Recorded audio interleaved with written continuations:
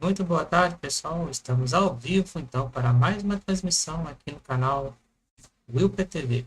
Hoje, então, trazendo para vocês a missão aí tripulada, com a nova tentativa, né, de lançamento tripulado da CREW-10 em direção à Estação Espacial Internacional. Hoje, com 4 tripulantes a bordo, então, da Dragon, da SpaceX, que são eles, né? Aí,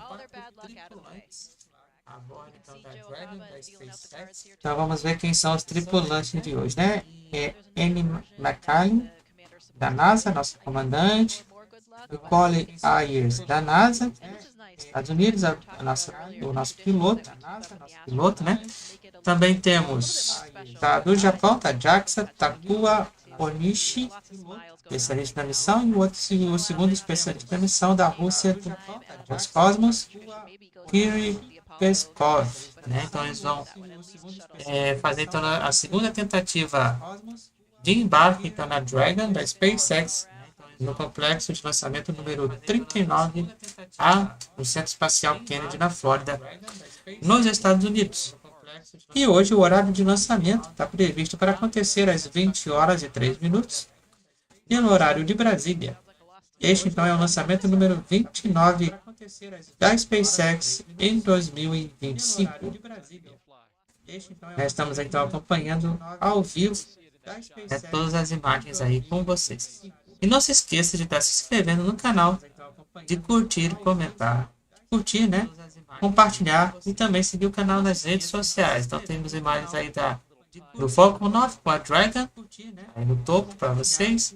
Faltando então aí 3 horas e 44 minutos para o lançamento. Deixa eu só ajustar aqui para vocês. Faltando então aí 3 horas e 44 minutos. Faltam 3 horas e 44 minutos para o lançamento, tá? Então vamos aí acompanhar aí ao vivo. Lembrando que logo depois da sequência deste lançamento, nós vamos ver também o lançamento número 61 da Rocket Lab, né, do Electron. Então aí pela missão The Lightning God Brains, né, missão aí lá na Nova Zelândia, então do Electron, né, de lançamento número 61. E na madrugada do dia 15, nós vamos então ver a missão Transporte 13, né? Missão Transporte 13, né? Com ao todo aí com 74 liberações, né? Então aí dia hoje recheado de atrações para vocês. Lembre também de deixar o sininho das notificações aí ativado, né? Para vocês aí não perder nada do que acontece ao redor do mundo e também na Estação Espacial Internacional. Né? Estamos acompanhando então imagens aí das missões anteriores, né? Lembrando que essa tripulação aí da expedição agora de número 70, então será a expedição de número 73 das missões vai ficar a bordo da Estação Espacial Internacional em torno de 6 meses. Será a expedição onde elas vão fazer experimentos, científicos e tudo mais. E a manutenção também da Estação Espacial. Será a expedição onde elas vão fazer experimentos. E aí vamos acompanhar então aí tudo isso ao vivo e a manutenção também neste momento com vocês. Missão CREW-10. E aí vamos acompanhar com a SpaceX, NASA e a manutenção também Roscosmos com vocês. E Jaxa. Missão CREW-10. E aí vamos acompanhar com a SpaceX, NASA e a cobertura aí só começamos completa para vocês. Agora, neste momento. E aí vamos acompanhar com a SpaceX, NASA e a cobertura. Então o áudio neste momento vai ficar para vocês neste momento. Local. Tá? Enquanto isso, então vocês podem curtir a transmissão para vocês, tá bom? Local. Agora pelo horário de Brasília são 16 horas e 22 minutos. Podem curtir dia 14 de março de 2025. Agora pelo horário de Brasília são 16 horas e 22 minutos. Podem curtir dia 14 de março de 2025. Agora pelo horário de Brasília são 16 horas e 22 minutos. Podem curtir dia 14 de março de 2025. Agora pelo horário de Brasília são 16 horas e 22 minutos. Podem curtir dia 14 de março de 2025. Agora, pelo horário de Brasília, são 16 horas e 22 minutos. Dia 14 de março de 2025. Agora, pelo horário de Brasília, são 16 horas e 22 minutos.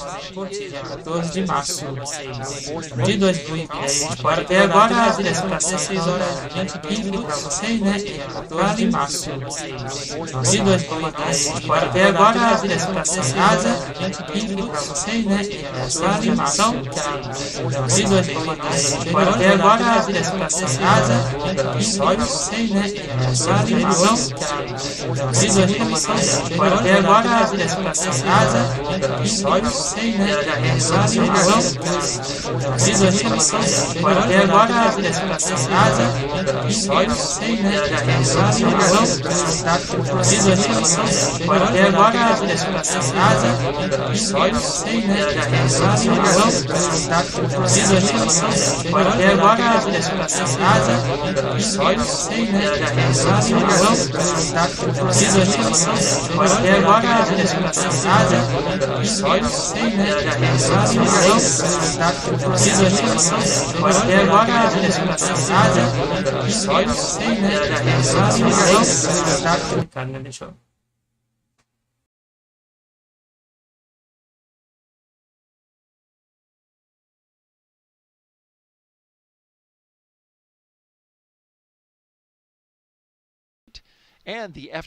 Desculpa aí pelo áudio, né? Agora sim tá bom agora. Então aí temos a apresentação agora da Nichole Ayers, é a nossa piloto astronauta da NASA. Então repetindo aí para vocês, né? Estamos aí na cobertura aí então da missão tripulada da CREW-10, da SpaceX, NASA, Roscosmos e Jaxa. Missão essa tripulada, segunda tentativa. Então temos aí no Japão Takuya, Onishi, já participou então de missões da Sociais, nossa especialista aí da missão. Tá?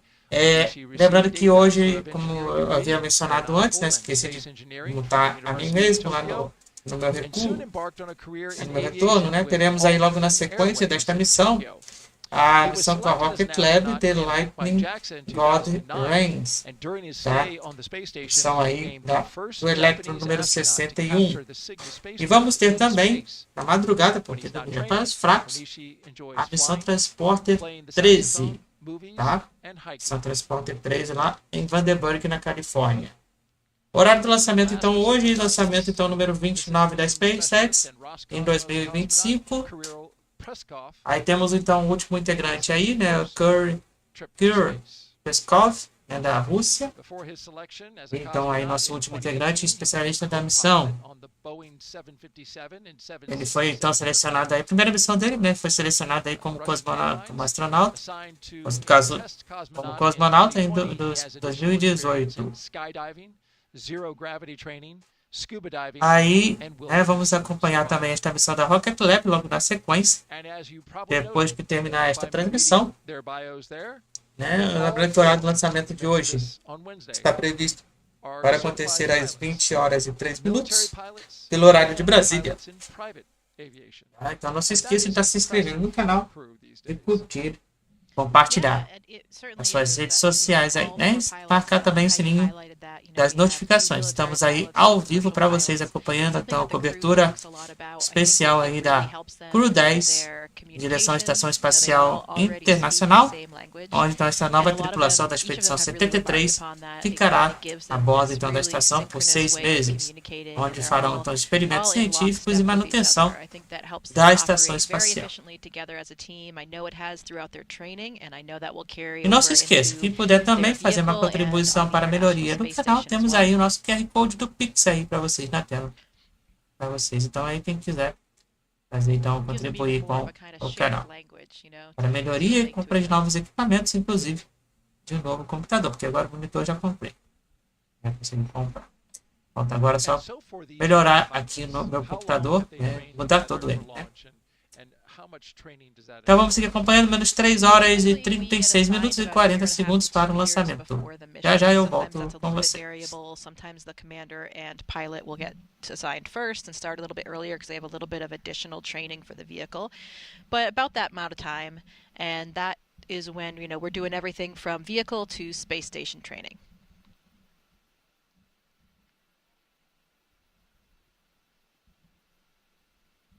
And McClain was talking the other day about being a pilot and how pilots like to go over the entire aircraft before they fly, tip to tail, walk around it, take a look at it, inspect it, kick the tires, pull open the compartments, review the log, go over maintenance. But that's not something that can be done by the NASA astronaut today. You guys rely on a support team, hundreds and hundreds of people, if not thousands, across NASA and SpaceX to get ready for this moment. Yeah, that's a huge part of the process, and it's something that we become accustomed to where we get to know these teams on a personal level. We know the people, we get to know the hardware, and through this very intensive training regime that we have, we develop a lot of trust in both the hardware and the people, all the ground teams that are keeping us safe. We know that safety is NASA's and SpaceX's #1 priority. And so you develop this camaraderie with the people. You know that everyone is ensuring safety in everything that you do from launch day and really watching every minute of the day on the space station to make sure things are operating correctly. So yeah, as Anne kind of mentioned, for these pilots, it's a little bit different where, you know, they have really put their eyes on every piece of hardware and checked it on their own.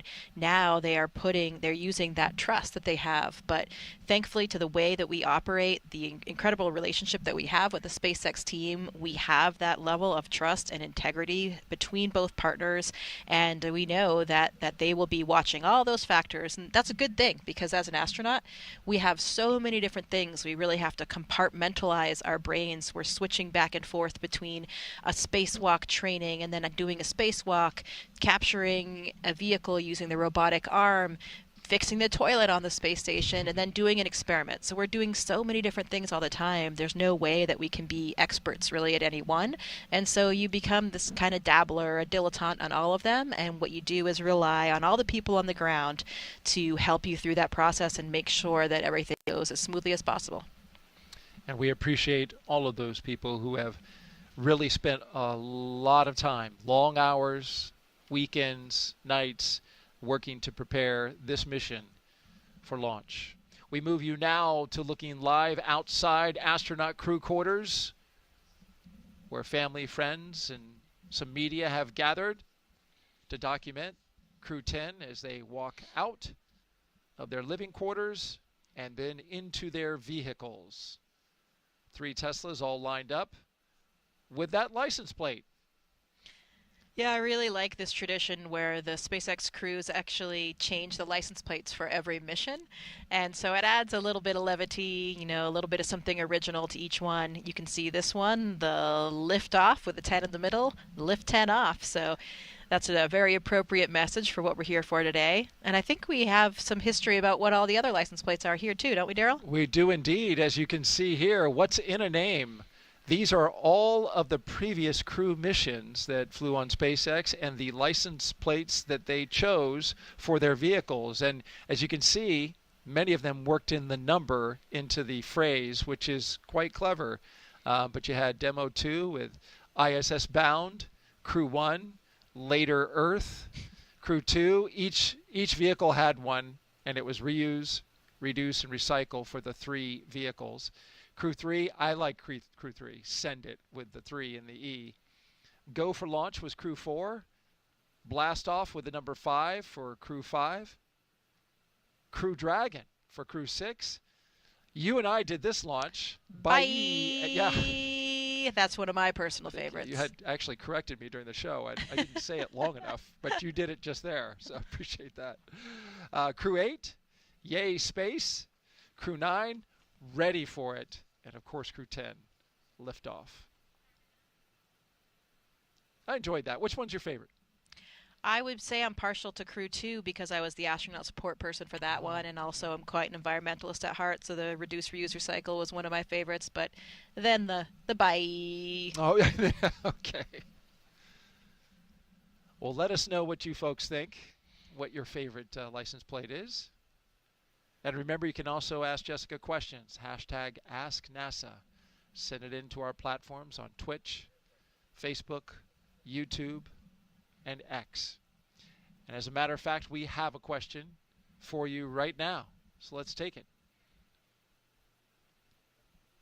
Pablo Moisem asks, each astronaut must have a personal routine before a launch. Do scrubs make them rethink it, make little adjustments, order a different meal, alter the playlist, or do they faithfully stick to their pre-launch routine? Kind of a nod to, like, I think of athletes and baseball players who have a very specific routine because many of them are, worried about things like that. You want to have the lucky charm, so to speak. Yeah, Pablo, I think that it really does depend on the individual, but I think probably more than likely most people stick to that tradition. As Daryl was just kind of mentioning, you get a little bit superstitious about that. I know that's something that I really did all through the last 12 years of training. I eat the same thing the night before I do training in the spacesuit. Really? Very recently, I guess I've become sort of old and crotchety, but I sometimes don't do it anymore, but I was always religious about it. So I think probably they're sticking to those traditions, probably not changing the playlist or anything like that, though as we did mention, they did have a different meal before. They had that butter lemon chicken last night, whereas before Wednesday's attempt they had fajitas. So steak fajitas, right? I think so. They think they might have a mixture. But yeah, so it depends on the individual. I'd say more than likely they're keeping most of the same traditions. Great question, and thank you for sending that, Pablo. We've got another one. And I'm going to apologize in advance if I get this name wrong. But Ann Modzalewski asks, I know that the astronauts are in excellent health, but has there ever been research done with someone who is in not perfect health to see how zero gravity affects different diseases? Yeah, good question. I mean, generally, we do need to be in good health. That's very important to the mission since we wouldn't have direct access to all the medical resources or a hospital, if something happened. Though we are very adequately staffed on the International Space Station in terms of supplies that we have for any medical emergency, and the fact that you're really not that far away from home. So you could be on Earth back in a few hours if you had a major medical situation. Of course, that won't be the same when we go back to the moon and to Mars, and so that's when we need to think about being a little bit more autonomous. But about studying different diseases, that is something that we do all the time on the International Space Station.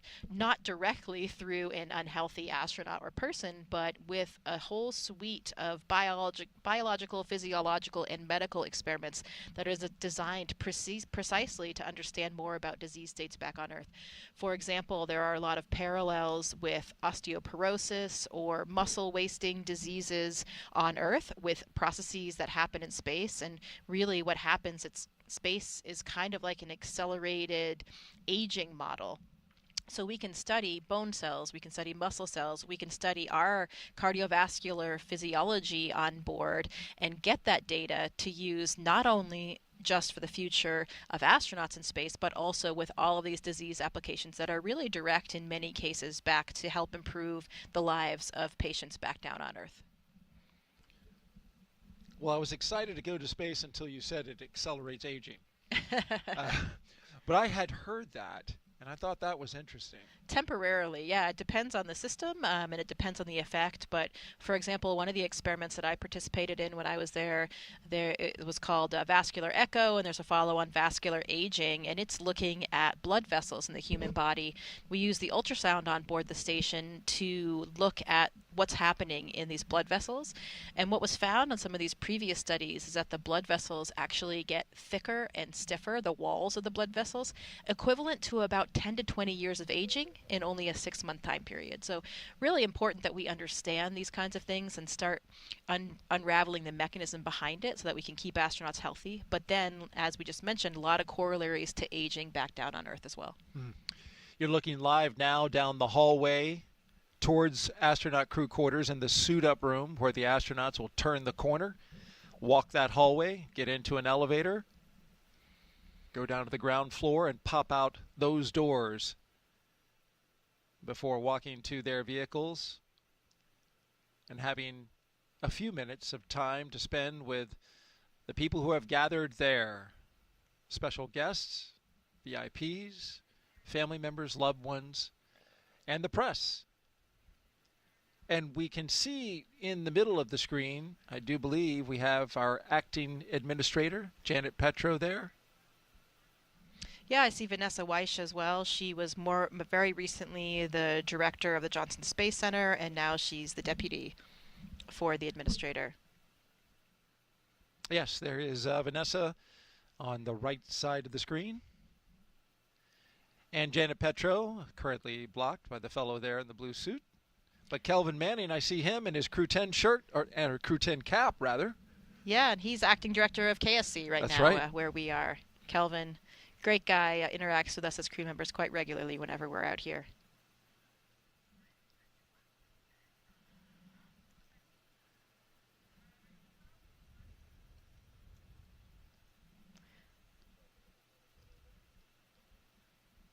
I think we saw Casey Swales there as well. She's a NASA Deputy Associate Administrator. And they are all right down there. That's a wider view outside the U-shaped ONC, as we call it, Operations and Checkout Building.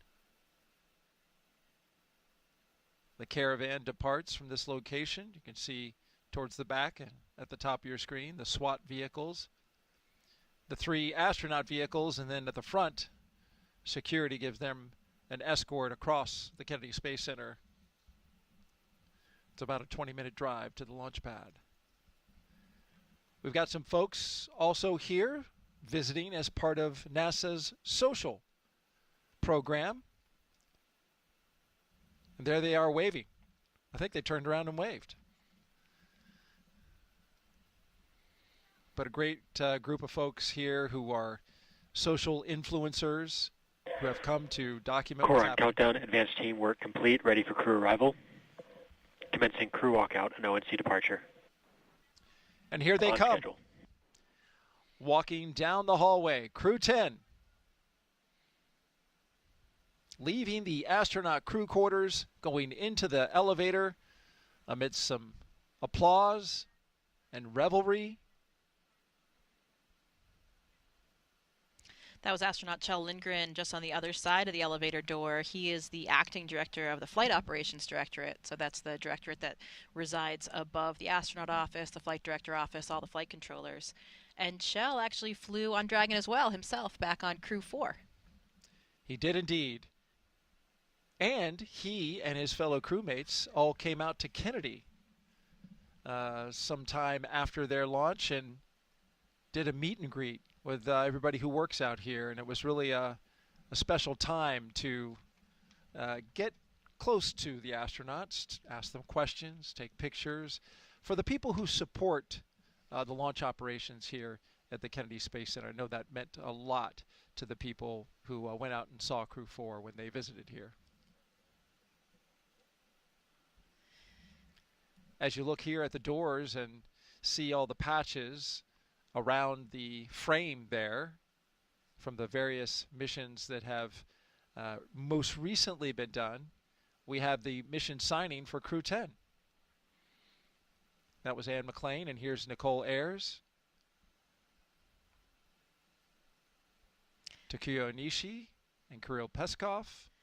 Yeah, I think that happened last Friday, and from that image you saw outside, the Crew-10 patch was actually the bottom left in that image. You'll see when they come through the doors. That sticker was placed on Tuesday evening by Anne and Nichole. You can see the bottom left over there. But another great tradition, because you can see all the stickers there. There's certainly way more mission stickers than we've had Dragon missions, and that's because we see all the historical ones as well. Loads of shuttle mission patches there, and another one of these strong traditions that really bond us as astronauts and really add another element of what makes the things that we do unique and makes us all connected.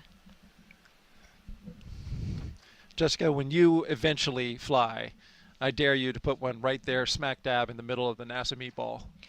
Okay, challenge accepted, Daryl. Challenge accepted. All right.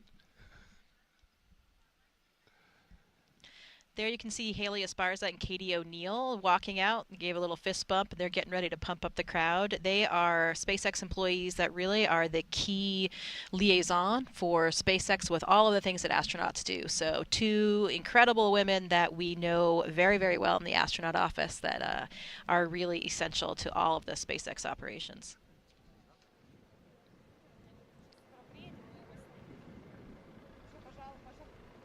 And we are getting close, less than 90 seconds before walkout. Officially happens at T-minus 3 hours and 20 minutes. So among the crowd, we mentioned some of the VIPs earlier, and then we have a few loved ones there as well to see the crew off. So that last moment to wave to your spouse, to your kids, to whomever you have there supporting with you. And another special moment right before you get into those vehicles and make your way to the launch pad. And here they come. CREW-10 taking their first steps outside as they prepare for their journey to the International Space Station. From left to right, Kirill Peskov, Nichole Ayers, and McClain, and Takuya Onishi.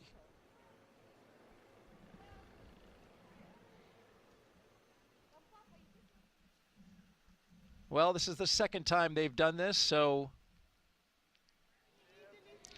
when you do something a second time, does it have the same feeling? Yeah, I think it's actually probably a little bit better for them because some of those nerves are gone. They've kind of gone through it already the first time, and so I think they're probably a little bit more relaxed, but still feeling all of that excitement and exhilaration for launch day. So I'd say it's probably the best of all worlds to, really combine those things. Once you've been through something before, you have a little bit less anxiety about it, right? Like you know what to expect, and it just makes you a little bit more calm and at ease. So my guess is that's what they're feeling today. Well, a relaxed crew is the kind of crew you want to have on launch day.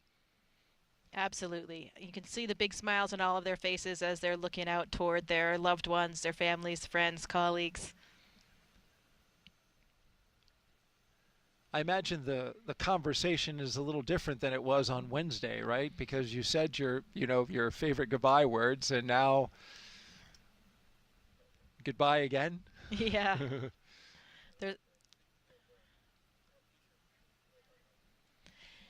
Yeah, so you probably had a pretty good view of the crew there when they came out, and I don't know if you noticed the height distinction between the crew, but Anne McClain is actually certainly not a short woman. She's taller than an average female. I think she's 5'7", maybe a little bit more than that. But in her crew, she's actually the short one. If you noticed, her crew is exceptionally tall. So they actually made an unofficial logo, which I love, and it has all the 3 crew members as giraffes and the 4th crew member of Anne as the panda on the crew. Here's a picture of that shirt, actually modeled by my husband. And with your daughter watching and observing. Yes, she was observing. I think her Sweet favorite's girl. the panda as well because that's a childhood favorite of mine. Perfect for my classmate, Anne. Oh, there it is. The 4 crew members and there the panda with her call sign Animal. Animal. Yeah, that call sign was bestowed on her from her old rugby team, the Atlanta Harlequins. She played with them when she was in flight school. Doors are closing. Getting ready to blast their playlists, I assume. It's one of the cool aspects. I remember when I was the astronaut support person actually riding in the car with the crew back on CREW-2. Get to participate in that. They're blasting their personally designed playlists with some, real pump-up music for them. The lights are blaring on the escort cars, and it's a really exhilarating time. Did you rock out? Agora, faltando 3 horas, 17 minutos e 20 segundos para o lançamento, no horário de Brasília, agora são 16 horas e 47 minutos. Nesse momento, então, a tripulação já está embarcada no carro, né, que vai seguir, então, em direção à plataforma de lançamento para o embarque da tripulação. Nesse momento, então, eles estão dando aí um último adeus aí para seus familiares, né, e amigos, né, presentes aí na plataforma, no Centro Espacial Kennedy, na Flórida, nos Estados Unidos. Né, aí dando, então, seu último adeus aí, né, deixando aí recados aí para eles. Né, como vocês podem ver, eles embarcaram então aí no carro da Tesla. Né, estão aí em preparação então para seguir rumo à plataforma de lançamento. Lembrando então que a decolagem então do Falcon 9 do Quad Dragon será então às 20 horas e 3 minutos pelo horário de Brasília. Lembrando que aqui no nosso canal, o WillPTV WillPTV. Segue juntos então nesta cobertura especial da CREW-10, em direção à Estação Espacial Internacional, segunda tentativa para o lançamento. Lembrando que vocês também podem ajudar o canal através da colaboração via Pixel, se preferir, apenas deixando seu like, sua inscrição e seu compartilhamento aqui da transmissão. Lembrando que na sequência então teremos o lançamento do Electron da Rocket Lab. This was a nice moment here where the family and loved ones got to come up close to the open window of the vehicles as they are just minutes away from leaving and departing the ONC.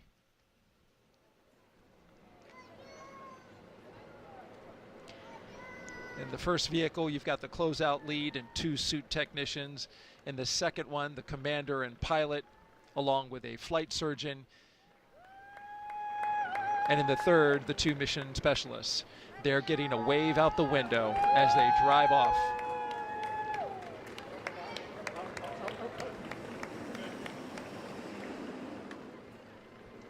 Here they go. Core on countdown. Crew have left the ONC on the way to the pad. We're on schedule. And we are off. The crew on their way to Space Launch Pad 39A. Driving away from the Neil A. Armstrong Operations and Checkout Building. This begins the 20-minute drive with a full security escort across NASA's Kennedy Space Center, including, they'll get ready to do a drive-by the VAB, as we all know. You know, I think once we see them get going on the other road here, they're going to get up to like 65 miles per hour or so, which I think they're cruising along in pretty close proximity of each other. That's more than the posted speed limit. I just want to let you know. Special day, absolutely. I know we don't really speed when we drive here at KSC, right? You're too afraid of getting pulled over, but this is a special day for it. You'll see that guy on your tail. I'm sure Anne loves the helicopter escort as well. You know, she's a helicopter pilot, so sweet sounds of home. And as they get up to speed here, I bet she's really jamming out. You know, Anne's mom told me that back in high school, Anne accumulated so many speeding tickets that she almost had to do some defensive driving courses. So she has a need for speed. Spilling the tea on the commander. I like it. Speaking of Anne, let's find out more about her in her own words. Here now, Commander Anne McClain. When I get asked why we explore, oftentimes I think, what would our society look like if we didn't explore? What would our society look like if we didn't ask what was over the next hill, what was across that ocean, and for us now, what's beyond our planet? My name is Colonel Anne McClain, and I'm the commander of NASA's SpaceX CREW-10 mission to the International Space Station.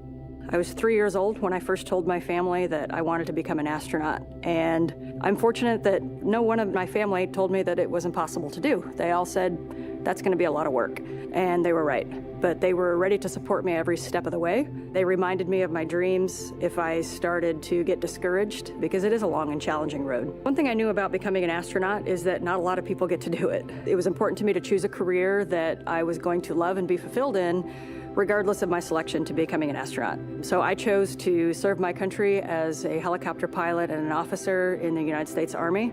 I still am an active duty officer in the Army. It's something that brings me a lot of meaning to be.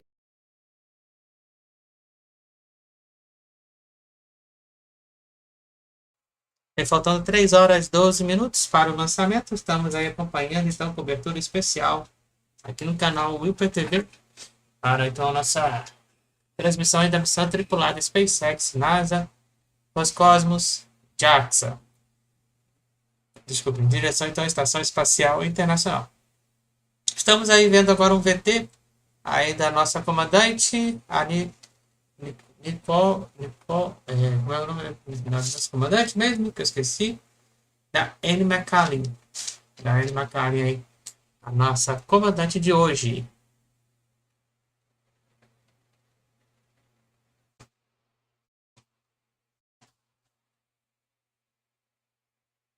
Estamos então aí acompanhando também aí na telinha acima aí esquerda aí de vocês o caminho que eles estão seguindo então é até a plataforma de lançamento da plataforma 39A do Centro Espacial Kennedy na Flórida, nos Estados Unidos, ali ao vivo para vocês.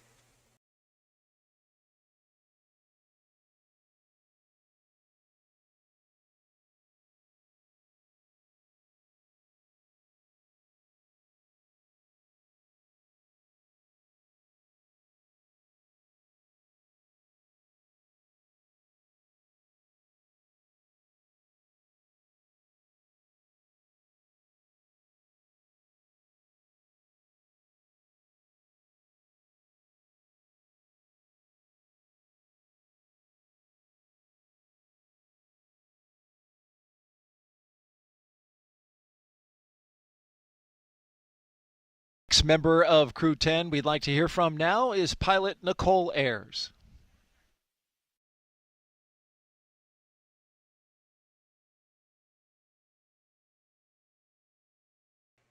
E agora temos aí então o VT, então, um pouquinho da história da nossa piloto, da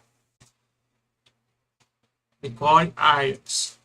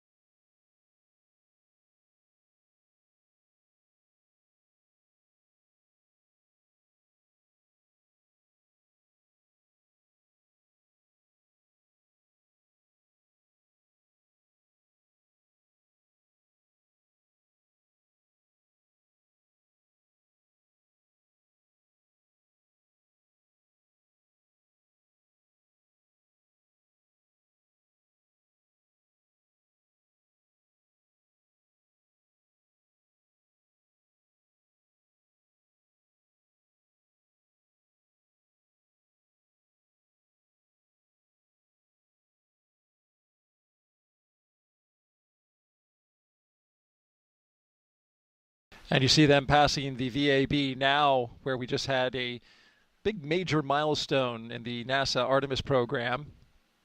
Engineers finished stacking the twin solid Agora, rocket nesse momento, boosters então, a on the tripulação da inside of CREW-10 that very building that se you see there, aproxima então da Artemis 2, plataforma 39A no Centro Espacial Kennedy, the big na rocket Flórida, boosters nos there. Estados And Unidos. there you have the view of those twin solid rocket E aí boosters, temos aí as imagens 177 então foot tall. do veículo They provide Artemis most of the 8.8 million sendo pounds of preparado thrust então needed aí, to né, launch four para a astronauts próxima on a missão 10-day Artemis lunar journey. 2, Since né, November, crews onde have used a que será massive lançado crane to talvez lift em and assemble princípio em 10 booster setembro segments, deste ano. each packed with E teremos avionics and motors cobertura that will também safely detach after especial para launch. este evento.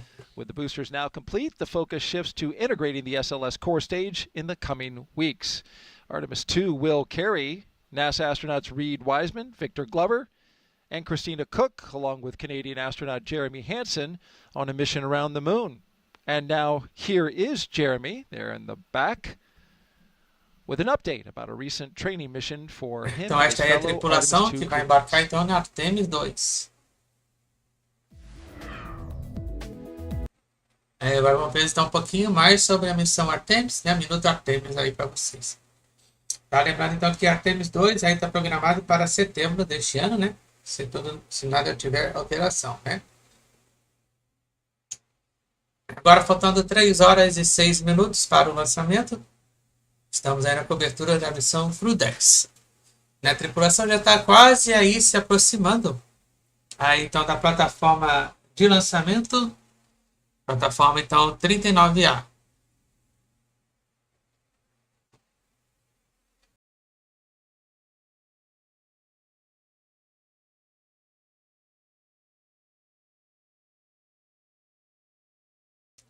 Lembrando que esta missão, então, da Artemis, dessa vez, será tripulada, né, por 4 tripulantes. Ela vai fazer, então, vai apenas só circundar a Lua, né, não vai fazer o pouso, né.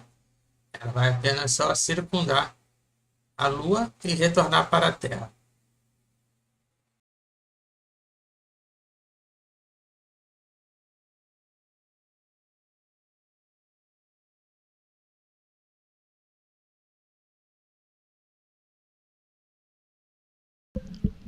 For more Artemis Mais updates, imagens ao scan the vivo. QR code on your screen. Então, aí em seguida, rumo então à direção à plataforma 39A There it is. no Centro Espacial Scan that QR code or na visit Flórida, nos nasa.gov Estados Unidos. /Artemis 2 to get the latest updates.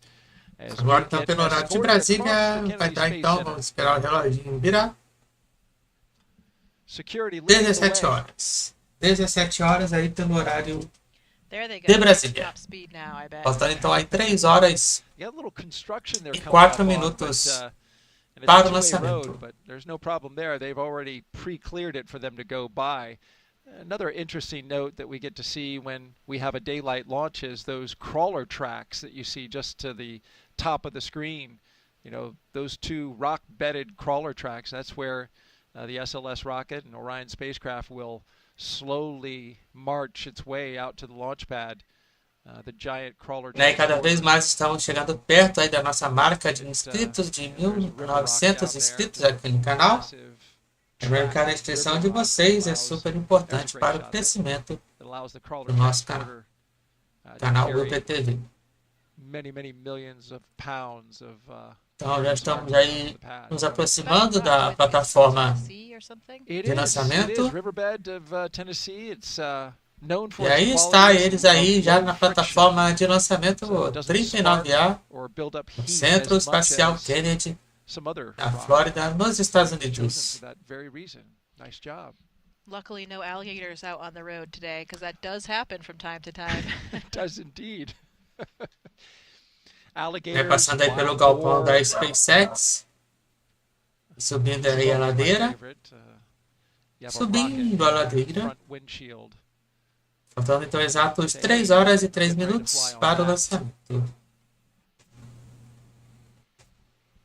Tripulação então aí da Dragon, da CREW-10, chega neste momento a plataforma de lançamento 39A no Centro Espacial Kennedy, na Flórida, nos Estados Unidos, às 17 horas e 2 minutos pelo horário de Brasília. Novamente, aí pela segunda vez, eles estão aí novamente.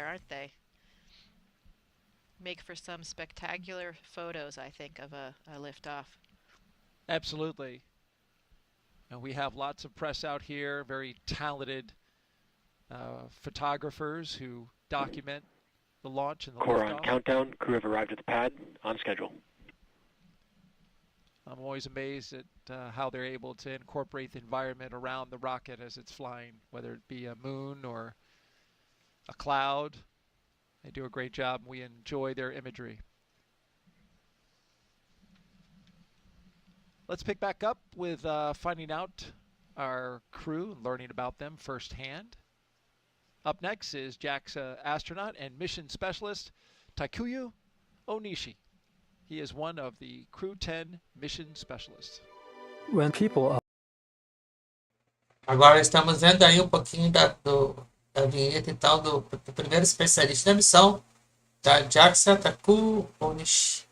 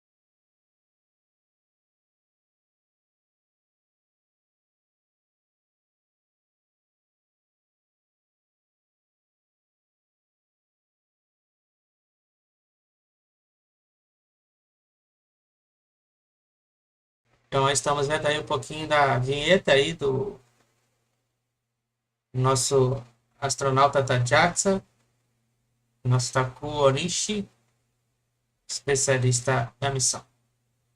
Faltando então aí 2 horas, 59 minutos e 30 segundos para o lançamento.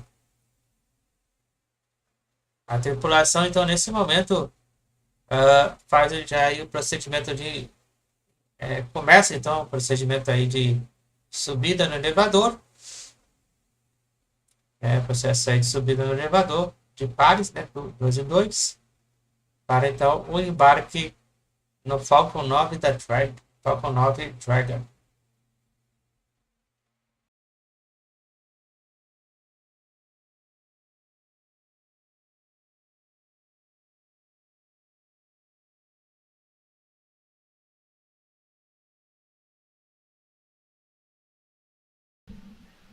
And now our other mission specialist, Roscosmos cosmonaut Kirill Peskov. Agora vamos ver então um pouquinho da segundo especialista da missão da Rússia, Roscosmos, cosmonauta Kirill Peskov.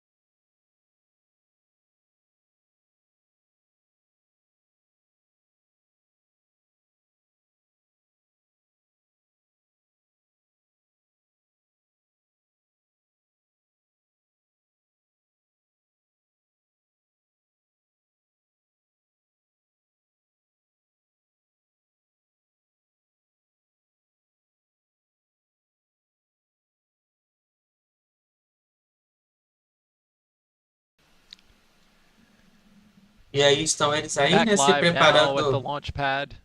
para então As ingressar aí no commander and elevador, pilot em walk direção towards então the elevator after ao taking a Falcon look 9, at né, their para rocket embarcar na a second Dragon. time.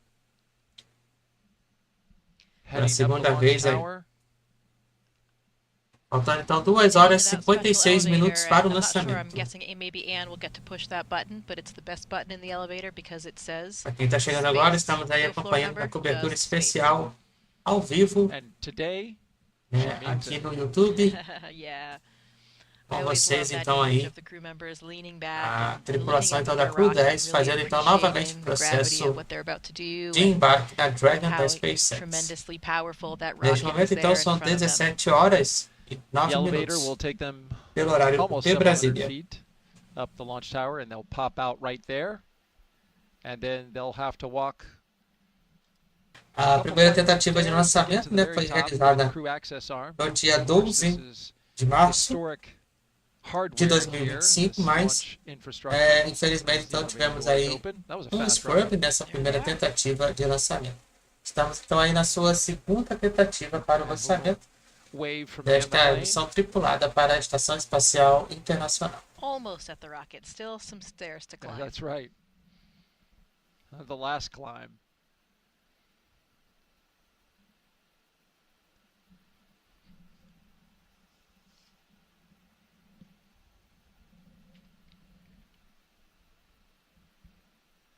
we talk about how this Então, a primeira dupla a fazer o embarque é a Comandante e a Piloto.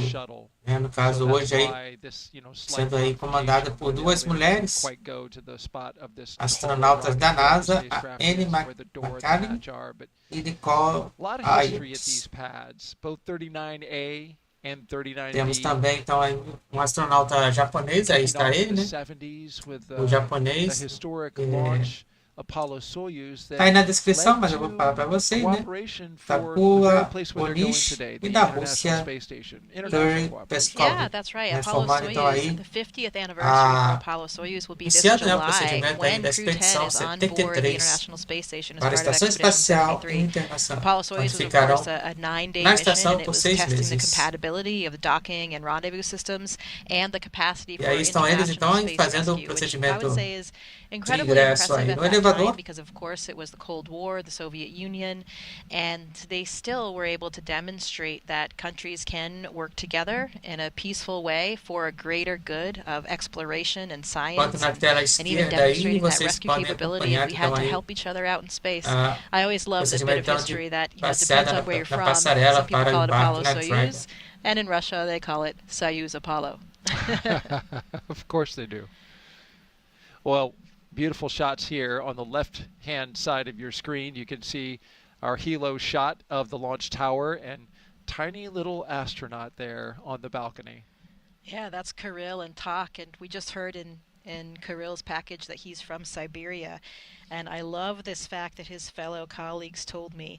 Even though he grew E up aí in estão Siberia, elas. he never E aí saw estão a bear elas indo, until então, he came to ao California for embarque da training. So Dragon that was da his first SpaceX. bear, being from Russia and from Siberia. I thought Nossa that was a comandante very e a fun piloto. fact. And speaking of animals, here comes Animal and McClain on the right, and to the left, Nichole Ayers making their way into their Dragon spacecraft Endurance. Então a Dragon yesterday, de hoje é a countdown, Endurance.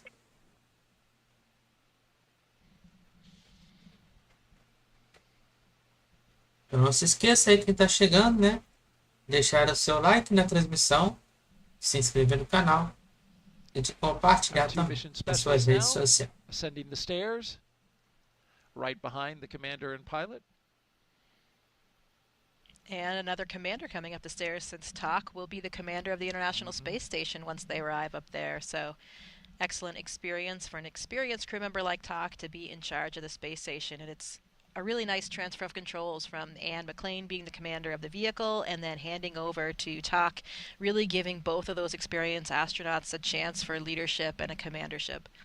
And how can you not do what they're doing right now? Take in that view. Look out over the railing and just see what a beautiful Florida day it is. It's an incredible view from up there. Usually a little bit windy, but man, every time I've been up there looking out, you can see the whole coastline, all the other launch pads, the VAB, really the entire Space Center, and it is simply gorgeous. Maybe that wind is why one a little off from the rail. Yeah. You know, Kirill is actually no stranger to the U.S. either. He actually he was an exchange student in high school in Texas, actually. And there was a great story there. He went to the Johnson Space Center when he was here in high school. And he had some photos, some memorabilia from JSC that he had hanging up in his room when he was a high school student. And his host family in Texas is actually, I think they're still here. I know they were here on Wednesday for the launch. I'm assuming they stayed as well. So really cool connection for him. That is very cool. Core on countdown, crew ingress started, on schedule. And they'll ingress the crew one at a time, being very careful when they step over that Então elas embarcando aí agora na Dragon da SpaceX. The environment inside. E aí são eles aí, nossos especialistas da missão. A Jaxa e Roscosmos. Takuya, Onishi and Kirill, Peskov. Pela segunda vez aí, então, fazendo travessia da passarela em direção à Dragon. We can see them on both sides of your screen there, from the outside and the inside. Love that shot. Yeah, that seal that you were talking about, of course, incredibly important to the integrity of the vehicle. And, there have been E aí já instances where podemos ver aí a a bordo hair então or da something can get in SpaceX, the seal and a prevent nossa the pressure piloto e a integrity. But luckily, comandante they will do a pressure check da to make sure it's all CREW-10. situated before liftoff. They can control for that. And this hatch actually won't be opened again until splashdown and recovery of the crew. So it'll remain closed for their entire mission. Yeah, that's a great note there because it's such a big deal when they close that hatch. Faltando então aí That menos de will 2 be horas e shut for 49 months before it's open. minutos aí para o lançamento. While our commander and pilot are getting buckled in, why don't we take a social question? We've been taking them throughout the show. We thank you for submitting them. Chloe Bokeli asks, Jessica, what is your favorite part about the ride up to the International Space Station? Well, it is an incredibly dynamic ride. As you are launching in any rocket, I launched on the Soyuz rocket and the Soyuz capsule, so different than what we're seeing here today. But all of those launches involve, the accumulation of the G-forces. You especially feel that kind of kick in the pants when the different stages of the rocket detach. But I think my favorite part was, only about 8 minutes, then you're in space. Everything in the capsule starts kind of lifting up, even anything that was on the floor, little bits of dust or anything that was dropped. Your pencil, your arms start lifting up, and everything is weightless. And I remember looking over at my crew. Oleg Skripochka, my commander, he had flown before, so it was familiar for him. But Hazza Ali Al-Mansouri, the very first astronaut from the United Arab Emirates, it was his first flight, just like mine. And I remember looking at him, and his eyes were enormous, and both of us were just thinking, wow, like this is it. We made it to space. Wow. My journey to space was only 6 hours, or to the space station was only 6 hours. Now the Soyuz actually often does what's called a 2-orbit rendezvous, and they're there in only 3 hours. Today, these astronauts will actually be in this capsule for 28.5 hours, so much different, considerably longer than the flight profile if they had launched on Wednesday. And that's just simply orbital mechanics. Depends on the time that you're launching, where the space station is relative to you, and all of these factors. So it could be a very short flight and could be longer. Really, that just kind of showing they'll have quite a bit more time to acclimatize to weightlessness. They'll probably have some really incredible views to look at, whereas, for me, it was all very, very fast. I never even got out of my seat. How about that? But they'll actually have a sleep period up there. They'll get out of their seats and suits pretty soon after they're in space. They'll go to bed for a while, and then they'll try to, get some rest and then wake up refreshed for the next day when they will be docking to the space station. Yeah, I imagine that is something to really, there's something challenging about getting some sleep after you just launched to space in a spacecraft. Yeah, for sure. I haven't had to do that yet, but I do remember when I got to the space station, you were pretty exhausted. It's a very long day. But your head is just going through so much. You have this whole new mapping of new neural networks as you're starting to navigate in a three-dimensional volumetric way of space, and it is very, very stimulating. I think my memories of those first few days are a little bit hazy just because of that. So it'll be interesting to see. I know we talked about that a little bit on Wednesday with Anne and Talk, both experienced astronauts. Generally we see the veteran astronauts emerge, and they look a little bit more graceful. I think because they've already had those neural networks formed. Even if they haven't used them in many years, they're already there. Whereas the rookie astronauts, Nichole and Kirill, they'll probably be a little bit less graceful as they kind of navigate and all of those mechanisms start coming into fruition. That 28.5-hour transit to the International Space Station will put this crew on course to arrive at the International Space Station at 11:30 p.m. Eastern Daylight Time tomorrow, Saturday, March 15th.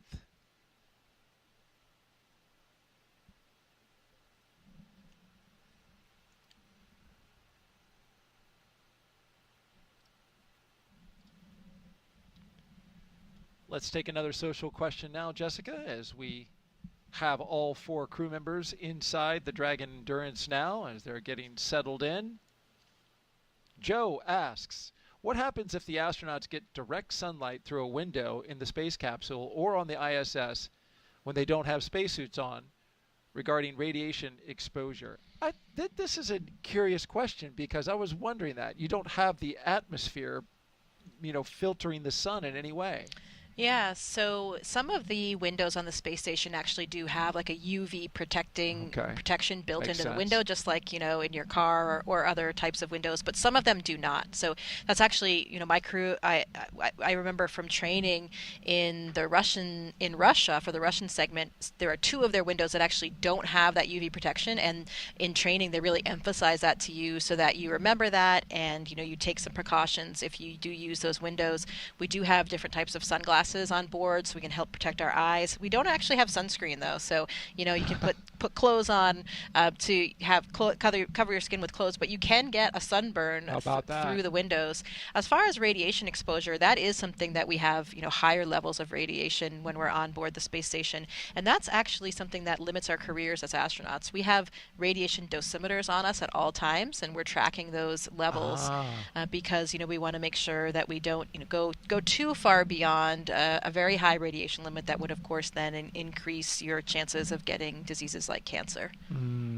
That makes sense, and they use, I think, a metric, comparatively speaking, for how much radiation you get for like how many dental x-rays you could get in a lifetime. Like it's a fair amount of radiation, so that's why they keep track of it. Yeah, and the limit basically just is a certain threshold beyond which your chances of getting cancer are increased by a certain % over the general population. So it's pretty conservative, but it is something that we track regularly because it is a concern. Of course, it'll be a much larger concern when we go back to the moon and eventually onto Mars. There we will be experiencing, on those journeys, we'll have much higher radiation levels than we do have in the low Earth orbit of the space station. So that is a very big topic of research in terms of human health and physiology and how to protect the astronauts.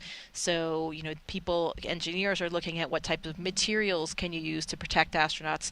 Things like lead are the best protection, but of course launching lead would be sort of prohibitive. But you can use things like water, for example. So engineers have been pretty creative in thinking, can you line a spacecraft with water that will then be consumed throughout the mission and then replace it with any human waste instead to get that same level of protection. Definitely a big concern for those exploration missions further in the future. That's pretty interesting.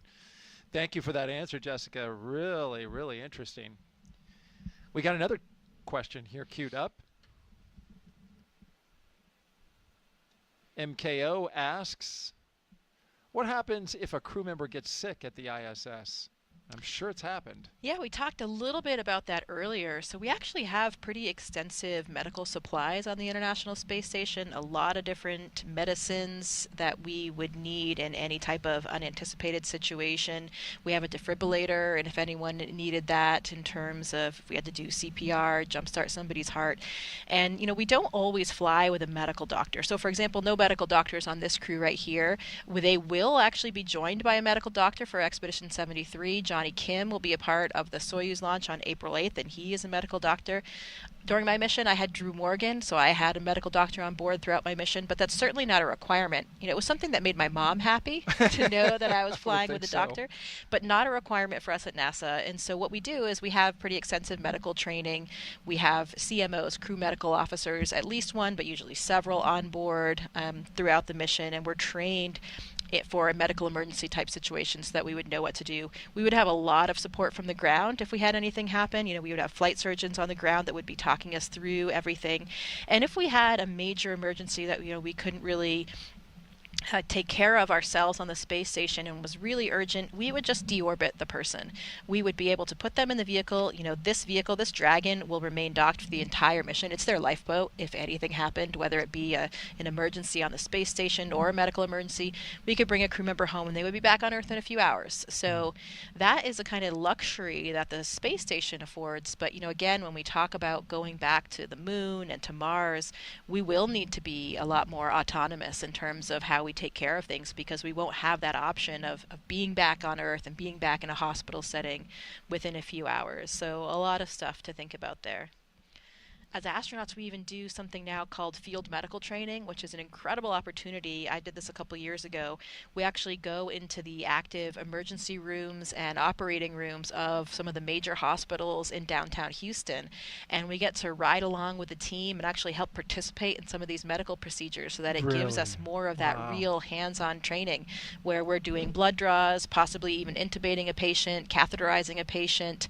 So it's a really exceptional opportunity for us to get those hands-on training skills, because sometimes, you know, in order to really have that confidence that you can do something like that, you have to do it. You have to have that muscle memory and that exposure. So just a testament to some of the different unique kinds of training that we receive as astronauts that can really help us throughout the mission. I can imagine when you're getting ready to, you know, do one of these procedures and say, hey, trust me, I can do this.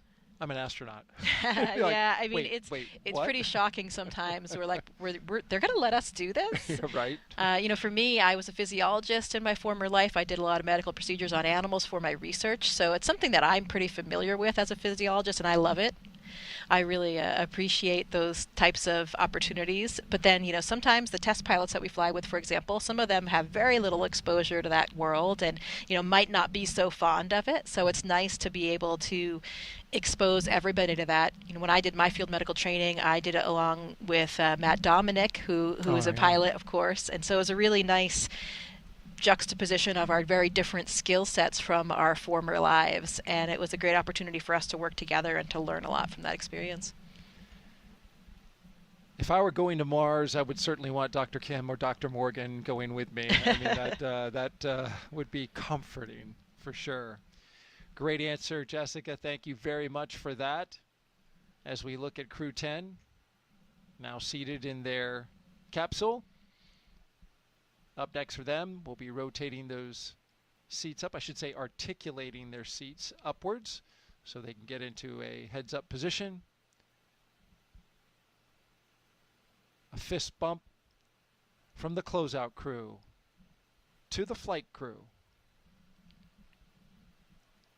as they make their way out of the capsule to begin evaluating the seal around the hatch.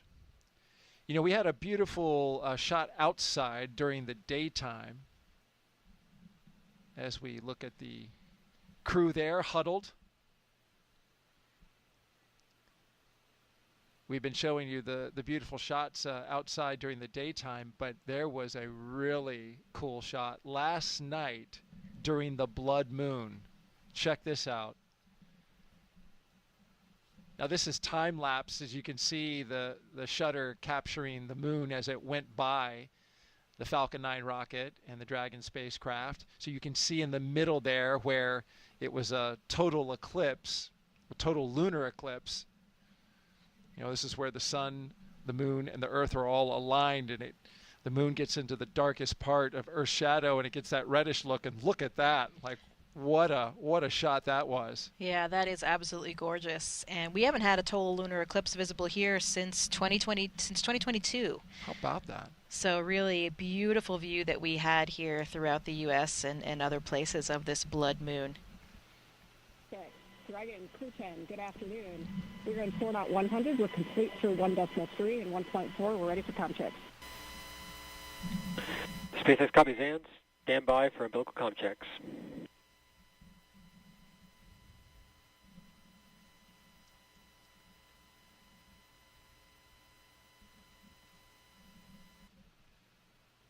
Each one of the crew members will now do a series of communication checks with the ground team.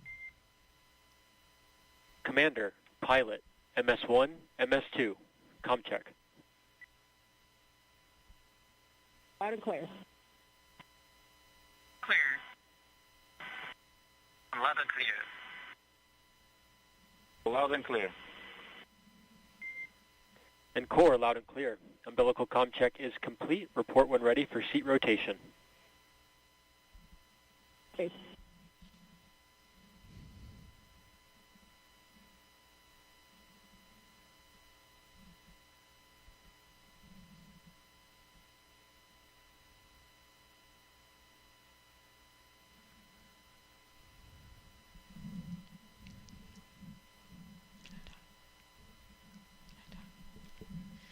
So you can see Nicole Ayers is reaching up there to the displays above her, and once their seats rotate back, Try and step 1.7, ready for seat rotation. SpaceX copies will report when initiating.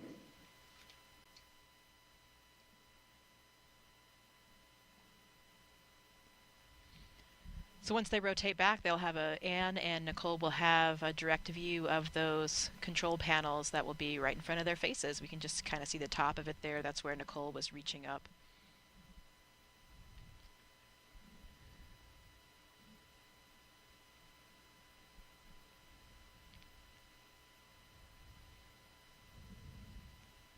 So they're all strapped in there with their seat belts and their 5-point harnesses, and even their boots have a little, kind of like a guide that they can slide onto. Slot. Yeah, it's a little slot, exactly. That, yeah, it slides onto the corresponding part on the little footrest. So that helps keep their feet in place.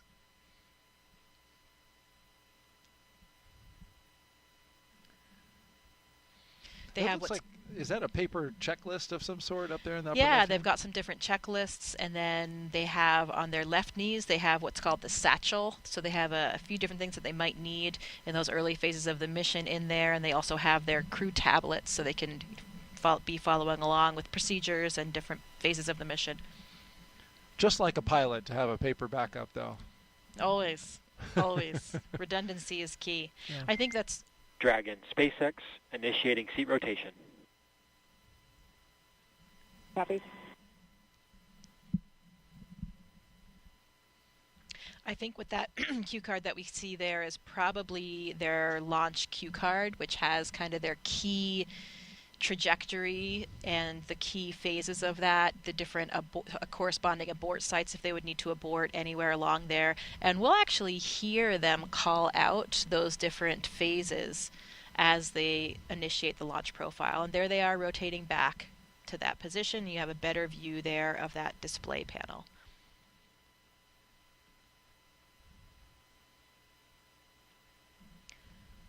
Three sets of giraffe legs coming up there and one set of panda legs. Good view. It's quite stark in this particular camera view. Black and white, just like a panda. There you go. Dragon, SpaceX, seats are in the launch position.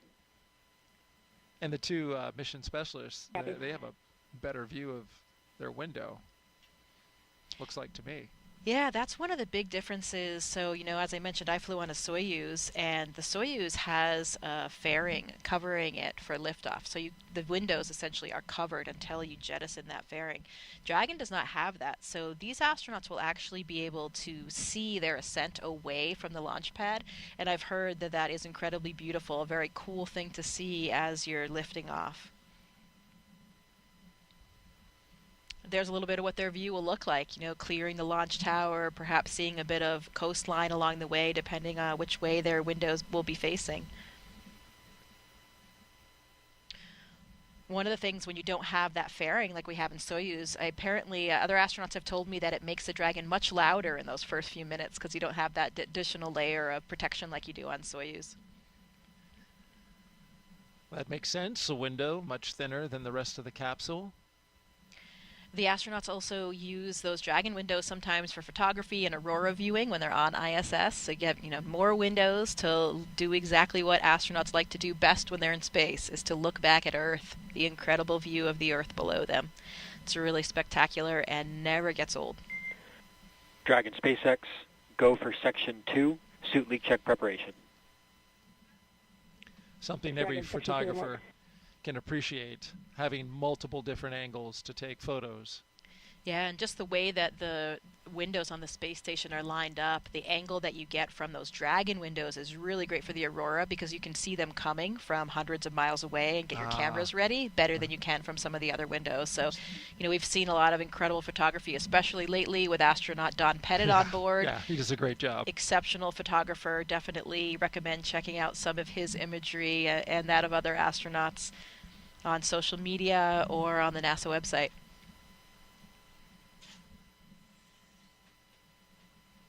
The cupola, does that look straight down? It does, generally. In the attitude that we generally fly in on the space station, the cupola is facing directly down, and there's some other windows that are facing directly down as well. And then there are some that are kind of looking out at the sides, the ones that are in the Japanese module. So you get a few different vantage points. You also have some windows in some of the Russian modules that are not facing directly down as well.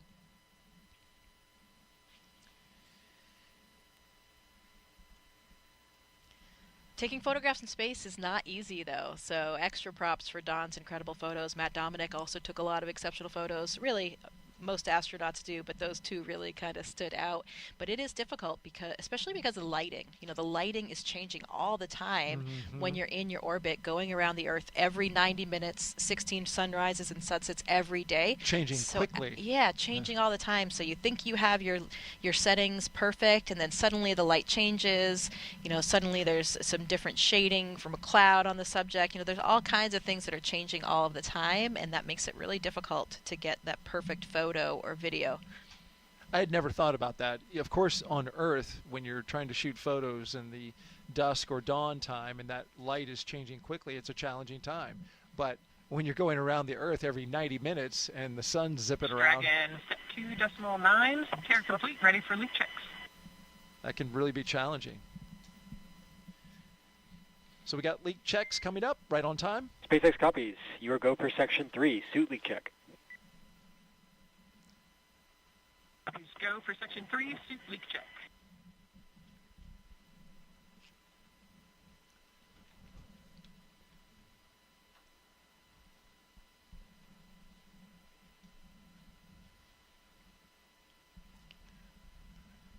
So we saw those leak checks earlier. Now one more round just to make sure things are good, their integrity is good now that they're strapped into their seats, because of course these suits are the things that will protect us if we had any depressurization of the vehicle for any reason. You know, throughout most of the mission, you're comfortably unpressurized in this suit, but the only reason why we wear the suits is, of course, to protect for that contingency case. If we did have an emergency, these suits would provide you with the pressurization you need in order to stay alive. So pretty important through all phases of the launch profile and also for landing. And why they check it a second time, as you mentioned, because they did disconnect since doing that first test with their checkout at the astronaut crew quarters, and now they're plugged into the system in the capsule. Right, in a different system. The system, of course, that they used was just one in the building. This is their actual vehicle. Right.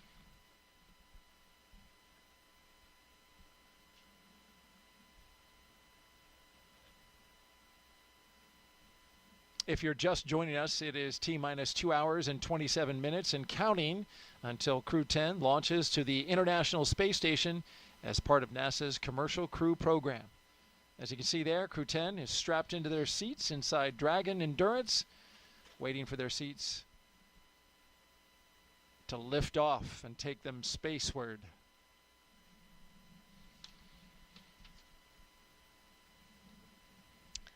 Yeah, so these vehicles actually don't have a ton of cargo space when we have the astronauts on board. You know, most of our cargo comes up on the cargo vehicles. There is a Dragon cargo vehicle version, and we also have the Northrop Grumman Cygnus, and we have the Russian Progress vehicle. And that's how we get most of our supplies up there. We, in the past, have had a Russian vehicle called HTV, and now there's actually a new one during this mission that TAK will be able to capture, and it's called HTVX. So that'll be the first flight of that new cargo vehicle. But interestingly, you know, not a ton of other room on this vehicle with the crew. So their personal belongings are actually already up there. They've been up there for months. All of the clothes that they need, most of the food that they need, and that kind of thing. Personal things will already be up there. There's a small amount of items in this vehicle with them, maybe some more food, a few, very small amount of personal belongings. But really, the cargo comes up on those cargo vehicles. And Anne McClain had written me in response to some questions that I had and mentioned that some of their personal gear will come up on SpaceX 32 in April, because this spacecraft is packed. One of the heavier spacecrafts recently in the history of the Commercial Crew Program, packed with lots of food. One thing that's very important and needed up on the ISS is food and water. And so they had to make room for some extra food. And so some of those things will come a little bit later. She mentioned that some of those things were like personal gear. And suit leak check complete. 4 nominal seats. SpaceX copies and concurs. Closeout team will now perform final closeout steps next to the capsule. Proceed to Section 4, side hatch close, and report when ready to close the hatch. Copies will proceed to Section 4 and report ready for side hatch closure.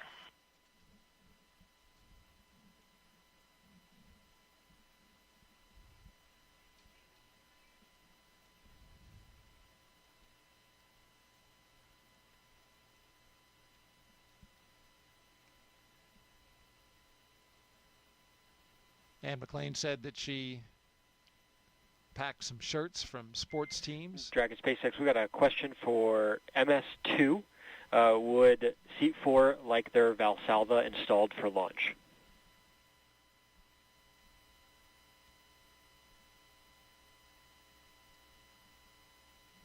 Dragon, affirmative. We would like that Valsalva, thanks. Copy the affirmative. Stand by 1. So that Valsalva that they're talking about is a small device or small really block of foam that they will put into the helmet, and that just helps you if you can't clear your ears when you're changing pressures in the suit. Sometimes you can do that. Like I can just do that by swallowing, for example, kind of like when you're scuba diving. You know, sometimes you have to do a Valsalva maneuver where you plug your nose and create a little bit of pressure in order to clear your ears. So that's what they're talking about in spacesuits. In all types of pressure suits and spacesuits, we often have these Valsalva devices. So you can lean your nose up against that device in order to block it and then get that pressurization that you might need to clear your ears. Ah, interesting.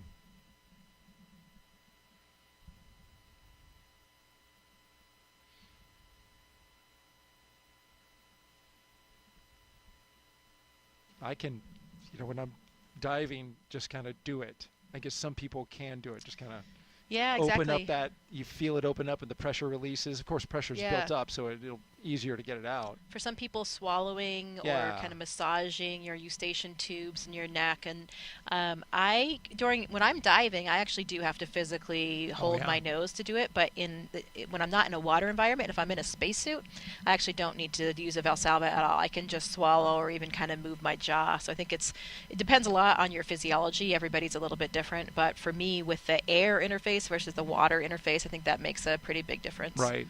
So it's more like when you fly on a plane, right? And you get up 33,000 feet. Exactly. You feel your ears clear. That is complete. Crew is ready for Section 4.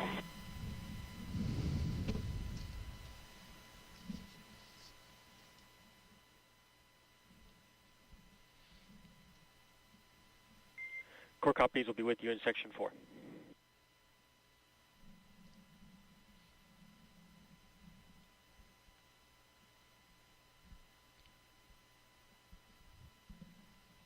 A look outside from the press site. A historic site itself for the fact that countdown clock. And Dragon SpaceX, for one more ask following that install for Valsalva, we'll look for affirmation that crew is go for hatch closure.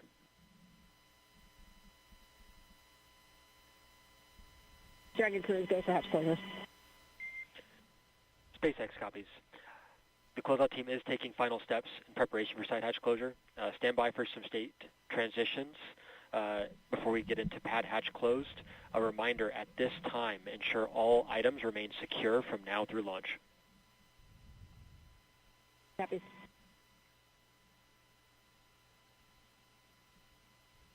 And there they are, removing the protective cover for that seal. So they're now ready to do an inspection of it and then get the hatch closed. This is the second launch attempt for CREW-10.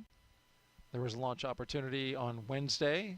Quem está chegando agora na transmissão, são 17 horas e 44 minutos pelo horário In the de interim, Brasília. though, between that attempt Nesse and this momento, então, a attempt, tripulação da the Dragon astronauts had some extra já time se on their encontra hands. totalmente a We were talking bordo earlier about them going da, into the beach house and, da cápsula, of course, né, having da Dragon, a variety Dragon of Endurance, experiences for da SpaceX, faltando 2 horas e 20 minutos para o lançamento. the time to relax. Então, neste momento, Time to tell aí you stories já about temos a ordem their time né, in para o space fechamento between the two da veterans, escotilha, McClain da and Dragon Yeah, I think Endurance. one of the biggest things is Estará really pronto just então aí appreciating and para honoring o the início da elements on Earth. pressurização And it may be something that Anna para talk o more about than lançamento Nichole and Kirill, because sometimes you don't really think about às it until you've 8 horas e experienced 3 it. minutos But you know, in no space, horário one of the things de that Brasília. you miss the most is just the feeling of the breeze on your cheeks. Estamos aguardando The então o momento do sound fechamento of da the wind as it escotilha. rustles through the leaves, the feeling of the warm Estamos sun aí com on a your transmissão skin. ao Those vivo, kinds of things you don't lançamento experience 29 with, da like you SpaceX, do down here on Earth, and you suddenly tripulada realize how much you miss them. no So complexo hopefully de out there lançamento yesterday número at the beach house, they 39A were taking that time. no Centro Certainly it was a Espacial beautiful Kennedy, na sunny Flórida, day, nos and it was Estados breezy Unidos. on the beach as well. Yes. Se tudo So correr bem no hopefully they were lançamento de thinking about hoje, that. You know, it's not something that really aí occurs to eles you vão until you então don't have it fazer anymore. a I remember acoplagem na from Estação my Espacial mission, or even from when I used to Internacional do research in the Antarctic, no when I would sábado, come home, there's 15 also this very distinct horas da smell noite. of life on Earth. And of course, it's not something that we notice Lembrando every que day ainda hoje because está na it's always sequência. there. So it's just Assim part que of all the terminar esta background. cobertura, But suddenly, when you don't vamos have seguir it, então para and then Nova you come Zelândia, back to it, it becomes com o very, lançamento very então strong. número So I remember 61 coming back do from the Electron, Antarctic, the plane would a touch Rocket down, Lab. and you know, in the Antarctic, it's this cold, austere environment with no Estamos natural então aí things com a growing transmissão ao outside. vivo, So when you land again in New Zealand, there's voltando this então em really 2 horas, powerful 18 smell. minutos e And it's 40 just the smell segundos of para life. o I think it's like lançamento. the smell of the humidity in the air and all forms of life that are Estamos só no growing aguardo então do that you fechamento da don't escotilha da notice Dragon until Endurance. you have it removed, and then it lasts only for a few minutes. So you really have to appreciate it. Like somebody will point it out to you. You appreciate, because then it's gone, and it's just full in the background Você está again. no You don't canal notice it anymore. WillPTV, I had that experience coming back from the acompanhando Antarctic, então like I esta missão mentioned, also when I tripulada did a da caving Space expedition da NASA, with the European Space Agency in Roscosmos, Italy. The same kind of thing. Jaxa. You didn't have any of those smells in the cave, and you come out, you're Também está com a overwhelmed by Dragon it. Your sense of smell is just SpaceX. overwhelmed by it, and it's so fleeting, and it's gone. And the same thing coming back Direção from Estação space, where you're Espacial suddenly back, you Internacional, land, the capsule iniciando door então assim a opens, expedição de and it's número this overwhelming 73, smell once again of onde really vão of just ficar a life. bordo por 6 How about meses. that? For all the excitement of going to space, it's oftentimes these things here on Earth Agora são 17 horas e give you 47. such a feeling of Vai virar aí o reloginho agora. once you come back 17 into horas e it. 47 That minutos pelo smell horário of life de that you're Brasília. talking about, that is fascinating. Não se There's esqueça really, então de estar se as we inscrevendo know no it right canal, now, no place like Earth. comentar, Yeah, I mean, you don't know compartilhar what you have until it's a gone, nossa right? transmissão. E aí, a escotilha, neste momento, está sendo fechada. E aí, portanto, escotilha Dragon Endurance fechada. Escotilha da Dragon Endurance, neste momento, está fechada. E aí, estão agora selando a You know, I'm thinking about escotilha. the crew in there and what are they thinking about right now? And maybe they're taking some time to think about their family members and loved A ones and escotilha their Dragon friends and family Endurance that are here today for the launch. fechada e There's a lot selada. of special people here today that I know for all of these E crew neste members. momento, então, vamos iniciar o I've been able procedimento to de spend quite a bit of pressurização time da with nave Anne's da cápsula family, Dragon. and she has a lot of friends here as well. Faltando, então, The actually 2 more horas crew who will be joining them on the International Space 16 Station minutos hopefully e during this mission. They were 30 here for the first launch attempt, but unfortunately they e had to go 5 back to training. segundos. Peggy Whitson, the commander of that mission, is a close friend of Anne's, Ah. and all 4 of those crew members were here as well. Também você Anne's pode fazer high sua school friend contribuição Steve Gleason is através here. do nosso If you're not familiar with QR that Code. name, he was a safety E for the do New Pix. Orleans Saints, and then unfortunately came basta down with clicar, ALS, Lou basta Gehrig's disease, but has become aí quite a apontar a notable câmera do seu figure, celular and on no behalf nosso of QR Code, ALS and research and vamos support fazer for uma that doação aqui disease. para o canal. Vapor para que a has an gente possa incredible aí presence melhorar here with all of her mais e mais family nossas and her transmissões para você. volleyball team, and I love it. I remember this when Vapor was selected as an astronaut as well. Both Anne McClain and I were actually on the selection Que o board horário do for lançamento Nicole hoje é Vapor's às class, 20 horas e and I 3 remember her minutos. family being there to celebrate their announcement. They all had matching T-shirts, and they do again today. Her volleyball team as well, so a lot of spirit that Fazendo a they're nossa showing. cobertura especial da Kirill, I CREW-10. mentioned he has his host family Direção from when he was a high Estação school student in Espacial Texas, as well Internacional. as friends and family members here from Já Russia. já volto. Dragon. Já já volto. SpaceX side hatch is closed, and we have begun the side hatch leak check. Copy. And Tak has a lot of friends from school and his previous jobs back in Japan, so everybody has an incredible representation of family and friends here to support them. And I bet the crew members are thinking about them a little bit. it's interesting. It's something we've talked a lot about as astronauts, that this launch day is the hardest for the loved ones, for those friends and family members. As crew members, we are so well trained in every little step along the way that we don't really have any surprises. We know what to expect, and we're pretty calm because you're just doing your job. You're doing what you're trained to do. But it's the family members that really this is the most difficult on, because they don't have that same level of training. They don't necessarily understand all the nuances, and it's their loved one sitting on the top of that rocket. So it's an interesting dichotomy, though, where I think the astronauts are quite calm, but they're probably more worried about their family members and how they're feeling than they are really about themselves right now. And to draw the connection between you and McClain, you two were in the same astronaut class, and that's how you became close friends. Yeah, we were selected as part of the 8 Pauls class back in 2013. So 11 and a half years we've been astronauts together, and we have become incredibly close. So this is a very special launch for me to see Anne embark on this second mission, especially because it's just watching her exactly where she should be. Anne is one of those natural born leaders. She just has this aptitude and ability to relate to and lead people in such a powerful way. So seeing her today as the commander of this crew, knowing that her crew is in such good hands, it is a really wonderful thing to see. Those leadership attributes come out even in the broadcast, as I've observed her just checking in on her teammates, seeing how they're doing. And when she answers questions in press conferences, she has a strong command of how to communicate, and she communicates really well. And that's a key to being a good leader, is to be able to have strong communication skills. Yeah, she absolutely does. And when we talk about the crew maybe thinking about their family members, I bet Anne right now is thinking about her 3 other crew members and making sure that they are comfortable and safe and have everything that they need. I have seen her do that all throughout the training profile and throughout her time here at KSC leading up to launch as well. She's really taking care of that crew.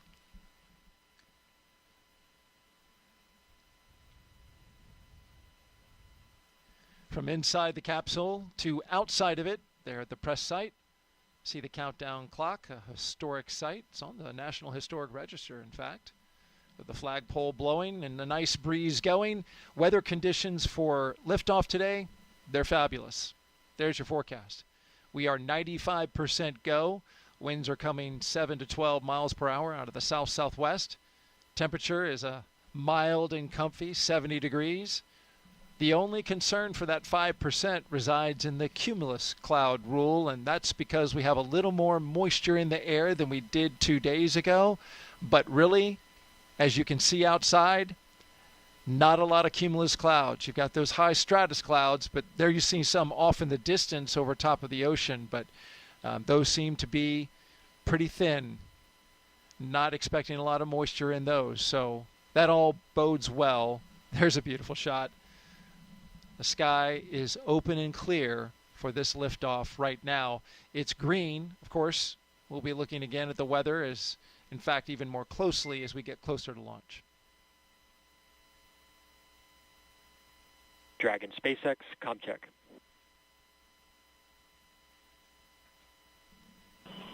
SpaceX Dragon, loud and clear. Core, loud and clear. TDRS ComCheck complete. Stand by for ComChecks with DC, MD, and LD in the launch configuration.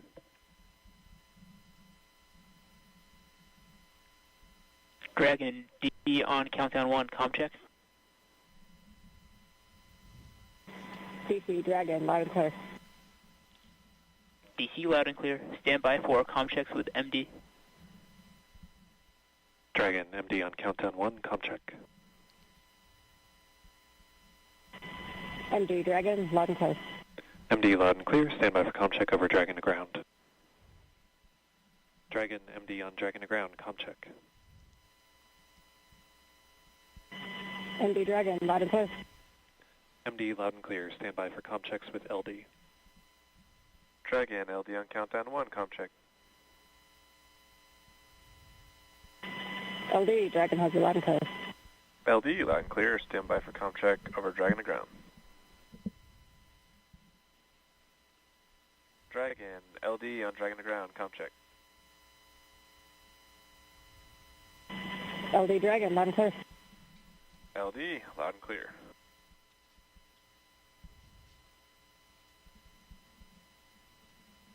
Dragon SpaceX, launch configuration, comm checks complete.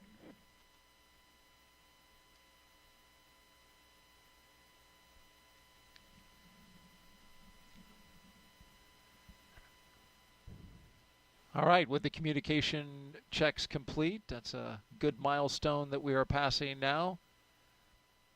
Able to communicate with the crew both on the ground and through the air. We're now T-minus 2 hours and 9 minutes from launch.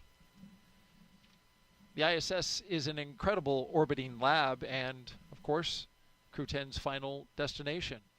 Here's a closer look now at how we're getting help here on Earth from all of that revolutionary science research being done up in low Earth orbit. The International Space Station isn't just a symbol. It's a powerhouse of cutting-edge science, constantly revealing secrets that defy Earth's limitations and drive us farther into the cosmos. Our mission is research and science. We have experiments mounted on the outside of the station that are looking at Earth. We study our own bodies and how they react to space, to weightlessness, to radiation. And that helps not only us go on further in future missions, but also helps for medical research back home. And then we study lots of different things as well, like materials, combustion, all sorts of things that help us understand life back on Earth. Yeah! Microgravity doesn't play by the rules. It flips them upside down, transforming how liquids flow, how flames burn, and unraveling biological mysteries before our eyes. I saw some heart tissues beating in space, and it was incredible. Photon, we see that top one beating. Looks like happy heart cells. But we're not just along for the ride. We're explorers, diving headfirst into the challenge and harnessing the power of this unparalleled platform, just as we have been for decades.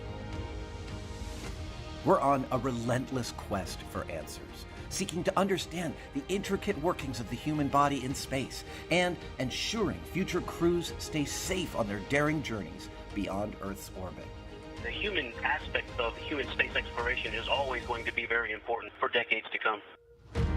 And when it comes to technology, we're not waiting around. We're discovering new ways to grow crops in harsh environments and engineering innovations to tackle Earth's greatest challenges. We have amazing technology that allows us to recycle water and create water for us to drink. It's delicious. Microgravity isn't just a curiosity. It's a game changer in the fight against diseases back on Earth, paving the way for breakthroughs that benefit us all and enabling new economic opportunities in space. Welcome, Axiom 3 on board the International Space Station. From our vantage point more than 200 miles above Earth, we are not just spectators. We're gaining unprecedented insights into the world we call home, and we're sharing our findings openly. We're not just achieving results today. We're sparking inspiration in future generations of explorers and embracing the power of global collaboration as we reach for the stars. What was your favorite experiment on the International Space Station? Toby, great question. My favorite experiment was the one that I got to eat. It was us growing hatch chili peppers in our plant habitat. Station Huntsville on 2, we have video in Node 1. Look at those chili peppers. And as we soar through space at 17,500 miles per hour, each moment is a step closer to unlocking the mysteries of our Earth, our universe, and propelling our pioneering spirit even farther into space. So come along for the ride aboard the International Space Station.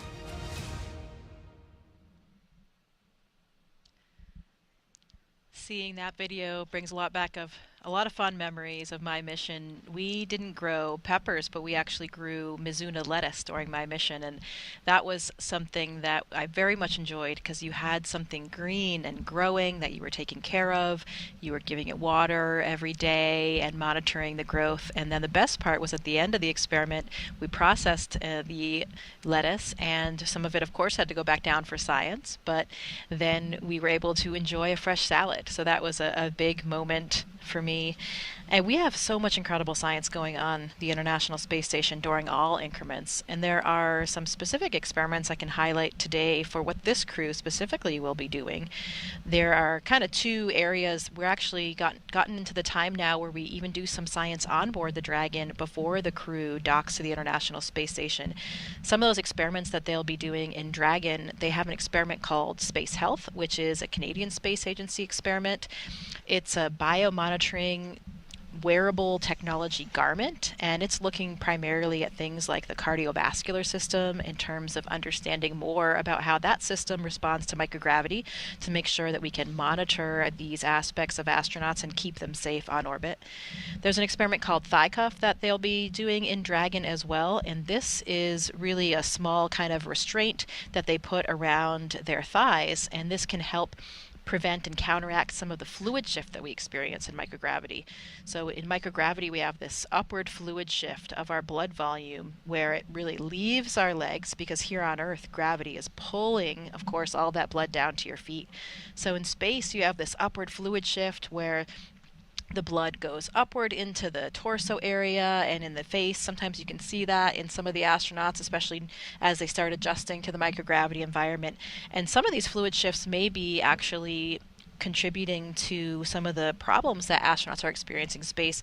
There's one example, the spaceflight associated neuroocular syndrome, and this has some different hallmark features, but basically it is causing some vision deficits in some astronauts when they come back, and actually changes to the anatomy of the eye, the back of the eye, the retina, and the choroid layer, which has the blood supply for the retina.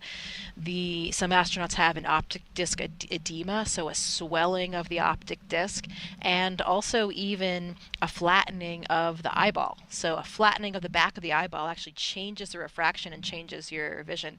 This was something that I actually experienced during my mission. I had a pretty severe case of SANS. Luckily, everything is kind of back to normal now, but the one lasting symptom that I have is that I have perfect vision now. When I launched to space, I actually did wear glasses and contacts, and because of that globe flattening, I now have 2015 vision that has persisted for the last 5 years. So, most expensive corrective surgery I think possible. Thank you, taxpayers.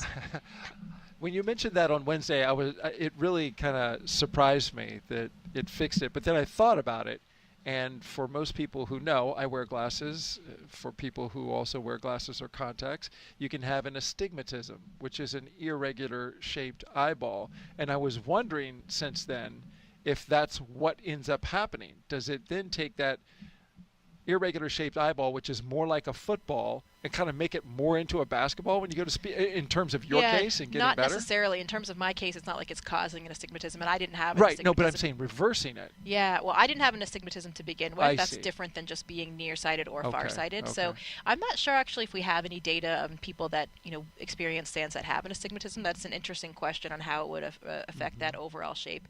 This is kind of just a flattening of the back of the eyeball that's normally round, so it changes that refraction, which of course changes, your prescription and changes your vision there. This crew on board Dragon will also participate in an experiment called immunity assay, and this is a new way to monitor health and immune function with a blood sample. So most of the time, historically in space, we take blood samples and we have to send them back down on Earth to be studied by scientists to evaluate them for all these different parameters, for example, immune system parameters. This is actually an in-flight assay that would allow the data to be collected in flight without going back down to the ground. So could be really important in terms of physiology and medical research, and also direct health of the astronauts as well. Yeah, because when the blood comes back down to Earth, instantly gravity is then a factor. So studying it in that microgravity environment while it's up there. Yeah, right? the blood sample itself, the parameters that they're looking at, they won't be changing anymore because they're not. It's not in the human body anymore. But you're right. Now we are keeping the experiment a little bit more clean since we're never exposing anything back to that 1G environment. when the crew is on the space station, a few of the experiments they'll be participating in. One is the CIPHER study, which is a really large, comprehensive physiological study that has been kicked off in recent years here at NASA. And it's really a multidisciplinary study looking at both physiology and psychological components, and it's comparing different duration missions as well, and will be really important for that comprehensive physiology. For example, applications to SANS, like we talked about. There's an experiment called Drain Brain 2.0 that's really looking at blood flow between the heart and the brain in space and how that changes with microgravity. It involves a special neck collar that the astronauts will wear. And there are some particular flammability experiments, combustion experiments, one called Sophie Mist that the astronauts will be participating in. This is something that we do quite frequently, combustion experiments in space, because if you think about it, of course, even flames burn differently when we don't have this natural air motion and convection caused by gravity. This particular experiment is looking at different models for flammability that can be used on future space missions and has terrestrial applications for combustion models as well. So lots of different types of science, really engaging and really important, not just for the future of astronauts and future space exploration, but direct applications to disease states and other factors back down here on Earth. The burning stuff in space sounds like fun. It is fun. Don't worry. It's very well contained. Oh, you're just not taking a match. Yeah, definitely. We have a special facility where it's a very contained environment in a glove box where we do these types of experiments, so we can make sure that we keep the astronauts in the space station safe. Well, that's important. We are at T-minus 1 hour and 59 minutes and counting from liftoff of the Falcon 9 rocket and Endurance Dragon spacecraft from Launchpad 39A here at the Kennedy Space Center. Crew 10, as you can see here, currently inside Dragon. So far, Crew 10 has completed their comm checks to make sure they can communicate with the teams here on the ground. Their seats have rotated from their upright to their reclined launch position, which allows them to see and access their display panels. They have also completed their suit leak checks to make sure that their spacesuits are working properly. We also heard verification that we have a good side hatch leak check, so that's good.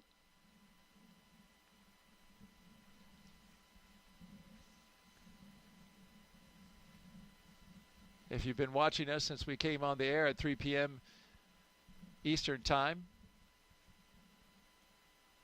you know that we've had fantastic commentary from NASA astronaut Jessica Meir. My name's Daryl Nail. I get the pleasure and the honor to sit next to her and help document this journey to the launch pad with all of you.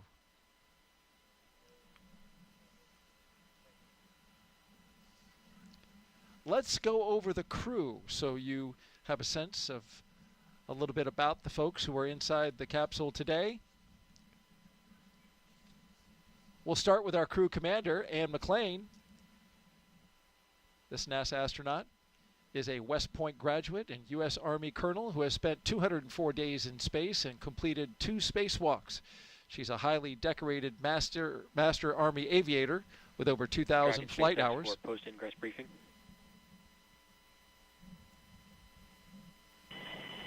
SpaceX Dragon, go ahead. Good news. At this time, we are tracking no issues with Dragon or Falcon proceeding with launch today at this time. So I have no updates for you, but we'll continue to keep you up to date if anything happens. Otherwise, the closeout team is performing their final steps in the White Room before they depart the pad. How copy? SpaceX Dragon, copy, no issues. Great work to the team.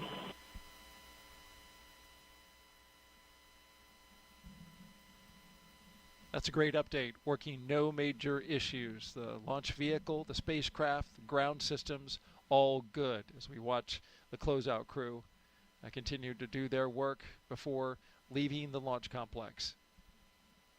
And just to wrap up on Ann, she's a former rugby player and a pretty good one from what I hear. She got the nickname Animal. Yeah, she is pretty tough. We talked earlier about her need for speed, and I think that leads into the story we told on Wednesday that I have to retell about how she has a particular inclination to operate vehicles in complex situations. And this one goes back to high school where she apparently ordered a pizza so large it could not be transported in the car. So she and her friend got in the car, they put the pizza on top of the car, and Anne, as the driver, natural commander seat of course, had her left arm up on top of the car to hold the edge of the pizza box and her right hand on the steering wheel, and her friend had her right hand up on the other side from the passenger seat. So Anne is really ready for anything, I would say, in terms of transportation and complicated vehicle setups. And where in the world is it that you can order a pizza that's as big as the roof of a car? Spokane, Washington, apparently. Apparently so, right? Wow. Colossal something, I guess they were called. Okay. Well, it's a good thing it didn't come off the roof because it sounds like it would cover an entire windshield. So good job, Anne. Hey, let's talk about our Crew-10 pilot now, NASA astronaut Nichole Ayers. She's a U.S. Air Force major and graduate of the Air Force Academy. Nichole has flown the T-38 and the F-22 Raptor, logging over 1,400 flight hours, including 200 in combat. This will be her first space flight, making history as the first astronaut from NASA's 2021 class to fly. And she has said that that is very special to her. She feels humbled by it, and she's flying stuff up into space for her fellow classmates in honor of her being able to go first. You know where she got her call sign, Vapor? I do not. It's an interesting story as well. You know, she's an F-22 pilot, and apparently is one of her early flights, and I think she had a formation flight with her colonel or something as her on-wing, so big deal flight. She got ready to start the aircraft, and suddenly as she was doing so, there was some kind of smoke building in the cockpit. So her training kicked in, and she was abort, quick, ready to leap into action and abort that engine start. And turns out it was just condensation. So that's how she became known as Vapor. The vapor that condensated onto her glass inside the cockpit. Well, it's as good a nickname as any. I thought you were going to say that she pulls really hard G's and creates a vapor trail, and that's what I thought you were going with. Well, that too. Oh, that works as well. She is a jet pilot. Yes, she is indeed. Let's move on to our mission specialist now, Takuya Onishi. He's our Jaxa astronaut on board. He's returning to space for his second mission. A former commercial pilot, he spent 113 days aboard the space station in 2016 and then became the first Japanese astronaut to capture the Cygnus spacecraft. When he's not training as an astronaut, he enjoys flying, hiking, movies, and playing the saxophone. Also serving as a flight director. You know, he, after his second flight, got certified as a flight director and was actually acting as a flight director on the ground in the Mission Control Center in Japan for even up during his training flow until his last trip to Japan. So really exceptional experience for him, because it really gives you that kind of perspective that's so vital as an astronaut, to understand the ground really intimately. A lot of us as astronauts work as Capcoms in the Mission Control Center, talking to the astronauts from the Mission Control Center, and that affords that as well. But being a flight director is even more impressive. So well done for for keeping that up. He even has an asteroid named after him. Yeah, you mentioned that before, and I'm still very curious at how that came about. We'll have to dig that one up. Yeah, but you mentioned his qualifications, which flows into his upcoming assignment as ISS Station Commander. Those are some great qualifications. The fact that he has seen it from both sides, both in space and on the ground. The second mission specialist is Roscosmos cosmonaut Kirill Peskov, a former airline co-pilot. This will be his first trip to the International Space Station. Trained in skydiving, zero gravity, scuba diving, and wilderness survival, he's ready for the challenges of space. Not a man of very many words, but when he does speak, he's very succinct, very clear. Kirill, we talked about the fact that he had never seen a bear until he went to California, even though he grew up in Siberia.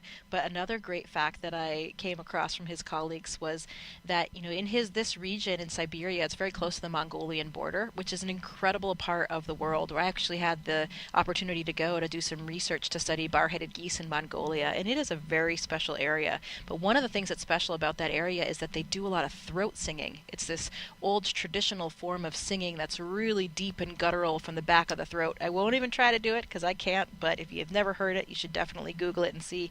But apparently Kirill does throat sing. He can do it? He can. So I wonder if he's doing any of that for them in the capsule. I've heard this, just so happened to have heard it, and I was fascinated by the sound that they make with their throat in this singing. It's really pretty cool. At first I was like, oh, whoa.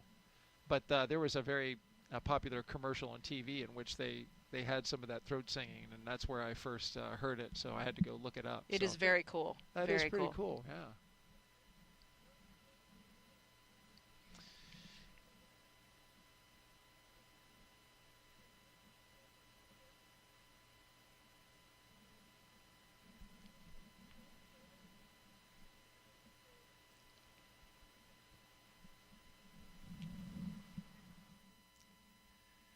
We are T-minus 1 hour and 49 minutes until the liftoff of NASA's SpaceX Crew-10 mission.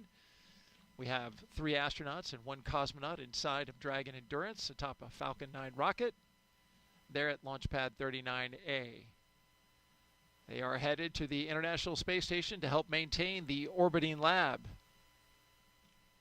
Once on board the International Space Station, Crew-10 will become members very briefly of Expedition 72 for a few days. And there you see the members they'll be joining, Crew-9. And then they will become part of Expedition 73. They will conduct research to understand material flammability, contributing to the future spacecraft design, and study how spaceflight affects human physiology and psychology. And that's their patch. Yeah, this is an interesting one, Daryl. The Expedition 73 patch was designed to honor the science and scientists that make space exploration possible. And if you look at some of the elements on the patch here, the number 73 is a prime number and a binary palindrome. There's a good one for Pi Day for all the NASA geeks watching today. And that's represented at the base of the patch. 73 is also a star number, represented by the hexagonal shape of the patch, accented by white stars, and symbolize the crew's dedication to space exploration. The grid lines illustrate our earthly perspective from the cosmos, and finally the ISS, the International Space Station, symbolizing humanity's continued collaboration across space and time. Those grid lines to me look like something out of an 80s video game. Yeah, or the Matrix. You know, I believe Johnny Kim was the mastermind behind this mission. I believe we talked about it on Wednesday, but the way that we start a new expedition on board the International Space Station, it actually rotates not with the Dragon flights, but with the Soyuz flights. So Expedition 73 will begin on April 8th with the launch of that Soyuz mission. Sergei Ryzhikov, Alexei Zubritsky, and NASA astronaut Johnny Kim for his first flight.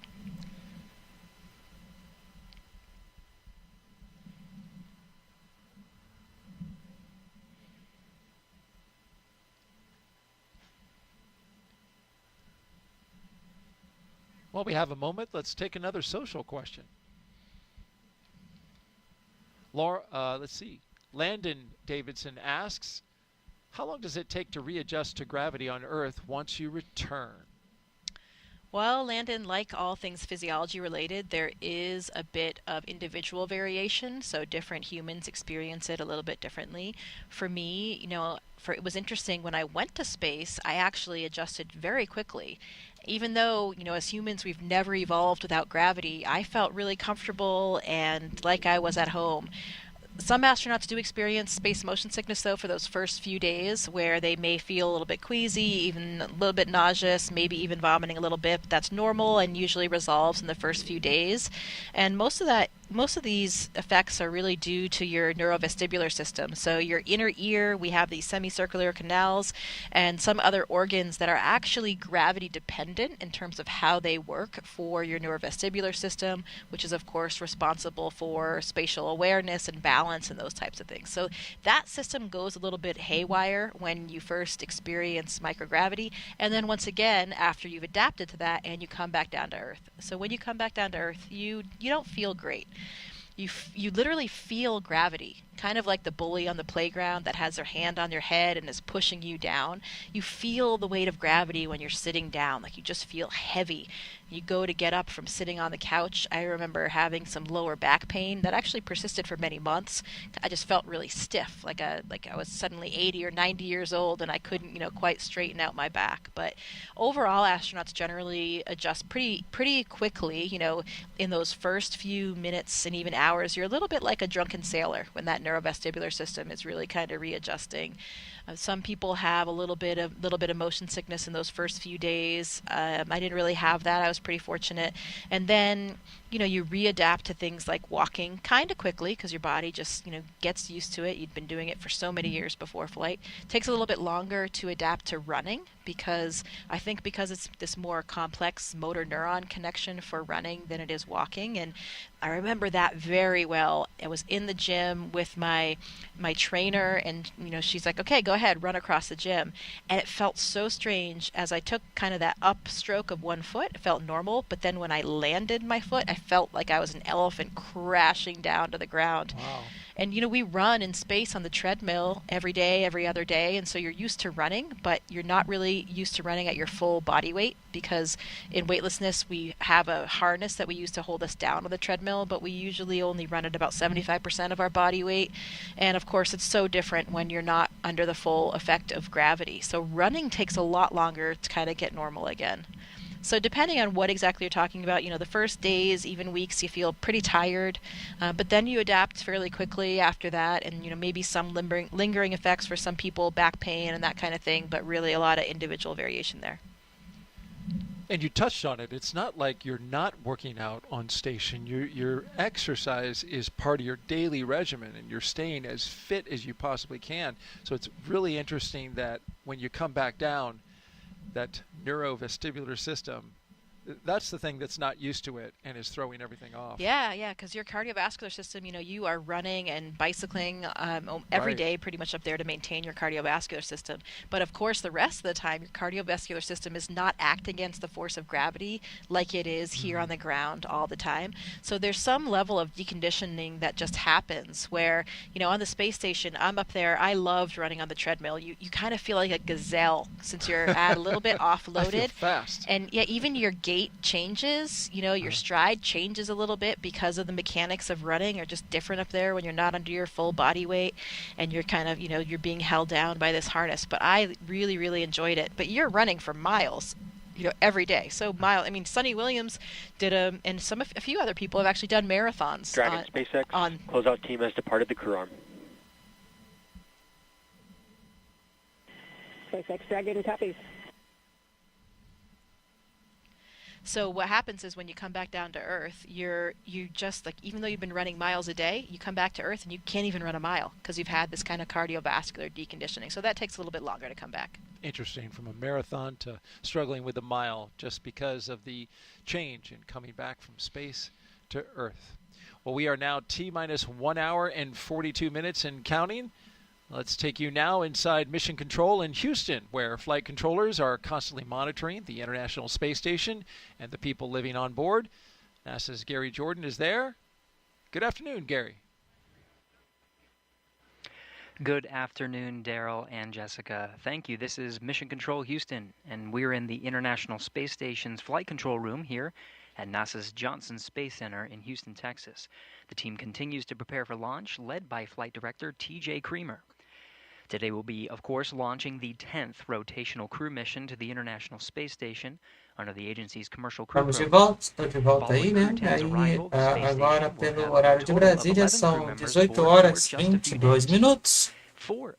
Você está vendo então aí a sala de controle aí da Estação Espacial Internacional em Houston. Estamos com a cobertura da CREW-10, missão tripulada então para a Estação Espacial Internacional, com 4 tripulantes, sendo eles 2 da NASA, no caso 2 mulheres da NASA, Then the new crew Um will jump da right Japão, in to help né, o advance especialista da missão do scientific Japão, knowledge and da demonstrate new Jaxa, e o technologies. outro da Rússia, da After a few days of Roscosmos. handover activities, Horário 6 do members lançamento of CREW-10 previsto para will prepare acontecer for às undocking and 20 return horas to e Earth. 3 minutos, Direct handovers pelo between horário crews allow de for Brasília. continuity of the activities and helps to ensure Agora, então, continuous faltando US menos presence de 1 on the hora e space 41 station, which is now minutos at e 10 24 years segundos and para o counting. lançamento, horário Ahead of previsto CREW-9's return, para NASA acontecer o astronaut Sonny lançamento Williams nessa turned segunda over command of the tentativa de space station lançamento to Roscosmos às 20 cosmonaut horas e 3 Alexei Ovchinin. descobri às Just a 20 few horas weeks, e NASA 3 astronaut minutos Johnny Kim and pelo Roscosmos horário cosmonauts de Sergei Brasília. Ryzhikov and Alexei Zubrytsky Estamos aí will seguindo join juntos the aí on-board nesta crew. Shortly after the jornada departure então of aí the de Soyuz maratona. MS-26 with NASA astronaut Don Pettit coming home will mark the commencement of Expedition 73 led by the new commander, Jaxa astronaut Takuya Onishi. All of this, of course, coming up after today's launch. We continue with the countdown, and with under 2 hours before launch, we'll send it back to Kennedy. Daryl?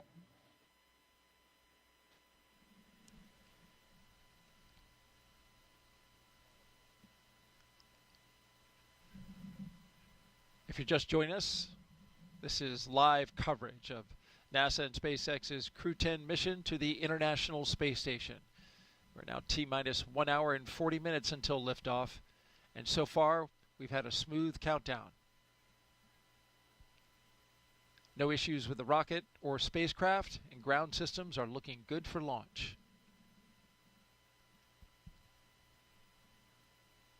You're looking now at the crew inside their capsule, Crew-10. And one of the first tasks Crew-10 did as a team. Então aí estamos na segunda tentativa de lançamento aí da CREW-10 Dragon Endurance. É da SpaceX.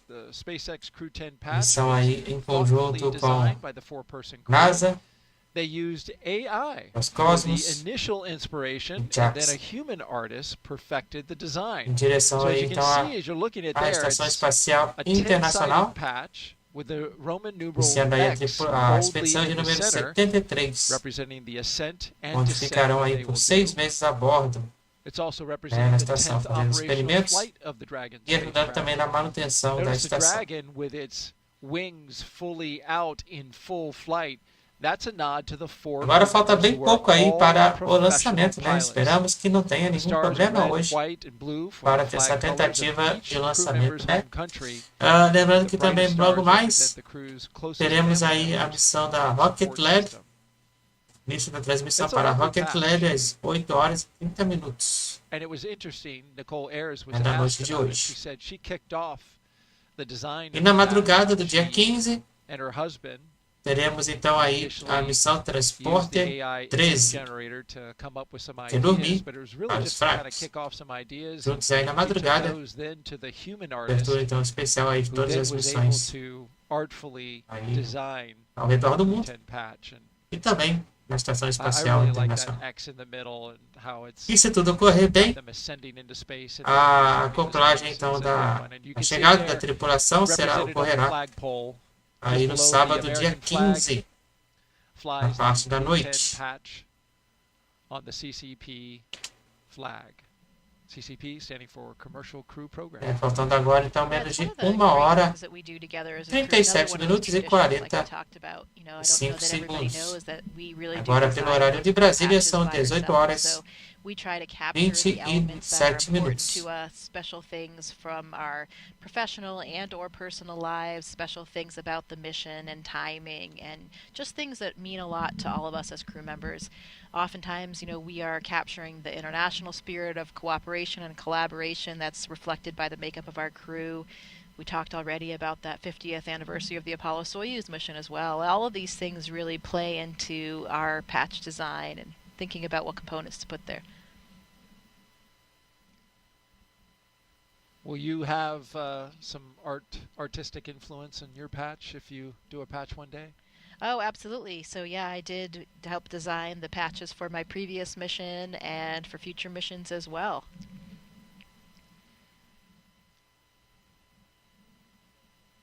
Crew-10 is also allowed to have some personal items, as you well know, Jessica Meir, astronaut with NASA, joined us here on the broadcast. They get to take them with them for their extended stay in space. And for this crew, here's a few things that they will be taking up. And McClain, her and her crew were able to pack some personal gear to meet them on the ISS. It's going up on SpaceX 32 in April. She packed some sports team shirts, and those are from the schools she attended, along with some holiday gifts for the crew. Commander McClain said, most importantly, she was able to pack a memento for multiple people who worked on this flight to support her either personally or the mission as a whole. Those items will be returned to their owners after flight, and they include things like pins, necklaces, and rings. It's neat to have some jewelry that's flown in space. Takuya Onishi, he's having a lot of pictures of his family, friends, and colleagues sent up. He's also flying some banners from elementary schools he participated in when he was a small kid. Yeah, it's always fun to bring a few of those personal affects from home. You know, one of the things as astronauts that's so important to us is being able to share this mission. You know, and this is not just for us as individuals or even just for us as a crew. This is really a mission for everybody. Everybody at NASA and all of our partner agencies, all of the people of our countries, really all of the citizens of the world. So we try to bring up things to represent that, whether they're from, you know, universities that we attended, different organizations we belong to, things that really represent all of the different people who helped us get where we were and where we currently are on the International Space Station, and to really bring it back to them, to tie it to them as well, to share the mission and remind everyone that this is truly for them and for all of humanity. And just add a note about Nichole. She said she's taking items from alma maters and the Air Force volleyball team, which you mentioned. Some of them are here today. Yeah, they are. She's also taken a bunch of pictures of her friends and family so she can keep them close. And since she's the first person from her astronaut class to go to space, she's also taking up something for her classmates, the Flies, of course, Group 23. But she didn't want to say what it was. She wants it to be a surprise. But she's said that she's getting nothing but love and support from her classmates. Yeah, absolutely. I know that they are all so proud of her today. So excited for her. I never forget that first moment when you see your first classmate launch. It really does feel different. You know, you get to know all of the other astronauts and cosmonauts that are flying, and every launch, of course, is very special when it's one of your friends or colleagues. But it's a little bit different when you see your own classmate, because it just makes it more real for you. You know, your classmates are like your friends and family, and they started at the same time as you, and it just gives this extra dose of reality of, you know, wow, I didn't just become an astronaut. We actually are going to have the chance to go to space now. So very exciting day, I know, for all of the Flies. And a relaxing one for Kirill Peskov, who's on the left side of your screen, who looks to be taking advantage of some relaxing time before liftoff. Absolutely. Maybe he's getting ready for some throat singing. You know, maybe this is part of the process. He just heard me. He woke up. Yeah, he's going to let me clear my throat. Well, as Crew-10 launches, that means that Crew-9 will return home soon. Crew-9 launched from Pad 40 at Cape Canaveral Space Force Station back on September 28th, 2024. And that was a unique flight because it was only 2 crew members in order to make room for Butch Wilmore and Sonny Williams, who, of course, flew up on a Boeing Starliner test flight, but are now coming down in those 2 open seats with Crew-9. That capsule is on station right now. Wilmore and Williams have been living and working on the space station now for over 9 months, the other 2 for a little over 5 months. Once Crew-10 arrives, there will be what's called a direct handover for 4 days, which is going to be shorter than usual. And then, of course, Crew-9 will undock and come back home. And so that's going to be a quick handover period that they're going to have, a little different than the longer week or so that they have. Yeah, it depends on what's going on, you know, with comings and goings of different spacecraft. So those handover periods can be variable also because, you know, we never know exactly when the Dragon's going to leave because we have to have good weather prediction for landing. So you never know exactly how long they'll be, but we do have to plan for something. This one is called a 2+2 handover. So we'll have 2 days of dedicated handover activities where the crew members that are up there, the experienced crew members, will be handing over all the important information, how they do things. You know, of course, course, this new crew is well trained on all the systems and everything up there, but there is just something to understanding exactly the lay of the land when you see it in person. Little nuances that you can really only get from the crew members that are up there, you can't necessarily get from the ground teams. So we take that time to really hand over all of that really important information. That will be, especially for the new astronauts that have never been on board, but even for Anne and Tak, who are experienced and have been on ISS before, things have changed. It's been years since their mission, so there's different hardware on board, different systems. Some things are running a little bit differently, so really important time. The other component of 2 from that 2+2 is 1 arrival day and then 1 departure day. We will be extremely happy to have Sunny and Butch back down here on Earth. They've been up there for longer than expected, but they were up there in space doing their mission, doing what we do as astronauts, the moment we all wait for as astronauts. So they've had a very productive mission. I love that we saw that image of Sunny running on the treadmill. We talked about how she ran a marathon in a previous missions. I'm not sure if she did it again on this one or not, but I'll have to ask her about that. It'll be great to have them back, and they are coming back with another one of my 8-ball classmates, Nick Hague. So. Indeed. Yep. And a lot has been made about the return of Sunny and Butch, as we know, in the media and the reporting that's been happening about that. What's your sense of it inside the astronaut office that so much attention has been given to their return?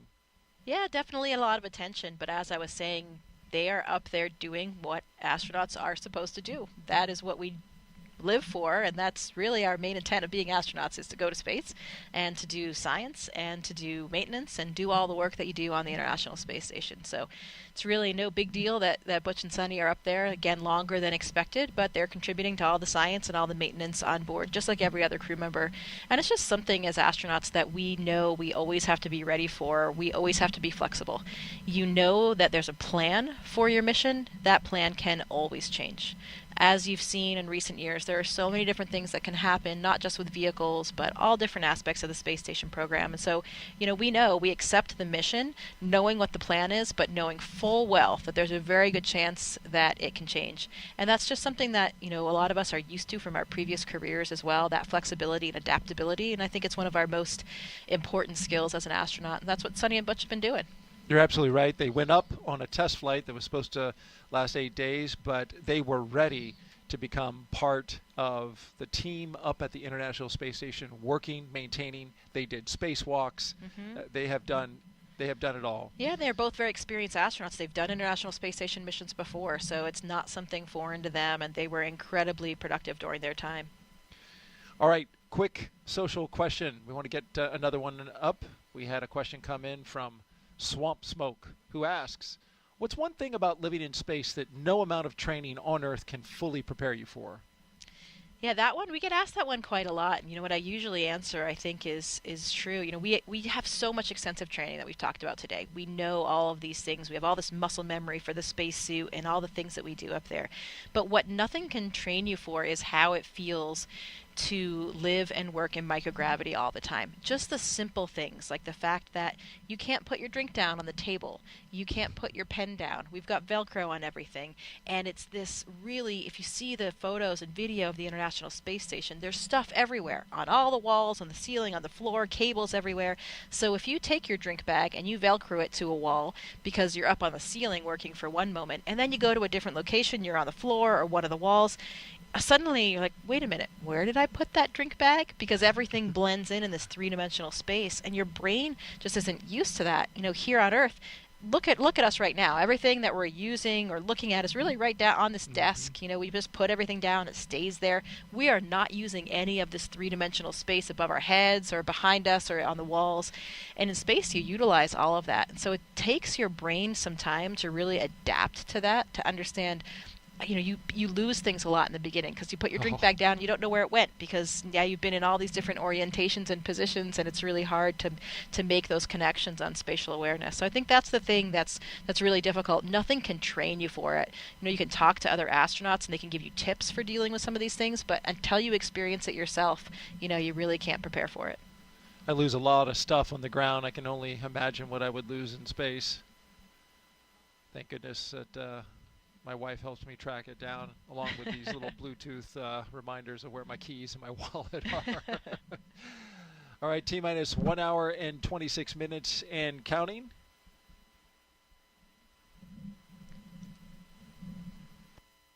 CREW-10 getting ready for their mission to the International Space Station, and there you see them from left to right. We have Roscosmos cosmonaut and mission specialist Kirill Peskov.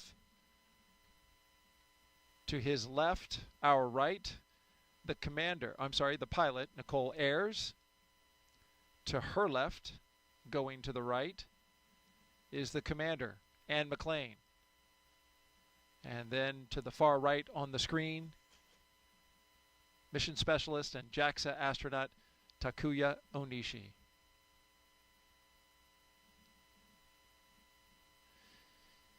Up next, we'll be looking for the Launch Escape System Health Check.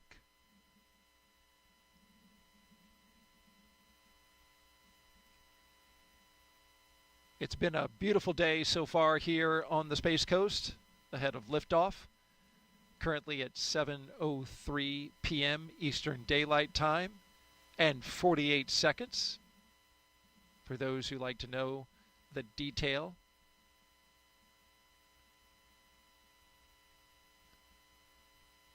Our journey today began at astronaut crew quarters at T-minus 4 hours when the astronauts began suiting up after a good weather brief, some breakfast, and health checks.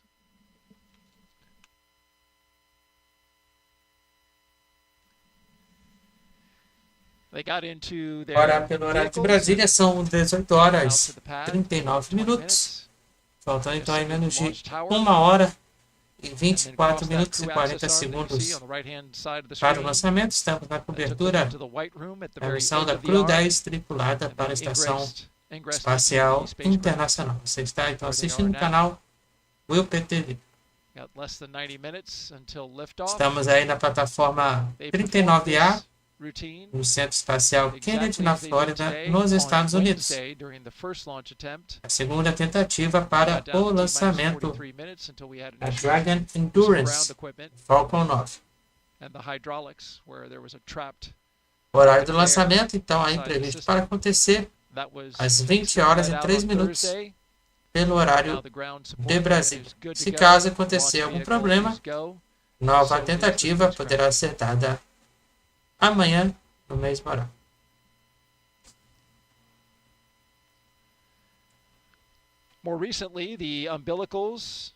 Até o momento, tudo segue em andamento. A tripulação segue dentro da cápsula Dragon Endurance.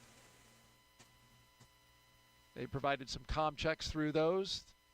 We did some suit leak checks for the astronauts inside the momento aí capsule. tudo em ordem. We A also did some tripulação. comm checks, completed those. And the closeout team Lembrando que eles vão ficar depois na Estação Espacial Internacional por 6 meses. a leak check of its own inside the Como capsule. vocês podem ver, né? Aí temos a visão então aí já da escotilha totalmente fechada, selada e pressurizada. Side hatch leak check, rather. Estamos aí aguardando só, então, agora o início The closeout team do abastecimento então do Falcon 9. area around the seal for the Deve começar na marca aí de 35 and they have minutos since left. para o lançamento. They cleared out of the blast danger area. And now the only 4 people who remain inside the perimeter of Launch Complex 39A are right there on your screen. The crew for CREW-10. Então não se esqueça, né, de deixar a sua inscrição, compartilhar e deixar o seu like também na transmissão. Já voltamos aí. Vocês fiquem então aí curtindo mais um pouco a transmissão então aí da CREW-10. It's also special to Jessica, as you noted so well, and talking about the name of Endurance, and a historic ship that helped Shackleton cross the Antarctic. The Dragon spacecraft Endurance will take CREW-10 to space today in its 4th space flight. Since its first flight in 2021 for Crew 3, SpaceX's Endurance Dragon has been a workhorse for NASA's Commercial Crew program, flying mission after mission. It has safely carried astronauts to the International Space Station. With Crew 7, Endurance proved its reliability yet again, marking its third E aí estamos journey vendo to aí orbit. missões anteriores, In né, all, com a nave, Endurance has com flown a 10 Dragon astronauts and 2 Endurance. cosmonauts to and from the International Space Station. And it's supported international crews from NASA, ESA, Jaxa, and Roscosmos.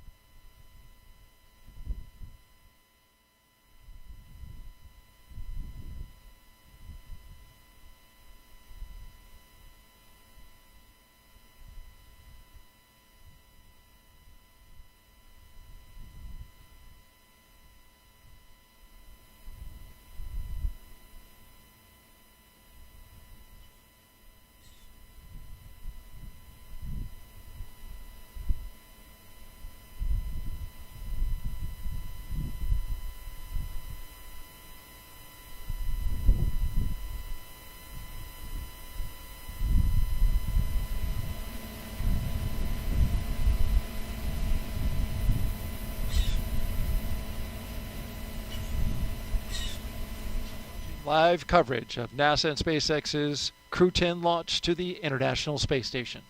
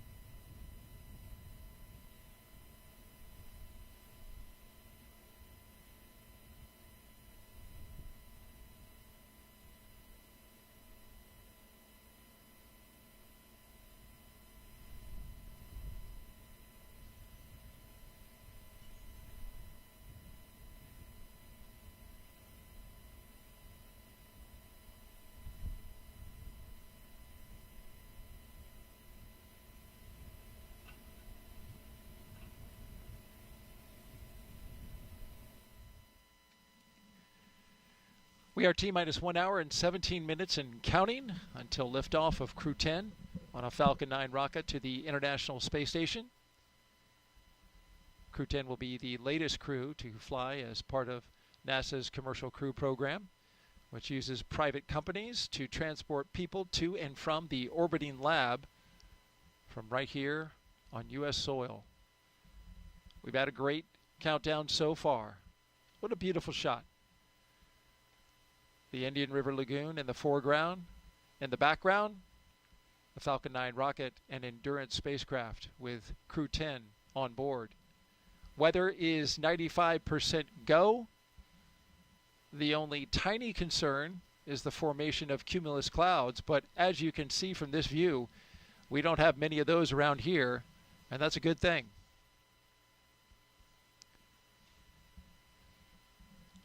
Excitement is starting to pick up as we get closer and closer to liftoff, and Jessica, it's been a good day so far. Yeah, absolutely. The weather looks perfect, and much to Vapor and other Air Force jet pilots' delight, no need for umbrellas today. That's right.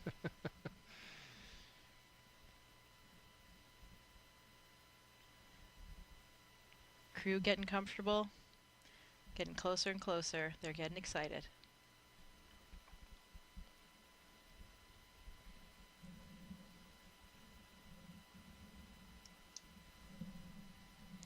You know, Daryl, it's been 5 years since the Demo 2 mission, which was the first crewed mission of SpaceX, and that was an interesting timing. That was actually just after I left the ISS. I left in April of 2020, and Demo 2 occurred in May, and since then, we've had 11 crewed flights. This will be the 11th crewed flight, so this will be the 10th rotational flight for crew members after that Demo 2 flight. So pretty impressive that all of that has happened in that 5-year period.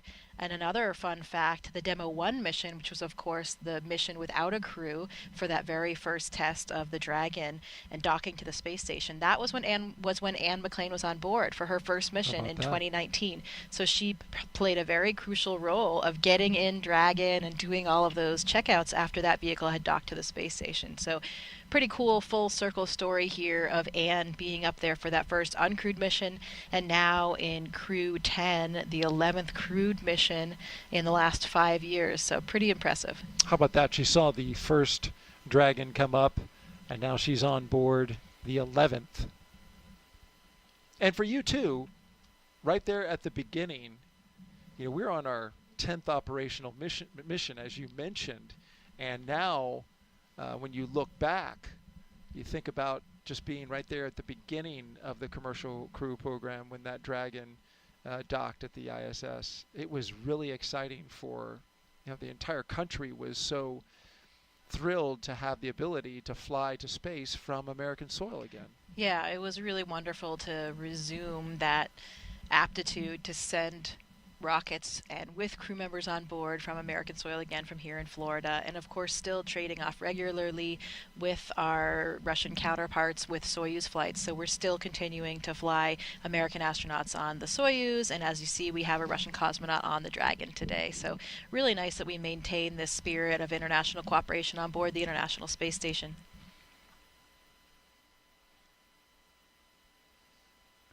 Especially, as we said, with that 50th anniversary of Apollo-Soyuz coming up in July. Another spectacular view. I think it's going to be a very beautiful launch day for all the people on the ground here in Florida.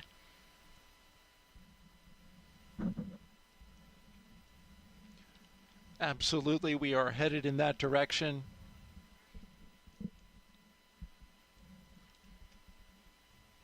And hopefully so with the weather, because the weather gets a little iffy once we get into the weekend. So this is a prime opportunity to go.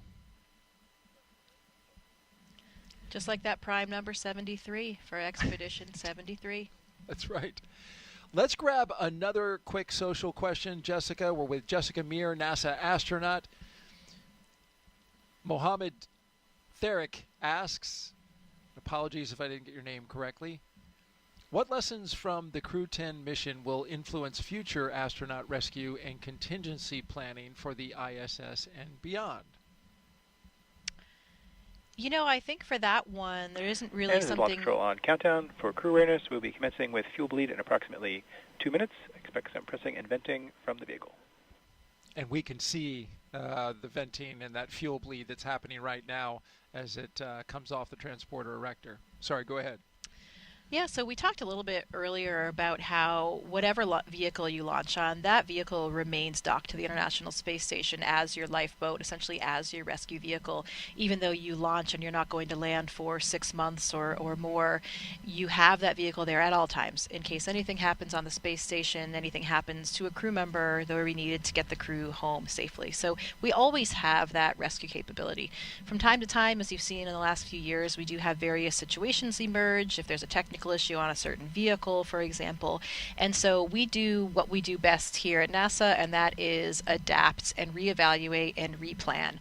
And to me, that has always been the most impressive thing of working at NASA. When I am most impressed about NASA, it's when we have these challenges, because you see NASA rise to the occasion and do what we do best, readapt and be flexible. And that's the same thing for all of these rescue missions. We will replan and do whatever we need to do.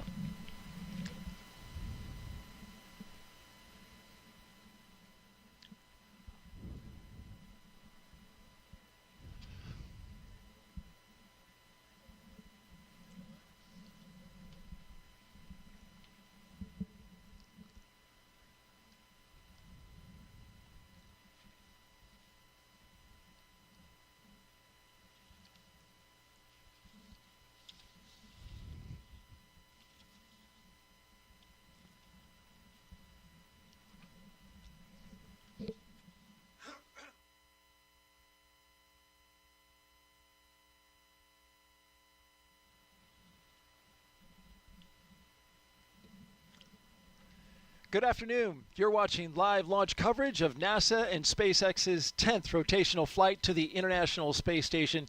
I'm NASA's Daryl Nail, and with us again today is NASA astronaut Jessica Meir. It's great to have you back again.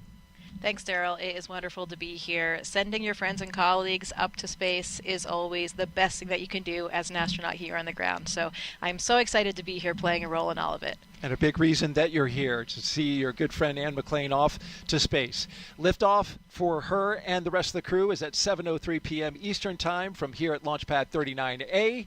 But before we continue our coverage, a quick reminder about Jessica's experience in space. Take a look back to 2019. Jessica Meir and Christina Cook made history with the first all-women spacewalk, the 221st for Space Station Assembly. 2 years later, Jessica served as astronaut support person for Crew-2, there you see her, number 38, helping the team all the way to the pad. Then she went over to pad 39B, where she rehearsed with the Artemis II crew. A great time with the astronauts was had, but this time, this crew was practicing to go to the moon.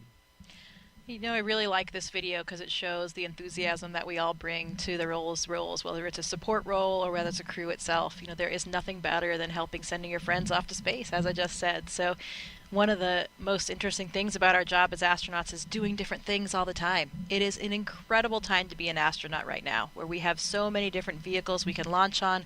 The Soyuz, like I launched on, the SpaceX Dragon that you're watching here today. Soon, hopefully, coming up next year, the Artemis II vehicle will launch and send our first astronauts to an orbit around the moon. So it's a very exciting time for us. We certainly have a lot to look forward here on the Space Coast and for the United States space program. Some background, though, on today's launch attempt. It is the second launch attempt for Crew-10. On Wednesday, NASA and SpaceX stood down from the first attempt after teams discovered a suspected pocket of air trapped in the ground support hydraulic system used for the clamp arm that you can see there on your screen. It is wrapped around the Falcon 9 rocket and holds it to the launch arm. Yesterday, ground support teams successfully flushed that hydraulic system, and now it is ready to go for today's launch. The crew had a little bit of break while they worked on that. Yeah, they did. The crew was able to relax yesterday. I think it was a very fortuitous opportunity because, the day before you launch, they're still probably doing all of these things that are giving them a little bit of stress, dealing with last-minute issues. And then yesterday, they had already done all those things for the previous launch. So they had yesterday to really relax and had just a chance to be outside at the beach house and just take it all in, appreciate some of the sights and sounds and feels of the Earth before they go to their new home on the ISS. Crew-10 will be launching from pad 39A that you see there Big props to our flight operations crew right here at the Kennedy Space Center for those beautiful views. You see the helicopter on the left part of your screen orbiting around the pad, going in circles, and appropriately so, here on Pi Day. Once the crew, sorry? I'm sure making Anne McClain feel right at home, too, the sweet sounds of the helicopter in the distance. Absolutely. A helicopter pilot herself, and all of them pilots inside the capsule today. In a little over an hour, this spacecraft and rocket will lift off. So let's take you through the rest of their launch day previously leading up to this moment. After waking up and having a bite to eat, SpaceX helped CREW-10 into their suits, as you can see here inside the historic crew quarters suit-up room.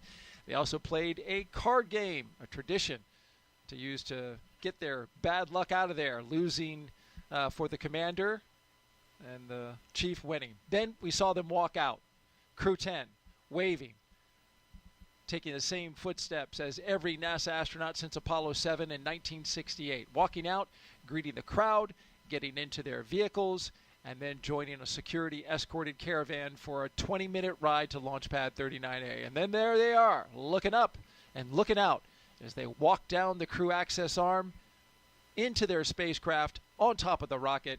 And now they are locked and loaded inside the spacecraft. And we are watching them live while they await the next big milestones, the fueling of the Falcon 9 rocket and the arming of the launch escape system. Throughout this broadcast, we've been taking your questions from social media, so keep sending them. Hashtag AskNASA on NASA's YouTube, Facebook, X, and Twitch platforms. Also, for those of you watching on NASA's YouTube channel right now, a reminder to make sure you refresh your player or browser to join our live chat. Now, at this time, we are expanding our coverage and would like to welcome SpaceX and NASA commentators joining us live from Hawthorne, California, where the SpaceX mission team is located. And a great good afternoon and welcome to both of you.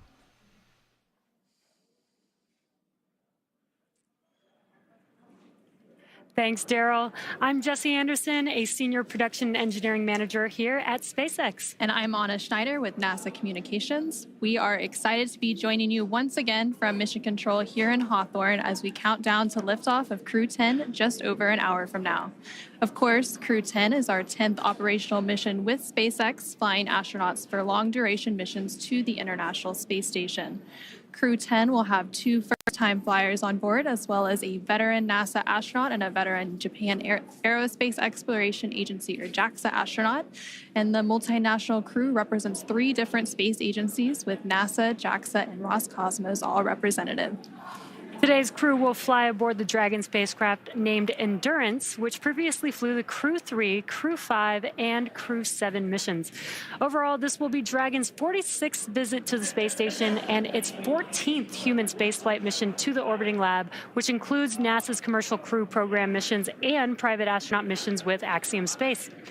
We're also celebrating the 23rd anniversary of the founding of SpaceX today on March 14th, which also is Pi Day, a celebration of the mathematical constant pi.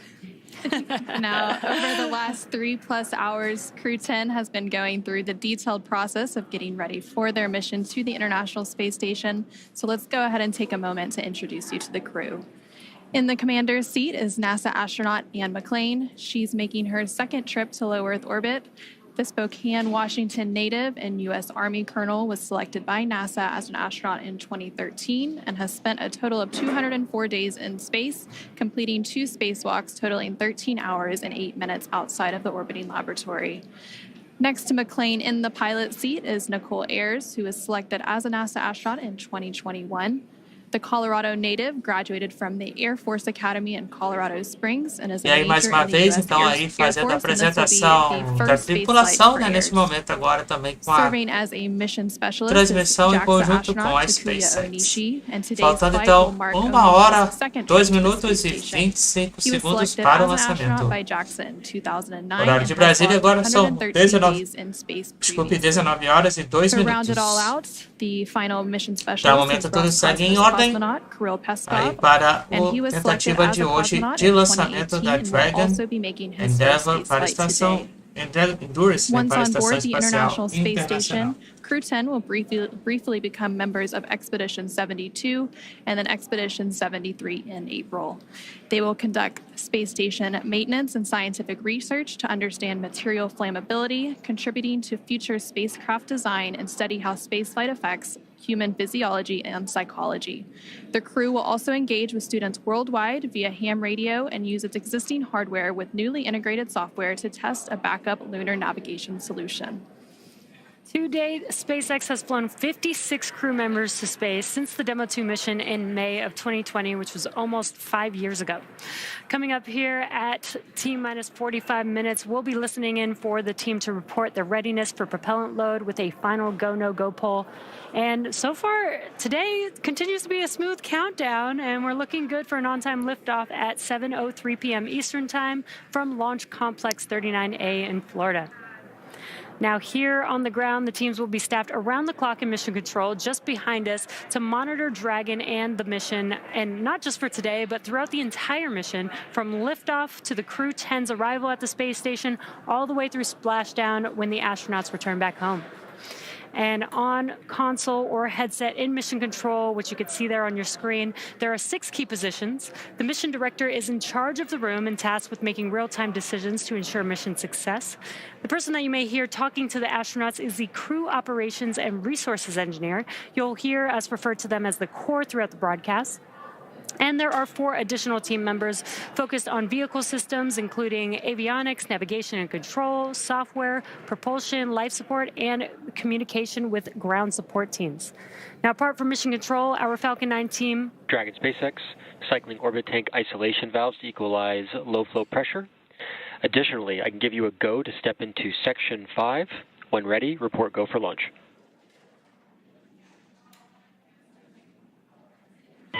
SpaceX Dragon, copy Section 5 and work. Just pausing for some comms between the core and Crew-10. Now, apart from mission control, our Falcon 9 team is currently located in the Launch and Landing Control Center at Hangar X. And we are now less than an hour until launch, and they are settling in for final checkouts, propellant loading, and getting ready for launch itself. Yep, and NASA has its very own set of team members at NASA's Mission Control Center in Houston, Texas, who have been preparing the International Space Station for Dragon's arrival. The teams in Mission Control Houston recently gave their go for launch, confirming that the station is ready to receive Dragon and the new crew.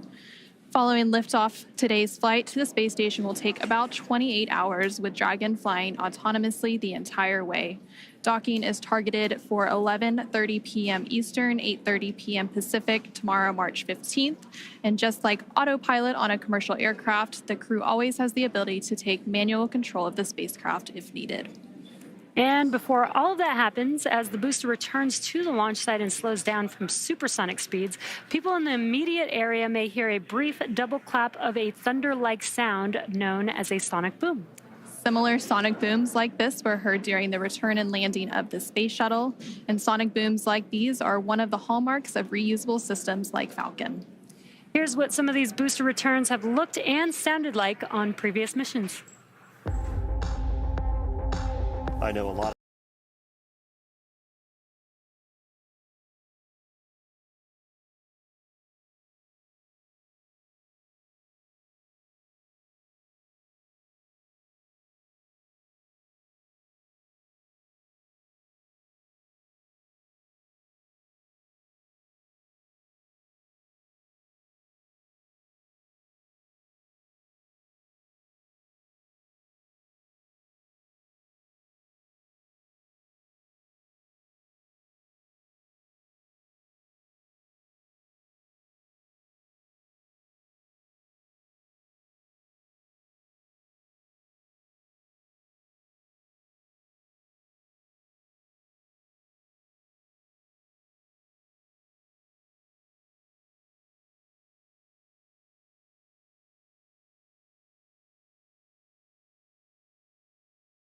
Now at T-minus 57 minutes and counting to today's launch.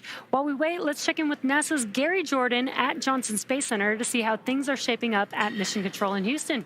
Gary, how's it going? Hey, Jesse. Hey, Anna. Thanks for having me. Welcome again to Mission Control here in the Johnson Space Center in Houston, Texas. We're the hub of human spaceflight at NASA, and the team here is poised for launch and preparing for the crew to lift off and begin their journey to the orbiting laboratory. In the home stretch of rendezvous, NASA and SpaceX flight controllers will enter into what's called integrated operations. Both flight control teams will conduct a series of go, no-go polls for Dragon Endurance's docking to the International Space Station. Rotation missions like CREW-10 help NASA continue to maximize the important research and technology demonstrations made possible only in the International Space Station's unique microgravity environment.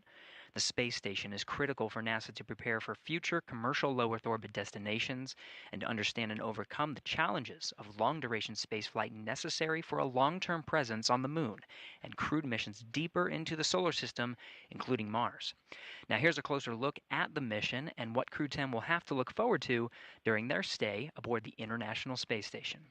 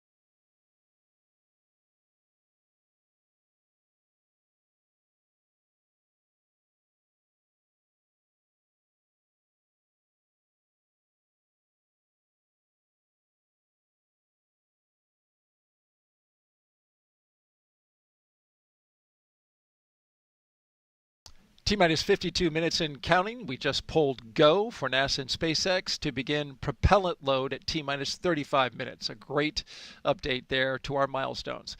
We now have NASA's Megan Cruz live from a nearby launch viewing location here at Kennedy Space Center. Megan. Hey, yeah, back here again today, and the weather is as beautiful as it was Wednesday, and the crowd as excited as ever to see liftoff in less than an hour. Now, we again want to bring in Mike Ravenscroft with NASA's Commercial Crew Program. He's on console working the launch today over at Cape Canaveral Space Force Station. Mike, great to have you back. Hi, Megan. Happy to be here. All right, so again, thanks for stepping off console. When we spoke during Wednesday's launch attempt, there was a ground hydraulics issue. What was done to resolve that to get us to launch today? Yeah, Megan. So the team worked really hard on Wednesday during that first attempt to resolve the issue. Unfortunately, we weren't able to get there. So the teams, the SpaceX and NASA team, met Wednesday evening, Wednesday night, and developed a troubleshooting plan to go ahead and restore this system back to operational. So we went ahead and met, and Thursday they went off and executed that plan. They went ahead and opened up some of the valves, did some inspections, opened up some of the valves, and went ahead and bled the system. And then they did perform checkouts and performed the checkouts, and the system was nominal at that point. So we got back here today on launch countdown and did some additional checkouts, normal checkouts that are performed on day of launch, and everything's checking out good. That's wonderful to hear, and it's always great to see teams coming together to resolve issues to get us to launch. Now, as CCP's Launch Vehicle Systems Office Manager, you were also part of keeping an eye on today's booster, correct, which is flying for its second time? Yeah, Megan, so we watched that booster from the beginning when it's starting to be built, the whole way through production, the whole way through all the testing that's performed, even before it's getting that first launch, which occurred in December for the Empower-E mission. So we track all that, track all the issues that come out from all that in the first flight, and we review all that data. And then when it goes into maintenance for our flight, we are tracking all that work along with SpaceX and ensuring that the vehicle is ready for day of launch and a safe flight for the crew to the ISS. And Mike, last question for you. You know, how do you feel just being a part of NASA's Commercial Crew Program? This is awesome. I can't imagine myself anywhere else. This program, I've been here for quite a while, and this is a family. You get to work with folks from all over the country, from California to Texas to Alabama to here in Florida, and it's just a family, and that's how we feel about each other. We work hard. We get to work with a lot of great contractors, and so day in and day out, you get to show up for work and enjoy what you do. Yeah, and do amazing things together. Mike, thank you so much. We appreciate your time. Thanks, Megan. Appreciate it. All right, let's get back over now to Anna and Jesse in Hawthorne.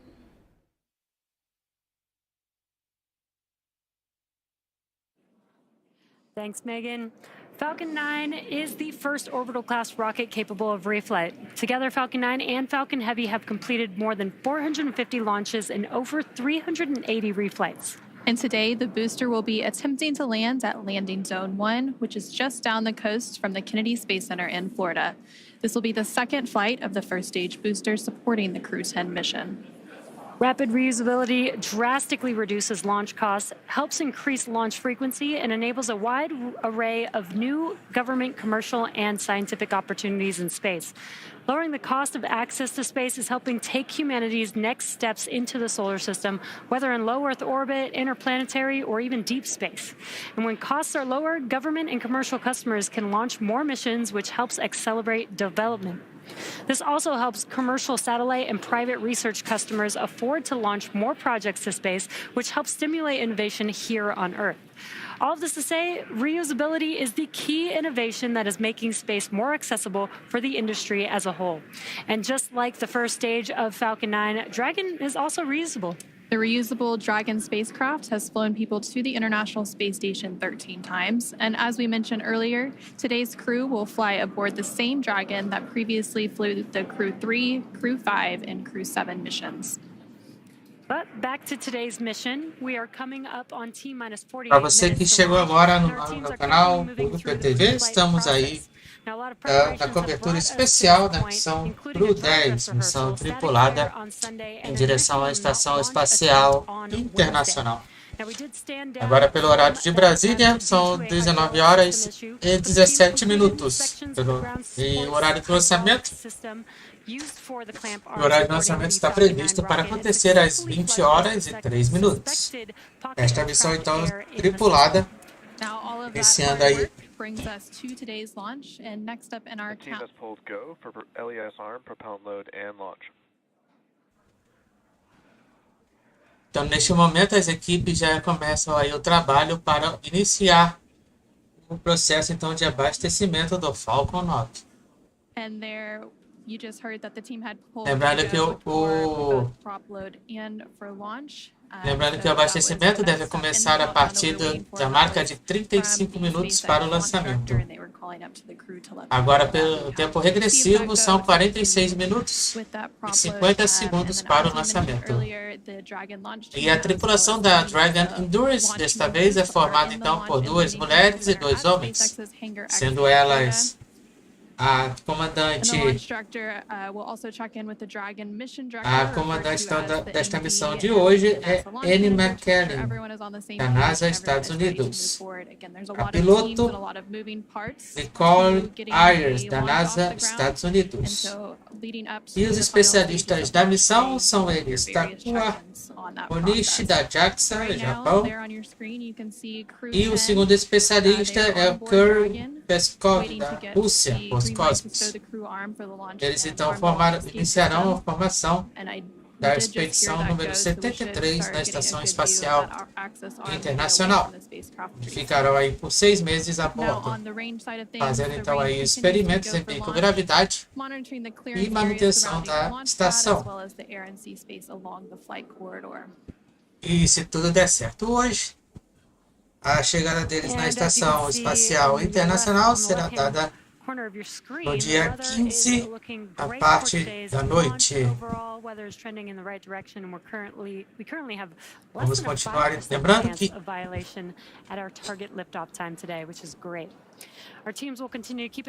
lembrando que na sequência da programação do nosso canal, o WillPTV, a partir das 20h30, iniciaremos a nossa transmissão com o lançamento número 61 do Electron da Rocket Lab na Nova Zelândia.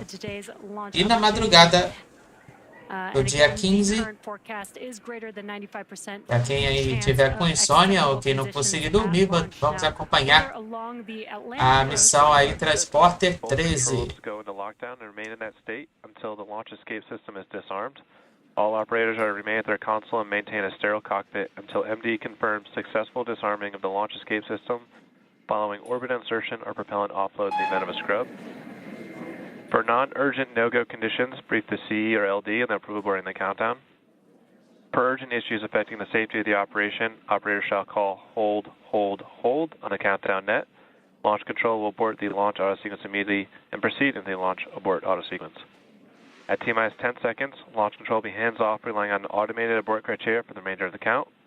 Operators advise the launch director whether structural breakup or fire is imminent or occurring per Dragon manual escape flight rules. Launch control, you may proceed with arming the crew for movement.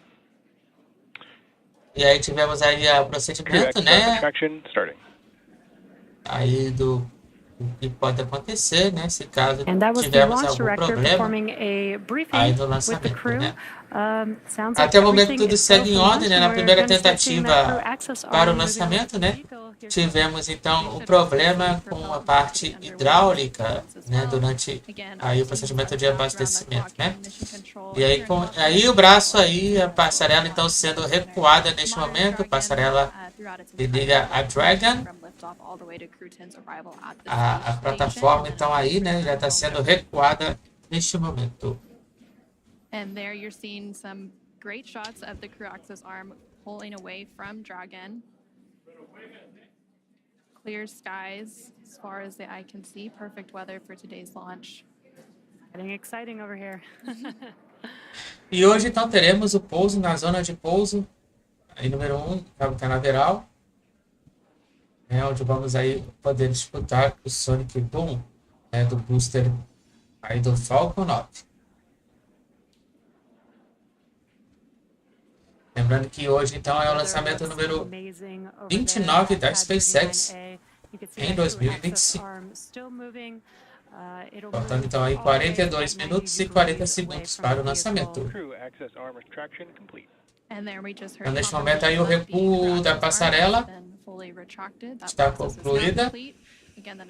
Estamos aí aguardando só o início da autorização para o abastecimento do Falcon 9.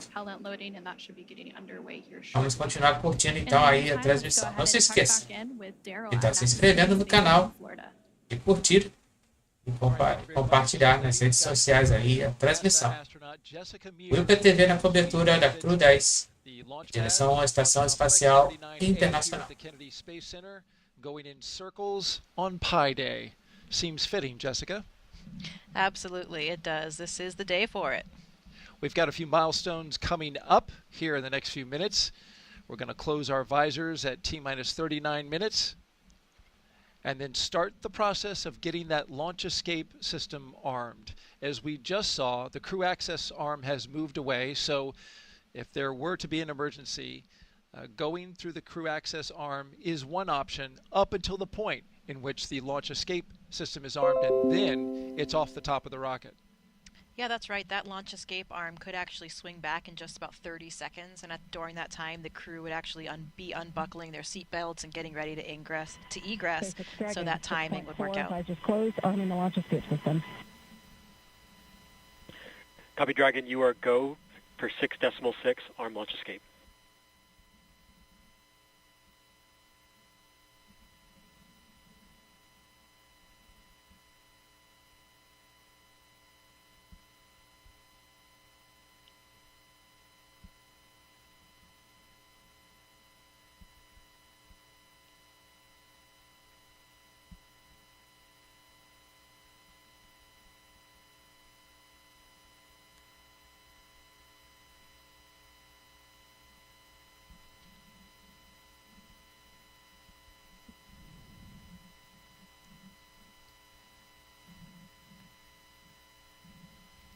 Running these milestones early at this point, which is a good thing. We heard Commander... Launch escape system is verified armed.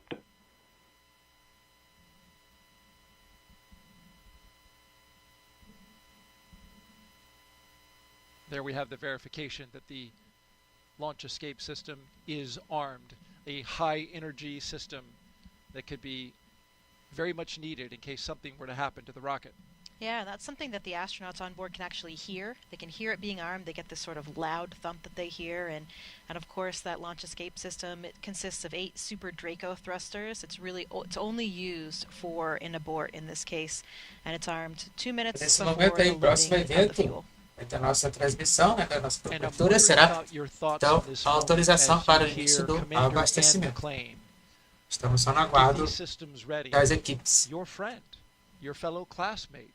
Nesse momento, Yeah, I think 38 minutos para right o now. lançamento. It's really interesting on launch day. You know, I know from my own experience, sometimes you actually have to remind yourself that it's actually launch day because you have been through this whole series of readiness and all of these checks and all the comm checks and all the physical actions so many times in various simulations. I remember on my launch, I really did have to remind myself. I'm looking at my monitor, I'm going through all of these different cues and the procedures, but then I would hear something, maybe the groan of the fuel in the lines or a slight movement of the rocket, and that was what made me realize, oh, wait a minute. At the end of this one, I'm not going to be going home and going to dinner. I will be in space. So perhaps that realization is kind of setting in for these 3 astronauts and cosmonaut. I'm sure it's a little bit different for Anne and Tak, who have gone through a launch before. Totally new for Nichole and Kirill. So a really nice blend of experience in that Dragon capsule today. And a beautiful scene outside as we head towards sunset. We'll be lifting off just before then at 7:03 p.m. Eastern Daylight Time. Sunset right around 7:30. It should make for a beautiful launch for those who are gathered in the area to watch. The sky will become lit up as the sun dances with the exhaust from the Falcon 9 rocket. These launch escape systems that we're talking about are, of course, a vital component of any vehicle that contains astronauts on board. And it's something that we hope, of course, to never have to use. but the few times historically when we have had to use them also provide such a testament, such a great test of that system. I remember very well Nick Hague and Alexei Ovchinin's abort on the Soyuz that happened in 2018. I was in training at the time in Star City, and that abort happened when they were at about 30 miles up, and they ended up going up to about 50 miles and then landing safely due to the very reliable, highly functioning abort system. Search and rescue teams were there to pull them out in about 10 minutes, and a really stressful day, of course, for everybody. And tanks venting for propellant load.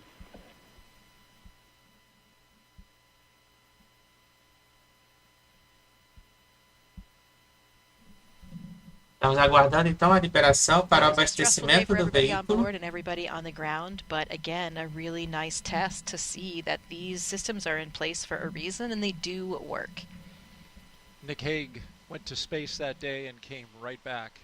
And fortunately, everything went well, and he was able to return to the ISS. Faltam então aí 36 minutos e 30 segundos. Neste momento também agora estamos junto com a Roscosmos, especially for those 8-ball classmates, but really for everybody SpaceX, on board. We joke in our class that, Nick launched 2 transmitindo então aí em simultâneo para vocês. 2 missions to space, but he's got a little bit of extra experience. We have learned so much during your time here, Jessica, spending it with us, giving us your insight. 36 minutos para o lançamento. In space flight. We appreciate it deeply. Also, the audience appreciates it as they continue. Estamos aí na nossa cobertura desde quase do início, né? Aí da nossa transmissão. NASA, Twitch, aí para acompanhar então a transmissão tripulada da SpaceX CREW-10 em direção à Estação Espacial Internacional. And those comm loops are open. Of course, we can talk to the crew if in case of any type of emergency or any type of. Lembrando que estamos aí nos aproximando da marca de 1.900 inscritos aqui no canal. Quem ainda não se inscreveu, se inscreva. É graça, né? Só clicar lá, se inscrever. Lembrando que ainda hoje teremos Rocket Lab na sequência. Estamos aguardando então a autorização para o abastecimento.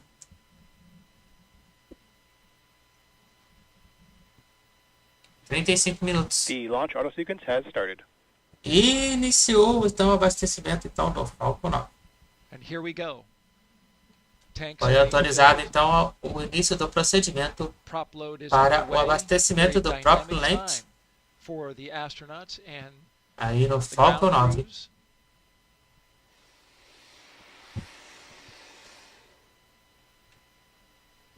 For this countdown today, we got a little further and have gone further than our attempt on Wednesday, which stopped at T-minus 43 minutes. We are now T-minus. Horário de Brasília agora são 19 horas 30 minutos, dia 14 de março de 2025. Segunda tentativa de lançamento para a missão tripulada CREW-10. By Dragon Endurance. Uma estação espacial internacional. So this crew is hearing those sounds, as we mentioned. They can hear the fuel flowing through the valves, para o lançamento, hein? through the pipelines, and this is a rocket grade Horário kerosene previsto called então para acontecer o RP1, lançamento às 20 horas for this 3 powerful minutos. Falcon 9 rocket today. Lembrando que na sequência teremos o Electron, Nova Zelândia. Once the rocket takes off. Thanks to our Kennedy Space Center Flight Operations team for these beautiful helicopter shots. Doing a great job. Let's go back now to Hawthorne, California, and join our commentators there.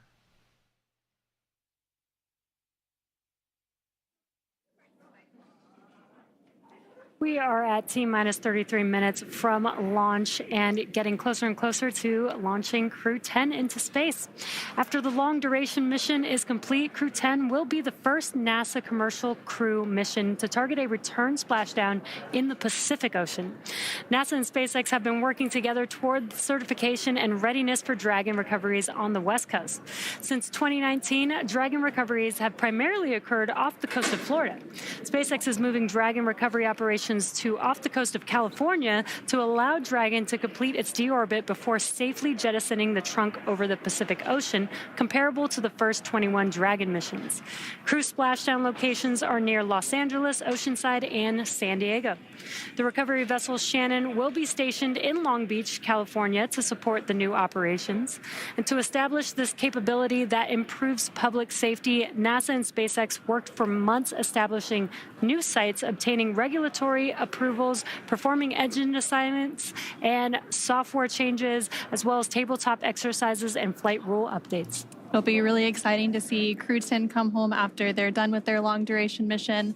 But Crew-9, who Crew-10 will be handing over once they get docked to the space station, will, of course, still splash down off the coast of Florida in a few days. But back to today's mission, let's go ahead and learn more from the astronauts flying today. Lembrando, então, que dessa vez, né, o splashdown, né, da CREW-9 será então realizada na costa oeste, na Califórnia, e não geralmente como acontece ali na região do Golfo, né, região da Flórida ali. Então, para quem está chegando agora, faltam aí 31 minutos e 10 segundos para o lançamento da missão tripulada Dragon Endurance, a CREW-10, em direção então à Estação Espacial Internacional. Vamos seguir então acompanhando a cobertura.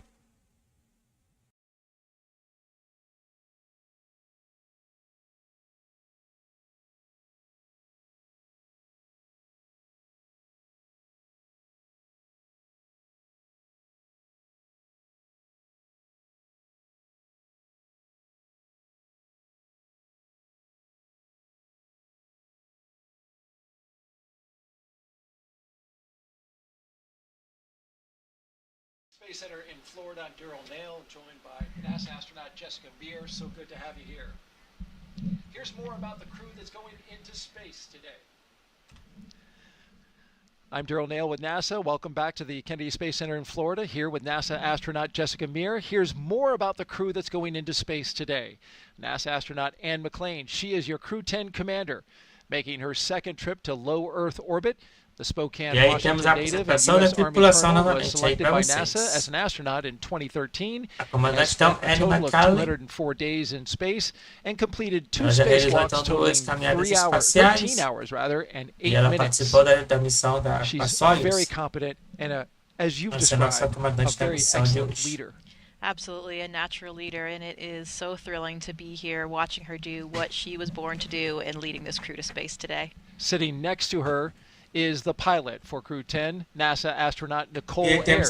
She was selected as a NASA astronaut in 2021. The Colorado native graduated from the Air Force Academy in Colorado Springs and is a major in the U.S. Air Force. This is her first space flight, and she's pretty excited about it. Absolutely. Takuya Onishi. He is do the Japão, Jaxa astronaut, da Jaxa, astronauta Takuya Today's flight will mark Onishi's second trip to the space station. Ele já fez também missões espaciais. Esta é a segunda missão que ele irá realizar. 113 days in space, and he will eventually be the station commander. Yeah, that will be a very nice moment to see as Anne hands over those leadership reins over to Tak. Transfer of controls from her as the commander of the SpaceX vehicle over to Tak to be commander of the space station. So, great opportunity for leadership for both of these experienced crew members. And the second mission specialist is Kirill. Nosso segundo especialista da missão da Rússia, nosso cosmonauta da Roscosmos, will be also making his first Peskov. space flight today. Essa é a primeira missão This is dele. really the ultimate of Kirill's very curious ele and vai aí adventurous nature. I hear estar he loves to realizando discover all aspects of the neste areas período aí de of 6 Russia meses. and the U.S. now in his SUV, and he is always exploring. So this will be the ultimate of his exploration today for him E and aí for all são of his crew. faltando 27 minutos e 50 segundos para o lançamento. They speak that common language Horário de of Brasília neste aviation. momento That must são be comforting 19 to all of them. horas. I think so, and I think it has O brought them relógio closer virá. together as a crew. They can almost 19 read each horas, other's minds. 37 They say minutos. sometimes, you know, they don't even need Estamos aí words, para and a they have this cobertura shared ao sentiment, vivo this shared language. It makes them a very lá no Centro synchronous, Espacial, cohesive Kirill, crew. na Flórida, And for nos the past Estados year and a Unidos. half, that crew has Com o been lançamento training então do diligently Falcon to be 9, ready a to help Dragon conduct science Endurance. investigations aboard station. The crew will perform biomedical research and technology demonstrations over WillPTV the então aí na 4-month cobertura expedition. especial aí da Commander CREW-10. Anne McClain is participating in the Canadian Space Agency space experiment involving heart health. This headband is actually connected to sensors throughout my body, and they are collecting real-time data on my heart rate, oxygen saturation, and my respiratory rate. Imagine the day where you go see your doctor because you're concerned about your heart health, and they give you these sensors to wear, and they get this massive, comprehensive look at your cardiovascular health over multiple days doing multiple activities. Another science investigation on board involves tiny materials inspired by our own DNA that could help be used here on Earth with those people who suffer from arthritis in their knees.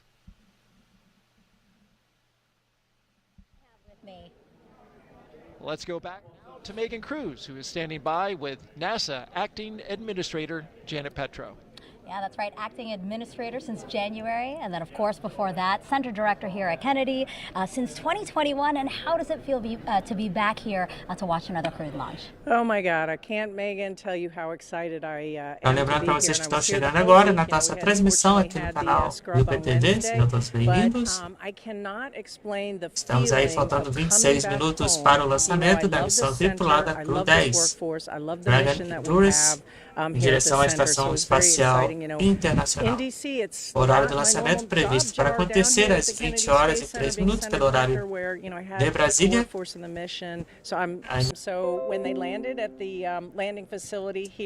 Desculpem pela queda aí inesperada, tivemos uma pequena interrupção aí na transmissão, mas sigamos aí continuando a nossa cobertura especial da CREW-10.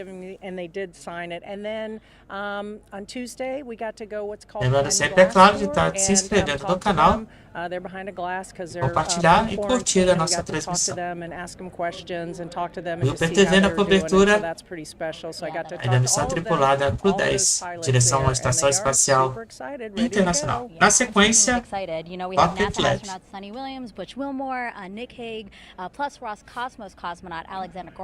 E quem puder também, temos aí nosso QR Code aqui no canal. Quem quiser contribuir para a melhoria aí do nosso maquinário, né? Transmissão. Só apontar sua câmera no QR Code aí no canal.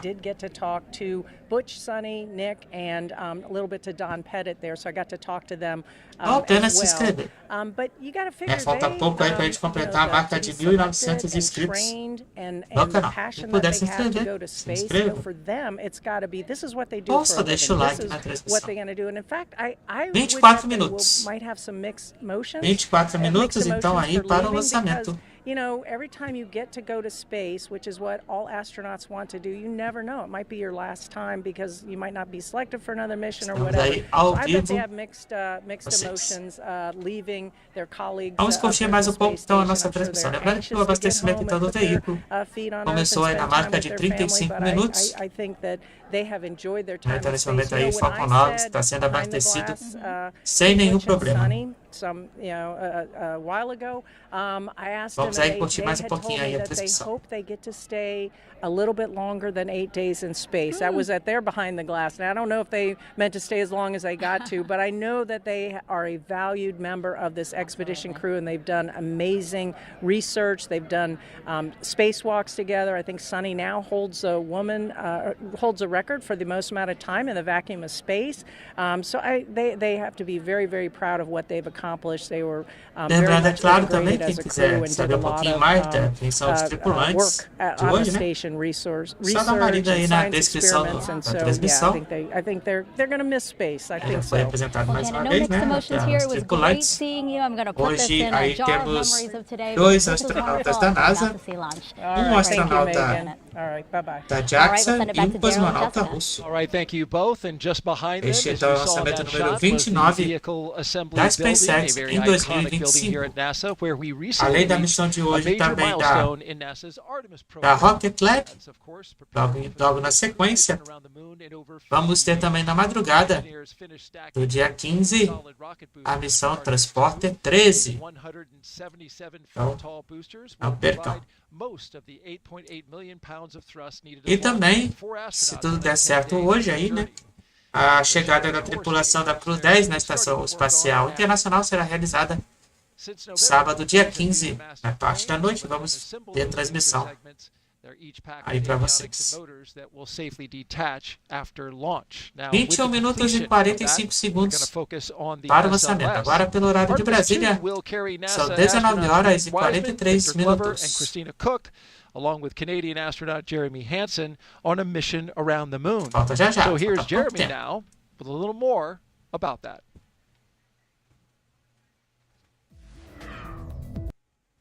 E aí agora temos aí a apresentação do Minuto Artemis, né? Onde aí teremos a primeira missão tripulada da missão Artemis, que vai fazer então a circundar a órbita da Lua. Esta missão aí está programada para acontecer ainda este ano. 21 minutos. 21 minutos para o lançamento. Falta pouco, hein?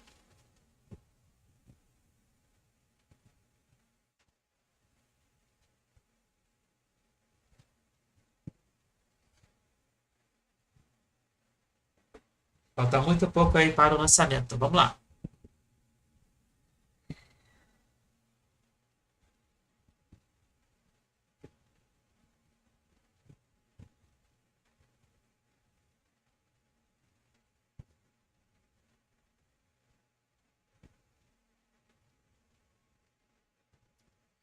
Estamos aí acompanhando a cobertura especial da CREW-10.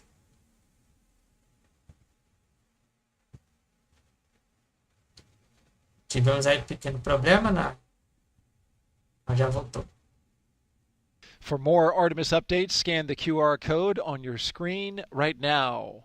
Or visit nasa.gov/Artemis-Roman numeral 2 or II.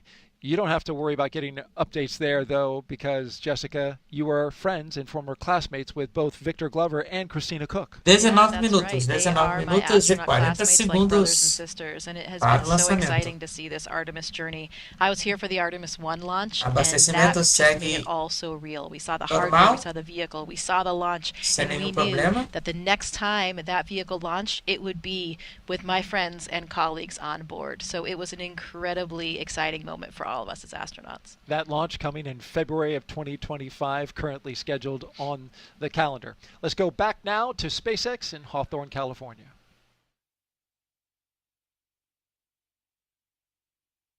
Thanks, Daryl.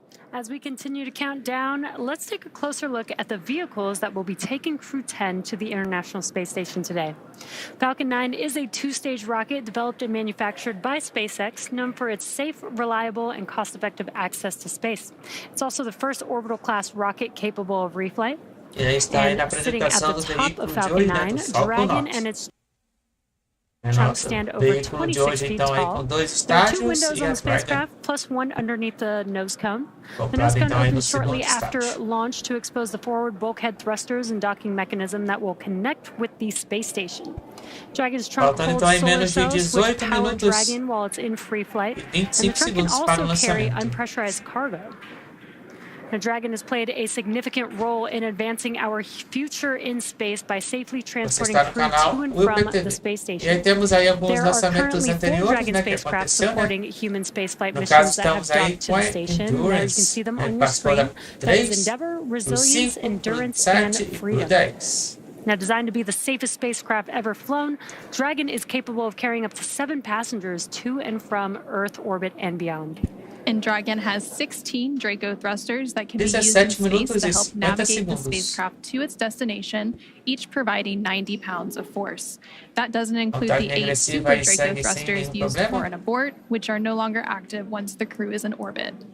Dragon has flown 49 times with 15 human spaceflight missions since 2020, when Dragon became the first private spacecraft to take humans to the International Space Station.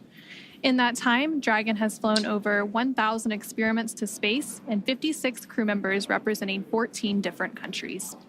Dragon is proven to be a versatile spacecraft. It can autonomously dock to the space station when outfitted with the International Space Station docking adapter, as it is for today's flight.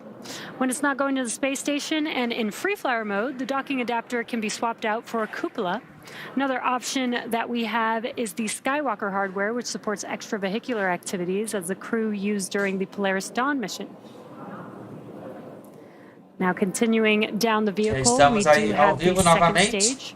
The second stage is powered by a single motor vacuum engine or MVAC engine, which is optimized to perform in the vacuum of space. After stage separation, the MVAC will ignite and carry Dragon to its target orbit. Now, the Falcon 9's first and second stages are connected by the black inner stage, which houses the MVAC engine and the system that decouples the two stages during stage separation. Já então teremos o lançamento, hein? Então aí temos o início do abastecimento então do estágio 2. Below that is the first stage, which is powered by 9 Merlin engines. These 9 Merlin engines provide the initial thrust to lift. Dragon SpaceX reporting that we continue to track no issues with Dragon or Falcon proceeding to launch. E aí temos autorização para o procedimento então para a continuação do lançamento. Great news, just calling out that o lançamento então segue sem problemas. These 9 Merlin engines provide the initial thrust to lift Falcon 9 off of the ground 15 minutos e 45 segundos. Parts of the Earth's atmosphere. Now, each of these Merlin 1D engines delivers about 190,000 pounds of thrust at sea level, which gives Falcon 9 a combined 1.7 million pounds of thrust. And after stage separation, stage 1 will return to Earth for recovery and reuse on a future mission using a combination of the Merlin sea-level engines and the 4 titanium grid fins located near the top of the booster, which will guide it during its re-entry and landing. The Falcon 9 first stage is also equipped with 4 landing legs that deploy and allow for vertical landing on a drone ship or landing pad. Now today, we will be attempting to return the booster to land at Landing Zone 1. The second stage will power Dragon into its initial lower orbit before separating, leaving Dragon to continue its journey to the space station using its own thrusters. About 40 seconds after separation, Dragon's nose cone deploy sequence will begin, exposing the guidance navigation controls that help Dragon autonomously fly to the space station. With T0 coming up in just under 15 minutes, our teams are doing a series of system checks to ensure Dragon and Falcon 9 are ready to go. Tá chegando a hora, hein? And we are still looking good for an on-time launch today. O tempo hoje tá bom lá na Flórida. Estamos aí no complexo 39A, no Centro Espacial Kennedy, na Flórida, nos Estados Unidos. Both RP1 and liquid oxygen began at T-35 minutes. And we also heard the call a few minutes ago. O horário do lançamento está previsto para acontecer às 20 horas e 3 minutos. Designed to propel Dragon away from Falcon 9 in the event of an emergency during launch. Now, the range, which is monitoring the keep-out zones among other key flight requirements, also continues to report no issues, and they are go to support today's launch. And weather also continues to look good. You can see it there on your screen, clear skies. And we are still tracking a roughly less than 5% chance of violation at our target liftoff time of 7:03 p.m. Eastern, 4:03 p.m. Pacific. And as you heard earlier, we're continuing to be optimistic that we're going to maintain these good conditions into launch. And as a reminder, today we have an instantaneous launch window driven by our planned rendezvous point. Vamos seguir agora então com a transmissão da CREW-10 aí. The station is orbiting the Earth at more than 17,000 miles per hour, and Dragon needs to catch up.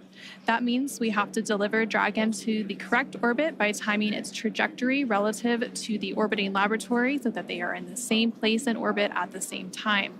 So precise liftoff time is crucial for hitting that rendezvous point. And at this point, if we hear a hold for any reason, we would have to stand down and target our backup launch opportunity, which is Saturday, March 15th at 6:41 p.m. Eastern, 3:41 p.m. Pacific. But again, everything and all the systems continue to be go. And for now, we're going to go ahead and turn it over to Gary at the Johnson Space Center for a quick status update from Houston. Hey, thank you, Anna. Back here in the International Space Station Flight Control Room at NASA's Johnson Space Center in Houston, teams continue to work around the clock to monitor activities aboard the orbital outpost. Leading the teams inside the room is Flight Director T.J. Creamer. The team in Mission Control Houston, the team in Hawthorne, and the astronauts aboard the space station will track the autonomous docking of Dragon Endurance when they enter joint operations. This will happen when the spacecraft enters the approach ellipsoid, the invisible boundary stretching 4 by 2 by 2 kilometers that helps us monitor all arriving and departing spacecraft, is essentially the neighborhood of the space station. Once docked, crew members in both Dragon and aboard the station will perform a series of leak checks, then work to open the spacecraft's hatch for CREW-10 to float into the station and begin their stay. We anticipate that the hatch will be opened about an hour and a half after the docking. When they enter the orbital outpost, CREW-10 will be greeted by the rest of their Expedition 72 crew and will come together for opening remarks. That's all from us here in Mission Control as the anticipation continues to build for launch in under 20 minutes. How's it looking on the Space Coast, Daryl? We're looking great, Gary. Looking fantastic. We've got fantastic weather, 95% go. You see the beautiful shot outside of the pad there, the rocket and the spacecraft. When it launches today, the crew aboard the ISS, the destination for today's launch, will be about 260 miles over top of the west coast of Australia, so too far to see the launch. It's nice to see a rocket go off when you're on the ISS, but unfortunately it won't be the case this time. Oh, yeah. It is a wonderful thing to see when your crewmates are heading towards you. I remember a photograph that Christina Cook took of my Soyuz approaching the station, and one of these incredible opportunities that you could see the outline of the trajectory of the Soyuz as it approached, and it's such a beautiful image. It's a shame they won't be able to see it, but they will be so excited to have their crewmates come on board. And we're about to hear from the crew here before launch. We'll hear from them after launch. It'll be special. They have some important things to say. Oh, absolutely. I am very excited to hear these final thoughts coming from the entire crew right before launch. Okay. All right. With that, we'll send it back to SpaceX in Hawthorne, California.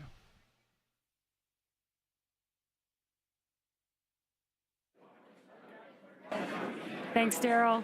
Our next major milestone on the countdown event will be around the T-minus 10-minute mark, which is just in about 5 seconds, when Falcon 9 launch commit criteria get checked by computers. Dragon, SpaceX, confirm crew displays are configured for launch.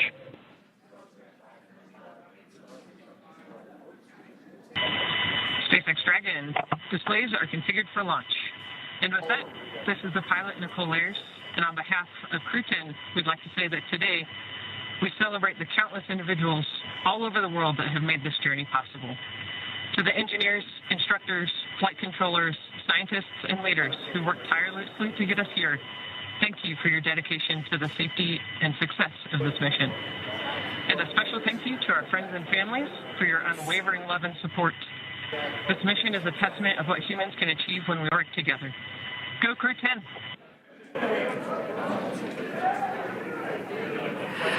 Such great words from the crew. Again, and some cheering going on. You can see that on your screen. SpaceX copies. And from the entire SpaceX team here, it's been a pleasure working together to prepare for this mission. And from all of us, good luck, Godspeed, go CREW-10, and enjoy the ride.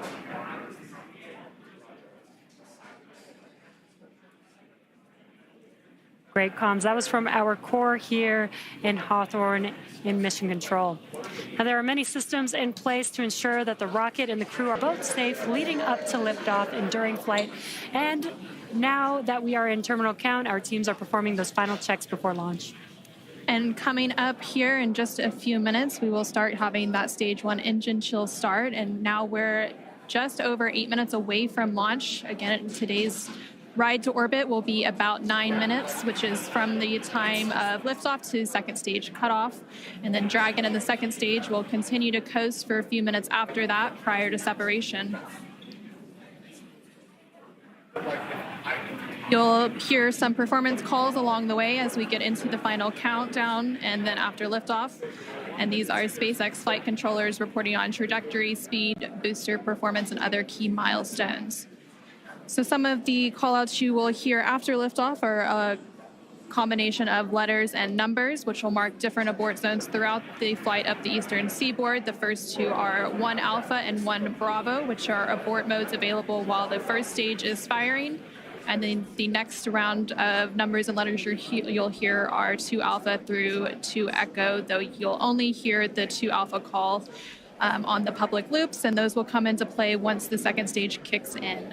And then diverting a little bit from the other naming system, you will hear the call out Shannon, which refers to Shannon, Ireland. And this call means the crew could target off the coast of Ireland if they needed to abort late in the second stage burn. And you'll continue to hear those different call outs along with key performance call outs from the guidance, navigation, and control officer along with the propulsion lead. We're now just under 7 minutes away from launch. Engines are chilling in for flight. And we just heard that confirmation that the stage 1 engine chill has started. Yeah, exactly. That call out is because we are flowing a little bit of liquid oxygen into the engines. That's to help prepare the vehicle or the engines for the full flow of liquid oxygen into the engines. That makes sure that we don't shock the system at that full flow. Now we are still loading. At liftoff, Falcon 9 is consuming about 700 gallons of fuel per second. So engine chill helps us prevent that thermal shock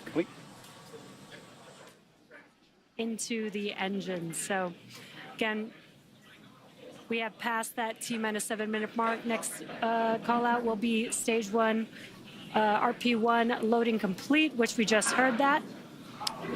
And the RP1 is densified kerosene or rocket fuel that will propel the crew into orbit. All of that RP1 is now fully loaded into the rocket, and since we previously heard that second stage loading was completed. We are still loading the liquid oxygen or LOX onto the first and second stages, and this is the oxidizer needed to combine with the densified kerosene that just finished loading. The RP1 liquid propellant needs an oxidizer to combine with in order to ignite. Coming up in just under 30 seconds at the T-minus 5 minute mark, we will hear the call for Dragon to configure for terminal count and then Horário de transition Brasília over agora to são internal 19 power. horas e 59 minutos. Já já então teremos o lançamento do Falcon 9 com a Dragon Endurance.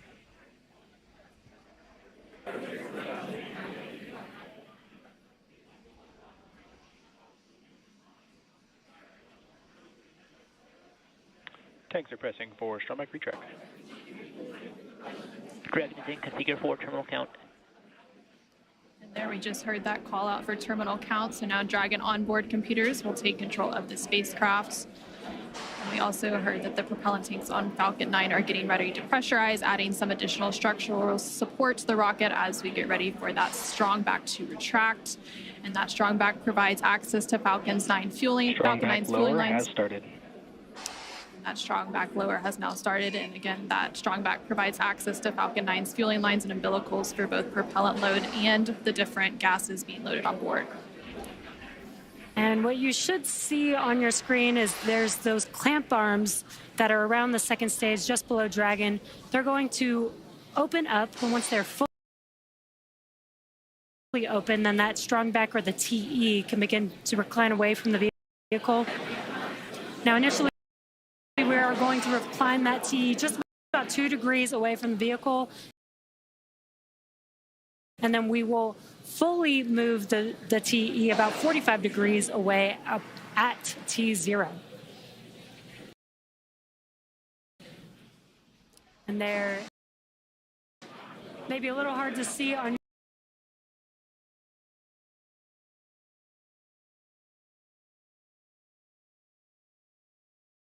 screen, but the clamp arms are opening up there. There's a better view. Looks like the clamp arms are now fully open, so that TE will begin to move away from the vehicle. Very slow and slight, but just enough to get two degrees away from the vehicle. And then coming up in less than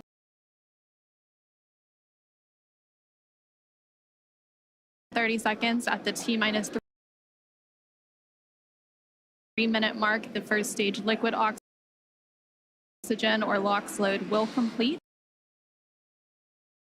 And we'll continue to check through a couple more fueling milestones, including one around the T-minus 2-minute mark before flight, where we'll hear liquid oxygen.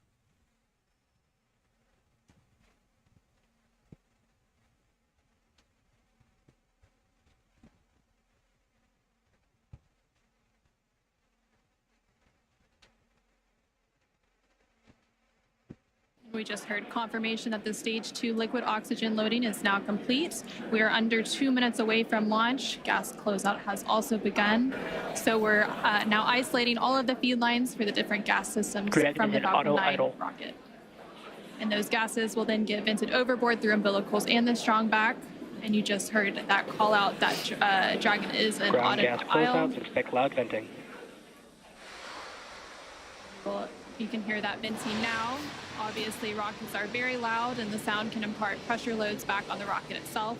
The ton of water absorbs and prevents the sound from hitting the structure and reverberating back onto the minuto e 10 rocket. segundos, And that call out for auto idle puts the rocket in a state the flight agora, computers understand before it takes over, making sure the transition to final countdown is smooth and all the flight computers on board are in sync and configured for launch. Falcon 9 is in startup. And now we just heard that Falcon 9 is in startup. Is in countdown. And in the final countdown, less than a minute to go, and at the time of launch, the space station will be flying 260 statute miles over the west coast of Australia. Dragon, SpaceX. Go for launch. And great call out. SpaceX, Dragon CREW-10, copy, go for launch. Great call out that we're go for launch, and we do have a large crowd here in front of Mission Control. T-minus 30 seconds. Waiting to watch CREW-10 take off today.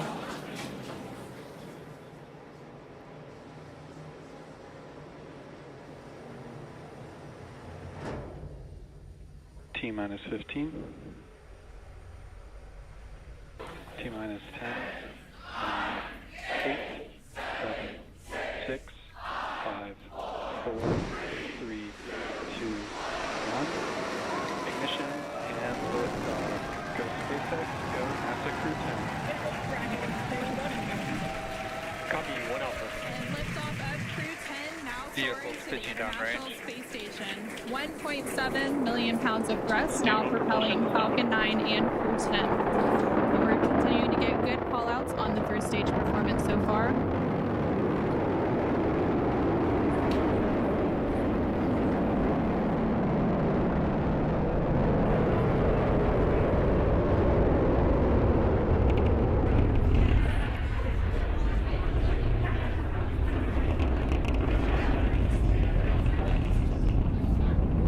We're now 40 seconds into today's flight. Power and telemetry nominal.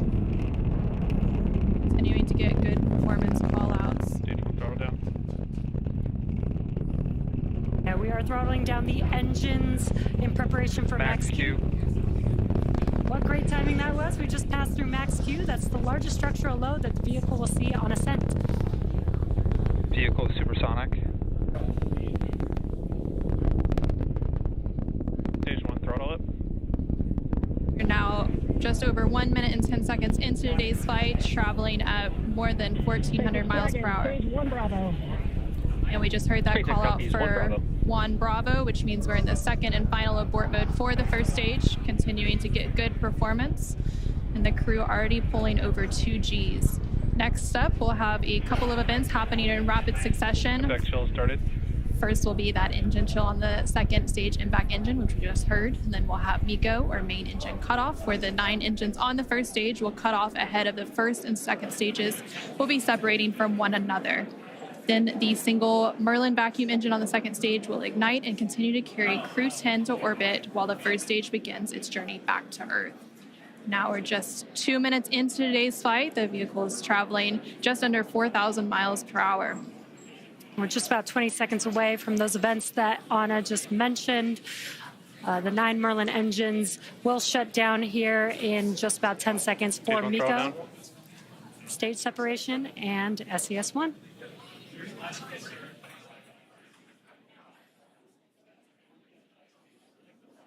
Main engine cutoff. SpaceX Dragon, 2 Alpha. Stage separation confirmed. Copy, 2 Alpha. Great call-outs and incredible views there on your left-hand screen. On your left-hand screen, you can see a view from stage 1. And an extremely excited crowd here in Hawthorne. Awesome views of that boost back burn on the first stage, as well as the MVAC engine igniting on the second stage. Great views there. Now the booster is in its boost back burn. This is the first of 3 burns as it makes its way back down to Earth. This will last about 45 seconds. And the CREW-10 crew is still on board Dragon, attached to Falcon 9 second stage, which you can see there on your right-hand screen. And we're now at 3 minutes and 20 seconds into today's flight. The vehicle is traveling about 6,500 miles per hour. They are on their way to the space station. And we did have that confirmation coming up of the boost back shutdown, and then coming up at the T+6 minute mark. And there we have our first images of the crew inside the Dragon spacecraft as they make their way into orbit. And the crew Dragon, SpaceX, nominal trajectory. Continuing to get good call-outs. SpaceX Dragon, copy nominal. Stage 2, it continues to be on power with in its firing until we get to that second stage engine cutoff around the 9-minute mark of flight. About 5 minutes of flight to go before Dragon will be flying free.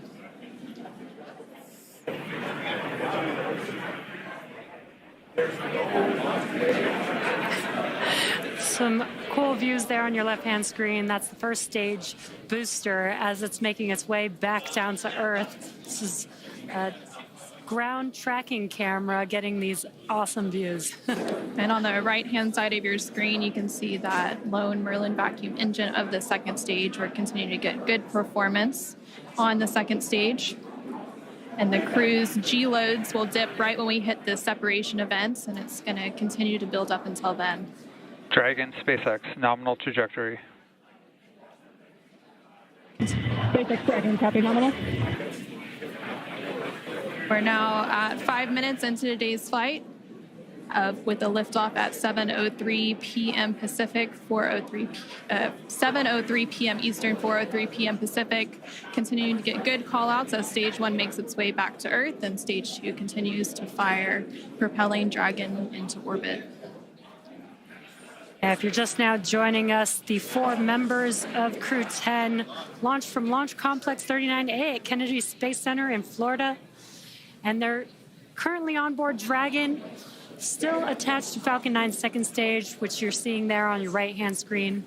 On your left-hand screen, the first stage vehicle is making its way back down to Earth. It already completed the first of 3 burns as the boost back burn, and the next event coming up for that vehicle is going to be the entry burn. Dragon, SpaceX, nominal trajectory.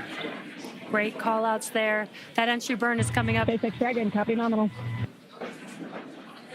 That entry burn is coming up here in just under 20 seconds. We'll reignite 3 of those 9 Merlin 1D engines to help slow the vehicle down as it makes its way back into the Earth's atmosphere. We're now just over 6 minutes into today's flight as Dragon and the second stage continue traveling at over 12,000 miles per hour, making their way into orbit and on the way to the International Space Station.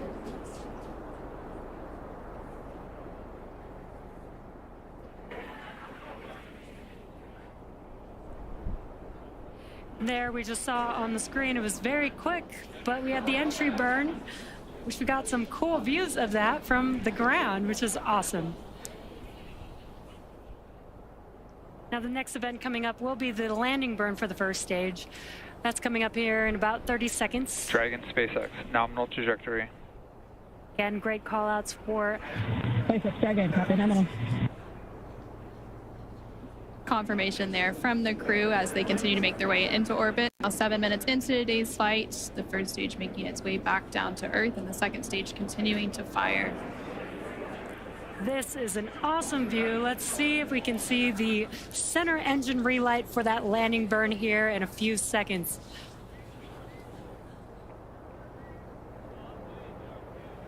There's that landing burn. Let's watch as Falcon 9 touches down on landing zone 1.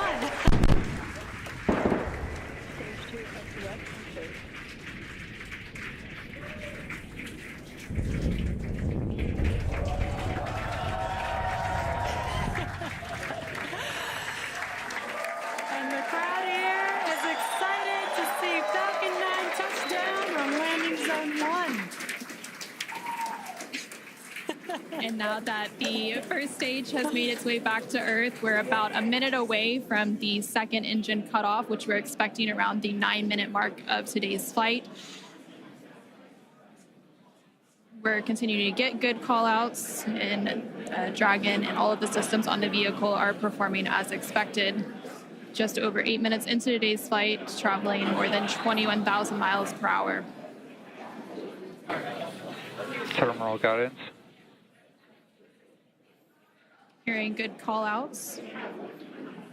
We're about 30 seconds away from that second engine cutoff, and then shortly after that, about a minute or so later, we will have orbital insertion. SpaceX Dragon, Shannon. SpaceX copy, Shannon.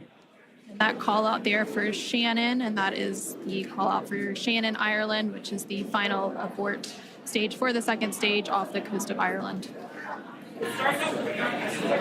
Standing by for a second engine cutoff. And back shutdown.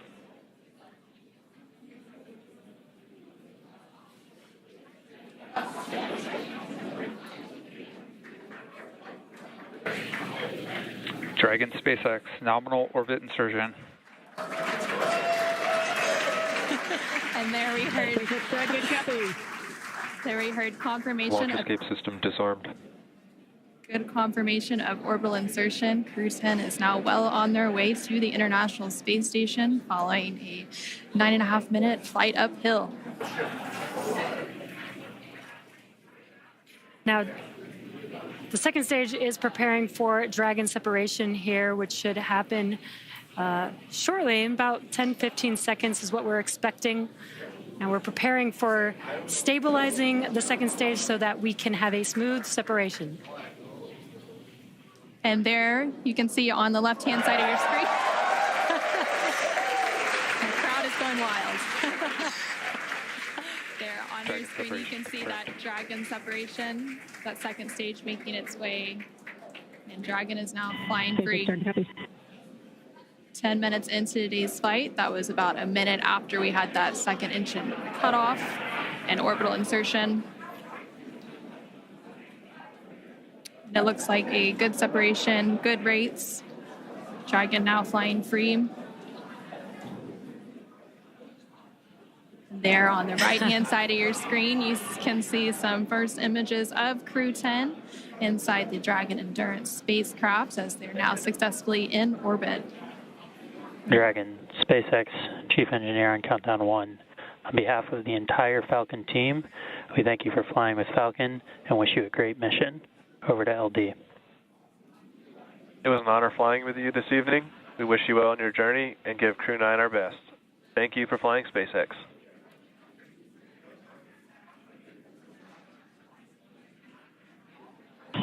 SpaceX Dragon, this is Crew-10 Commander Ann McClain. Thank you to all of the teams from across the world who contributed to the launch today. Spaceflight is tough, but humans are tougher. Days like today are made possible only when people choose to do the harder right over the easier wrong. Build relationships, choose cooperation, and believe in the inherent goodness of all people across the world. To my family and friends, without you, I would not be here. Explore boldly, live gracefully, go Crew-10. And over to pilot Nichole Ayers.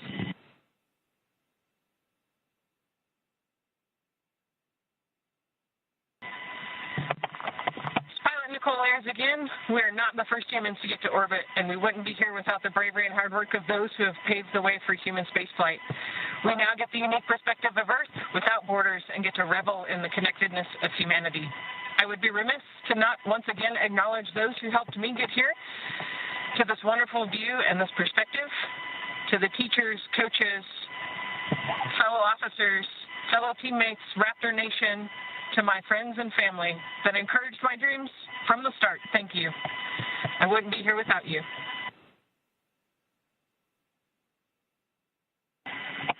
This is Mission Specialist Takuya Onishi. I want to say a huge thank you to NASA and SpaceX, especially the Falcon 9 team for the successful launch, and we are looking forward to a smooth ride to the International Space Station.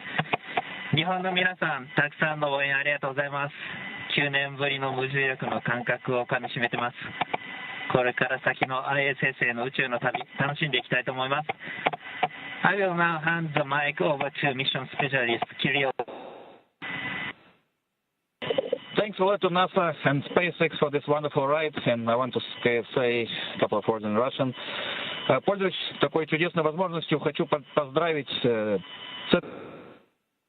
65-летием со дня начала подготовки первого отряда. И также хочу сказать спасибо большое за те знания и жизненный опыт, который мной были получены в тех стенах для того, чтобы выполнить этот полет. А также спасибо школе номер 14 города Назарова, Ульяновскому высшему авиационному училищу гражданской авиации и авиакомпании МКАР и Нордвин, где я начинал свой путь в небо. И, конечно же, спасибо большое семье и за поддержку.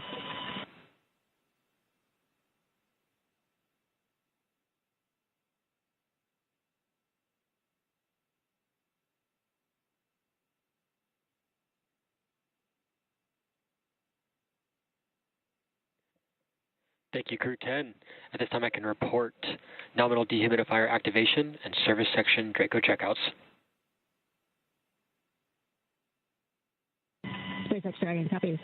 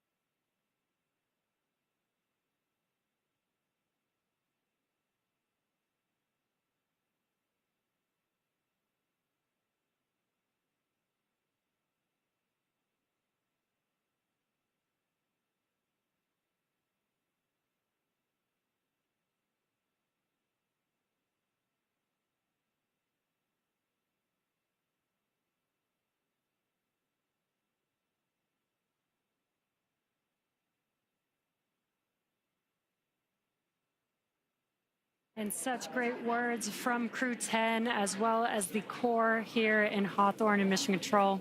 We also got confirmation that the nose cone deploy is underway. The 6 hooks that hold the nose cone in place during the launch and ascent portions have to retract, and then the nose cone will be able to start to swing open and deploy. Now, this uncovers a number of critical systems for the flight up to the space station, including the forward bulkhead thrusters and the docking hatch.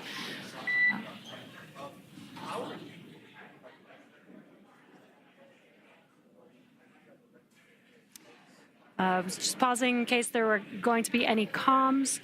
And we did have good confirmation, good checkouts of the 12 Draco thrusters around the service section. Now, 4 to go after we get the nose cone open, and then the ECLIS, the environmental control and life support system, activated inside of Dragon. Now, soon the crew will be able to get their visors open and get out of their suits and settle in for the ride to the space station. And now we're just waiting for confirmation that the nose cone has fully deployed with all of the hooks open.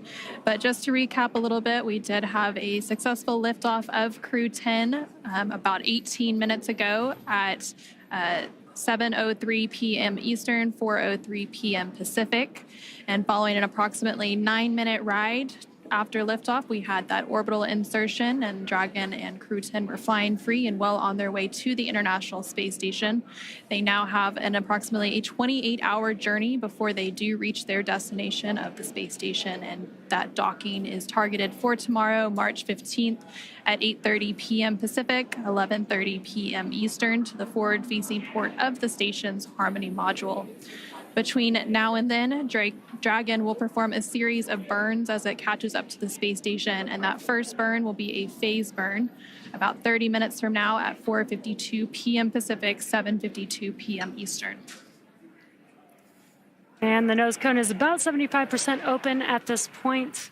Human spaceflight has come so far in the last 5 years with Dragon. In addition to flying people, SpaceX's Dragon spacecraft also enables researchers the opportunity to fly critical science to orbit. And so far, SpaceX and Dragon have carried over 1,000 research experiments to and from low Earth orbit, both to the International Space Station and on our free flyer missions. From DNA sequencing to 3D printing studies enabled by Dragon and the space station tests Dragon and the space station test a variety of technologies, systems, and materials that will be needed for future long-duration exploration missions. Now, every mission yields critical science and research and learnings that help make life both on Earth and in space better. And flights like today's help us continue to lay this foundation for our future among the stars and continue our mission to make life multiplanetary. Once Crew-10 does arrive to the International Space Station, they will, of course, partake in some additional science and research. They will have over 200 experiments that they will contribute to during their time aboard the International Space Station. Again, we're just standing by for confirmation that that nose cone has fully deployed. And we may also get some additional look inside the cabin of the crew. As we patiently wait for those views, we are trying to see if we can get some views. We were seeing some views from the second stage. This looks like it might be a view from the forward. Dragon SpaceX, nominal nose cone opening and forward bulkhead Draco checkouts. SpaceX Dragon copies and confirm nominal E-course activation and go for visors. And there we heard confirmation that the nose cone has fully deployed and that the crew is now able to lift their visors. And there, again, we're seeing some views inside the Dragon Endurance spacecraft with Crew-10 on their way to the International Space Station. Affirm, you are go to open visors. Copy. Great calls there. They're go to open visors, which means that shortly they'll also be able to get out of their suits and get comfortable for the entire ride on Dragon to the International Space Station.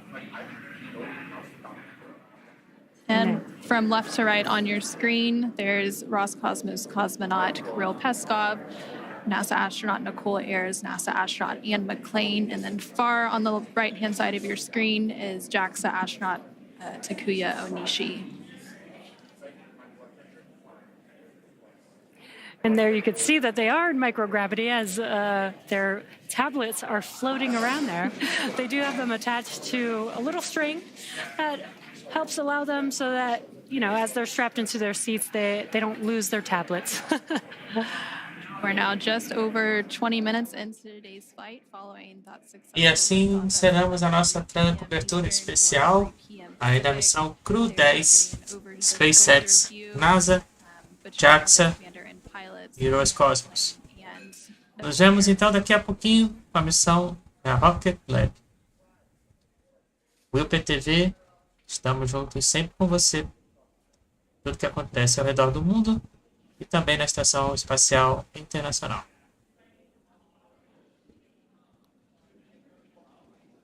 If you're just now joining us, you are watching live Crew-10 out in space in the Dragon vehicle. They lifted off from Space Launch Complex 39A at 7:03 p.m. Eastern Time. Dragon SpaceX, there are about 3 minutes remaining in the current ground station pass. At this time, you're welcome to introduce your zero-G indicator. We're using the full crew cam so we can see all 4 crew members right now. All right.